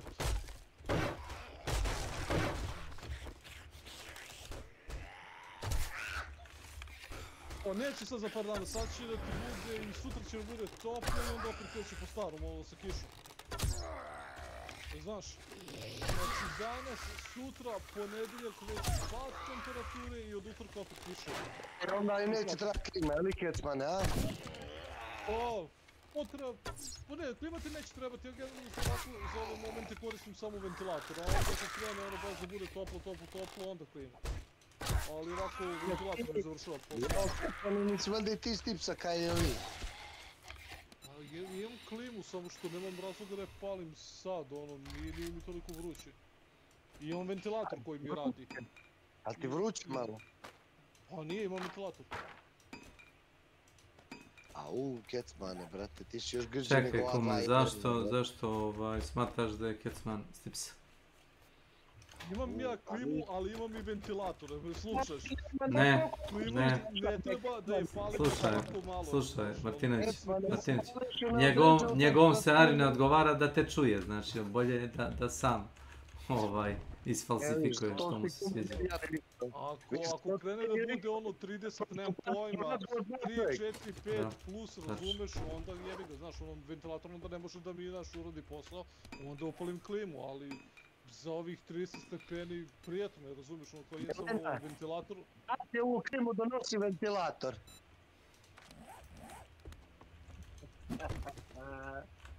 Čega dešće? Biga. Neću plati cijel dan pod klimom, trebalo, ne trebalo.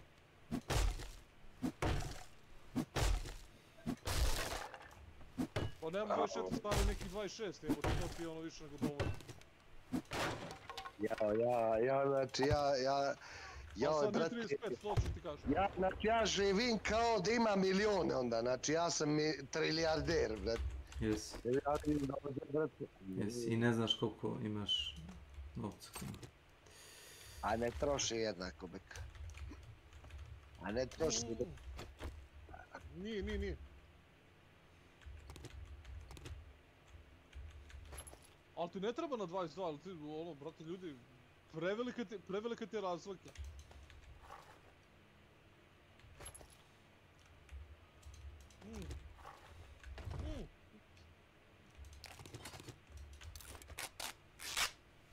Da.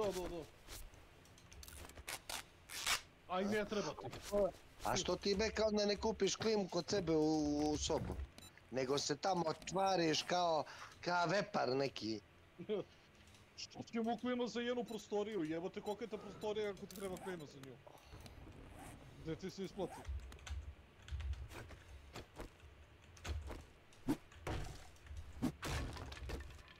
Koliko si platio? Koliko si platio? 20 nešto hiljada. Ko je platio? 120.000 si... A što lažeš? Ko je platio? A što lažeš? A nije laže, bre. 120.000, Milene, luda. Koji 120.000 za 12-ku platio je 60-70.000. Koja je tvoja, bek? 14-ke, jeli? A slušaj ovo, kecmane. Ja imam 2.18-ke mide na kuću. Znači po 90.000. I ne može ta tvoja 14-ka, to je 12-ka, biti skuplja od moje, beka, ne lupa. Može, vas da može. Beka, ja se cijelu zimu grijem na 2 klime, cijelu kuću grijem, nemoj meni da pričaš ti bajke basne. Koliko će grejanje mjesečno kad se greješ na 2 klime? Pa. Čekaj, a? Ma nije, Milena, nemoj mi pričat, nemoj lupat, ne može biti, to je 12-ka. Nije platio toliko, platio jeftinije, možda je platio 70.000. Sa ugradnjom mu je možda 80.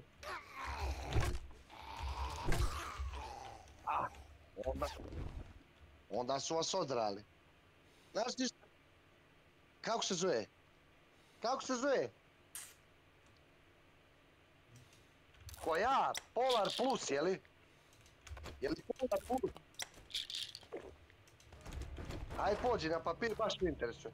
Baš mi interesuje da vidim tu klimu. Ako je toliko dobra, idite vidi. DTD cooldown commands are now active. Aj pođem active. vidiš to, ajde, oli?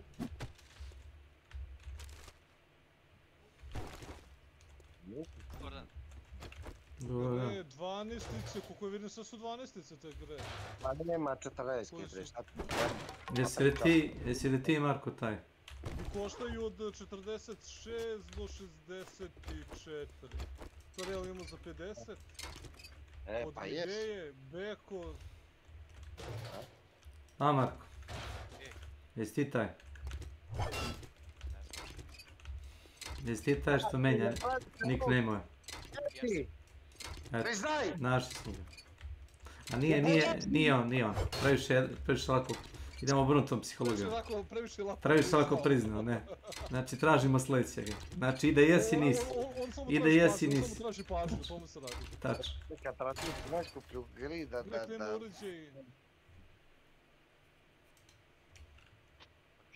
Ali ovo ti 12-ica, ali ovo ti 12-ica, ne 14-ica. Sam, brate, zašto ova klima uopšte... Ovo košta 130, ovo je sprdačina.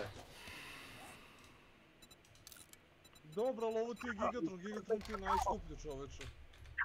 Ovo je sprdnja od klime, bek. Vidiš ti njenu površinu laganja.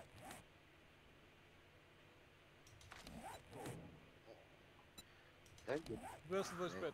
Ovo je lepo, ovo je lepo. Ovo je lepo. Samo da vidim.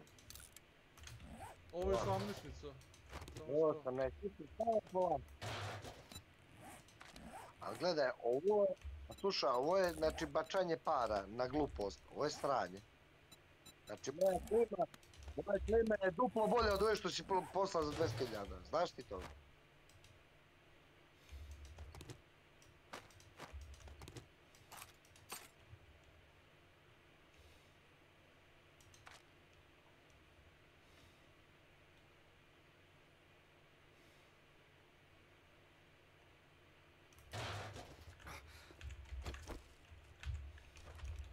Jedina što si dobro posla je ova zadnja, jedina ova zadnja iole nešto. Znaš? Ova zadnja, slušaj, ova zadnja što si posla je slabija od moje, ali je dobra. Znači ne puno, nije puno slabija od moje.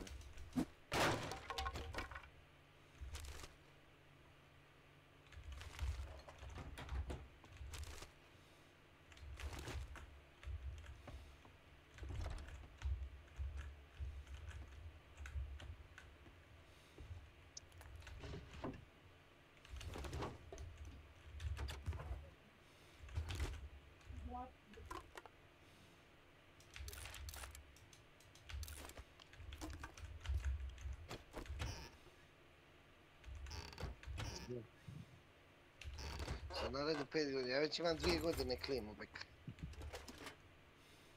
I nisam čistio, nijem poboljen kurac, samo čistim unutra.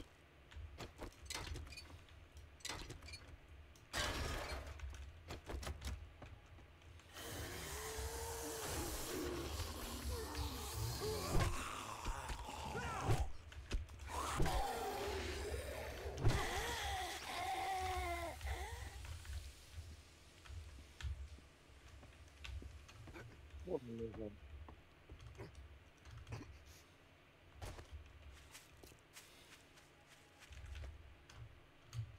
Dobro. Ali nisi ti opet kupio? Neko je dao pare, nebitno ko je dao pare ko. A?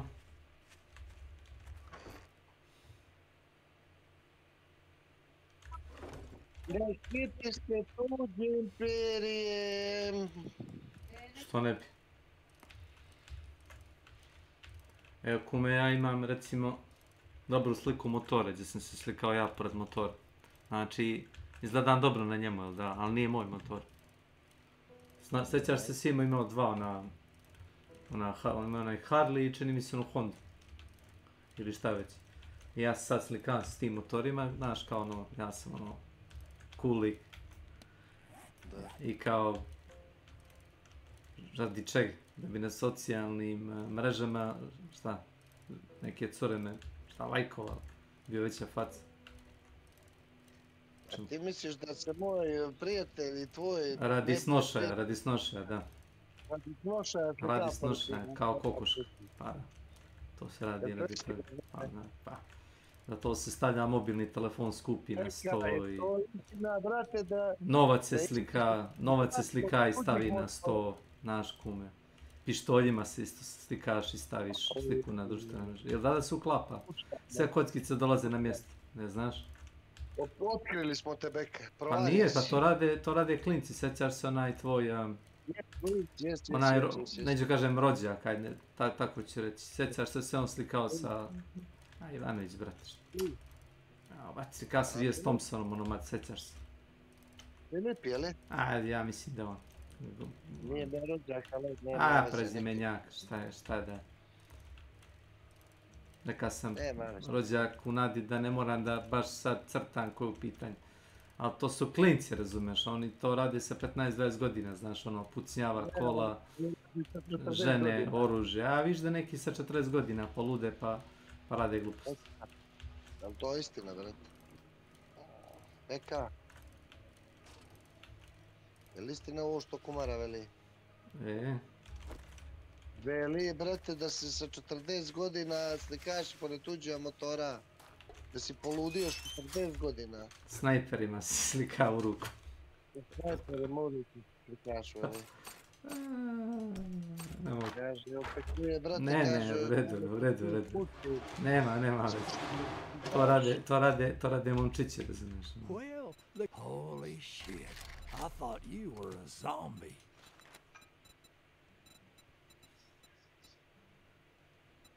I don't like you. Good luck. better not make me regret this. Eh? I sell to anyone, even morons like you. Hvala ti. Veli, kume, da se beka... Nema potrebe, nema potrebe. Pored penisa, znam u ruku. Ne treba. Nema potrebe. To su samo tebi reka, nema ikakve varijante da ja sad spominjem nekog. Jel koriste neko od ovih velikih monitora? Šta podrazumijevaš veliki monitor? Pa nemam pojma, šta su sad ovo neke 22, 24, da kažeš neki stav. 21,5 inčevi, šta je ovo, što ja koristim? To ti je dosta veliko, to je overkill na stolu da držiš, znaš, ispred sebe, jedino ako si slijep i ne nosiš naočar. Zato kažem, neko koristi, vidio sam sad imaju te 27-ice, 32-ke, pa rekao neko koristi to pa mi zanima čisto kako iskustvo. Znaš kako je teško, kapiram da sediš ispred 32-ke, mislim... Ne sediš. Od tebe je daleko jedno metar i pol, eto, to ću ti ja reći. A ako ne vidiš, ako ti je loša dioptrija i... Pa nije, jebi ga, ako igraš handshot, priđeš na 2 mm od ekrana i je tako kom. To koristiš zoom, jeste. Ne, nisam ja ništa rekao, gleda se nekoga tako da se ubaci u monitor, znaš. Zato što je ovo neka 26,5. Nisam neka, ko je? Što nemaju neku prirodnu veličinu za ovo? Šta prirodnu veličinu? Milimetar? Pa ne na ovim, nego na ovim slikama, znaš, ono su sve kompjuterski generisane slike, znaš, kao što neko nema, znaš, kao da se vidi u pravom izgledu. On bi htio da vidi... Da proceniš koliko je to veliko, u poređenju, da ima neka, znaš, kao da skaliraš sa nečim. 39 inča, ćeš da kupiš šta? Pa sad gledam da uzem, da, imao sam ovu 24-ku i 22-ku, 24-ka mi je riknula, tako da sam sad koristim samo 22. I hoću da uzem nešto i gledao sam, znaš, da li da uzem opet 24 ili idem nešto to kao 27 i to. Jer 32 mi čini, brate, čini mi se mnogo veliko, ali baš mnogo veliko, nije mi jasno, znaš, kako trebaš da ga koristiš. Da,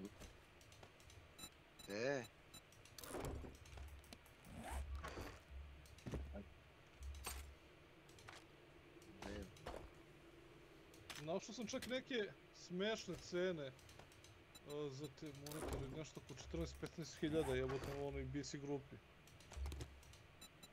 Ovo tvoj ekran, je li Bek? Jesi kupio to? A što ga nisi sliku malo kolike? Znaš, ogroman je. A pričamo o ekranu i dalje. A čekaj, gdje onaj kumove? Voli da ga vidiš ti, brate, a jesi gdje onaj kumov ekran, Bekal, to daje? Moj ili isti model kao što je kod mene, šta? Ne znam. Prodao ga je neko Makićevom rođaku.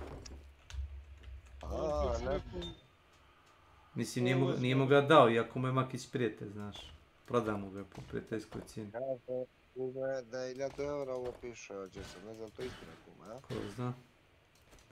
Pa ti znaš. To je vjerojatno pošteno, nije na kockanju.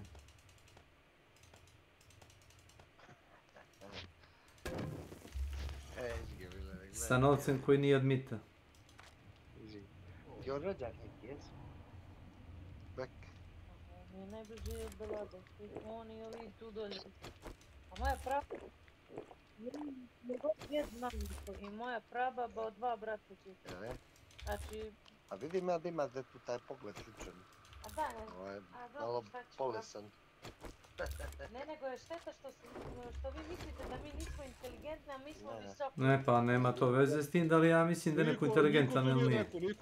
Ne ulazim ja u to. Pričamo o koristoljublju. Crnogorci ne ljube lanci i tako to. Crnogorci ne ljube lanci.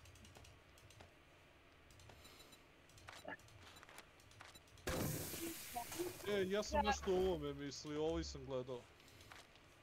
Ovo neka 27-ica.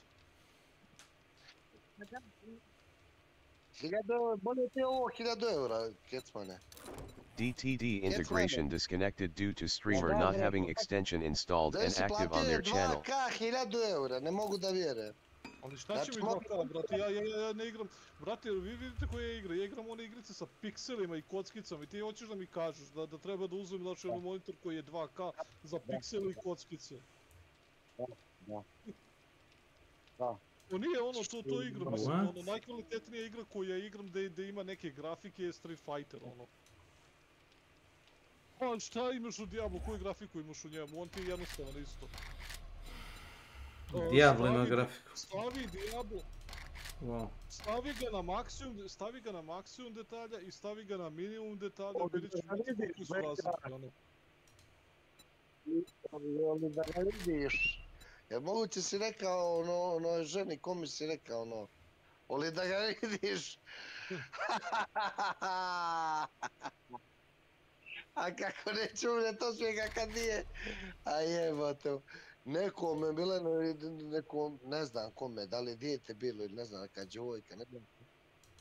Borisova djevojka. I uglavnom, Beka, zašto je bilo ono da je pokaže šta? Nešto da je pokaže, pomozi mi reći, da li dozvolu za sport ili nešto, nebitno neki. Ili bicikl, ne znam, nije bitno ničo, ali da ga vidiš. Čovjek, ali da ga vidiš. Jo, s kim ja radim, nema niče. To se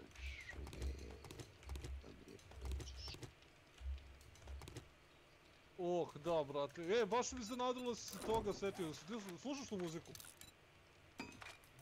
Reggae, da. Iznenadilo se to, da. Narkoman čujno neki, ali? Nije, ovo ti metal, ono. Fino momče, ja? Da.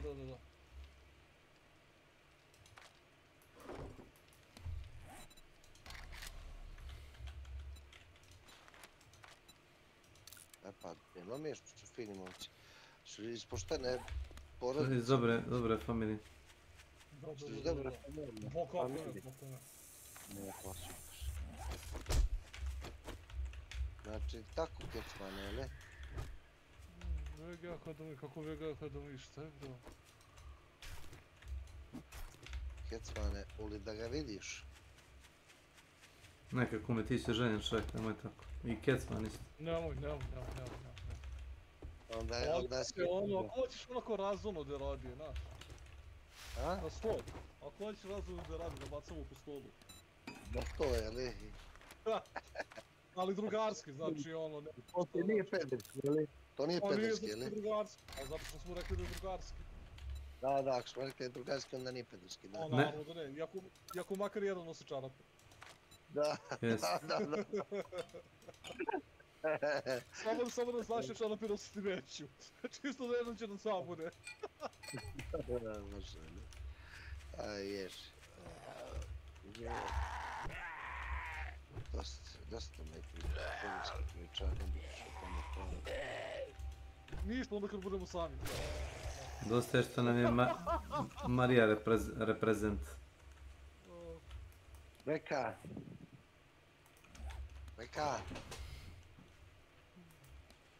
Slušaš mu?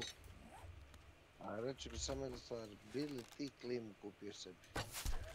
Ako mu ti platiš da, on mu ti da pare. Onda nije kupio on. A da, ali mislim, on je otišao u prodavnicu, čekaj. Znaš šta je bilo kad sam ja uzeo procesor? Bilo je, ja sam ti ga našao. Rekao, molim? Pa da, kaže, ja sam ti ga našao, čekaj, sam li ja dao pare? Sam li ja platio sve? Pa da, ali ja sam ti našao, a oprosti, ti si mi našao. Pa to je bitnije, da. To je bitnije, najbitnije. Jebeš pare. Bitno imati informaciju u današnje vreme.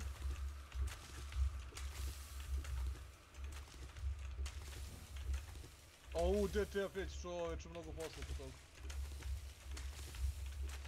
I još ono da se čisti, jel da, a?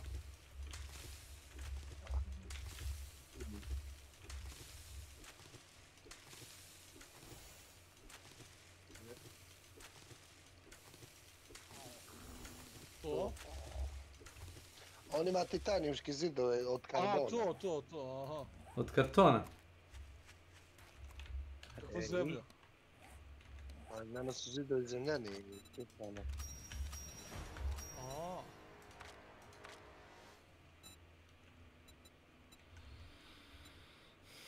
Ali će Bekar na ovamo na stranu kod Bostaća da je zaštićena od sunca.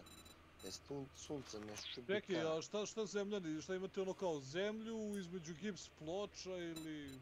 Kao zemljen zid, Kecman, šta je s tobom, brate? Gdje živiš ti, Kecman? U gradu. Moj Beograd.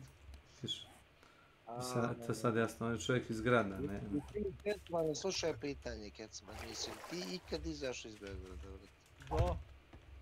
Radio sam i građevinu, A čekaj, samo malo Kecmana, imamo mi ovdje još jednu građevincu, ali tako? Nisam, znaš, ono kao, vidio sam Siporex zidove, vidio sam ploču ovih blokova, vidio sam, ne znam kako se zove onaj, ne. Nisi bio da? U osnovu, mislim, ne znam, bio sam tamo ono kod Indije, Maradik, tu ima kao, ali... Ne znam da li to, znaš, bio sam tu u okolini Inđije, ali brate, znaš, kao Maradik selo.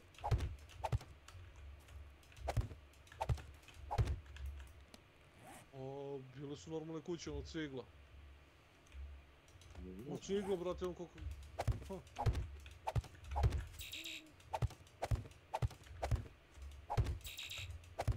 Aha.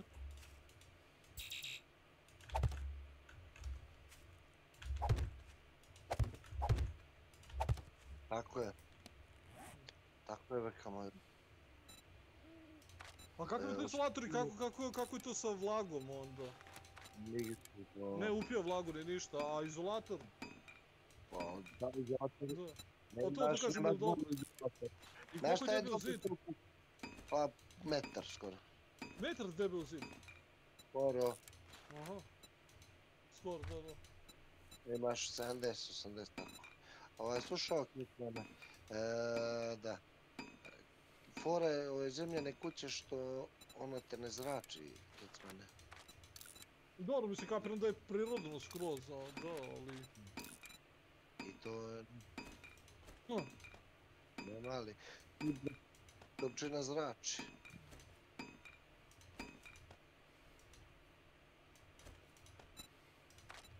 Da.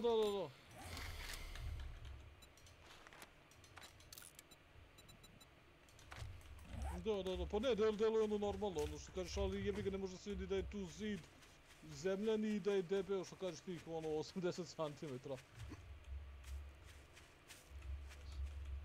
A ove ivice, nemam pojma, tu kod prozora i oko prozora, jel neće da se, nemam pojma, ono, urušavaju? Kako, mislim, kako je to ojačano onda sve?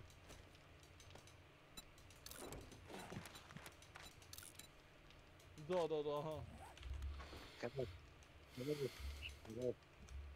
Nije nego kreč, mek.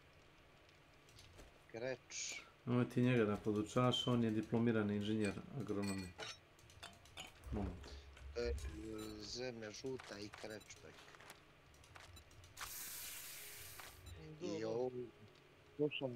I ovo selo ti naš od čega napravljeno, naš okle zemlja, bek.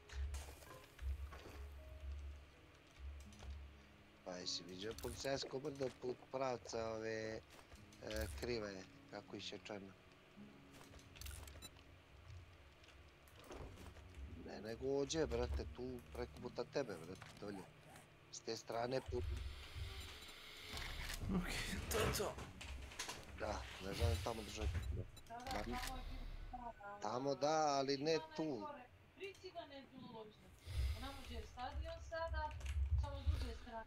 Ljudi, ja sam otišao... Grčku.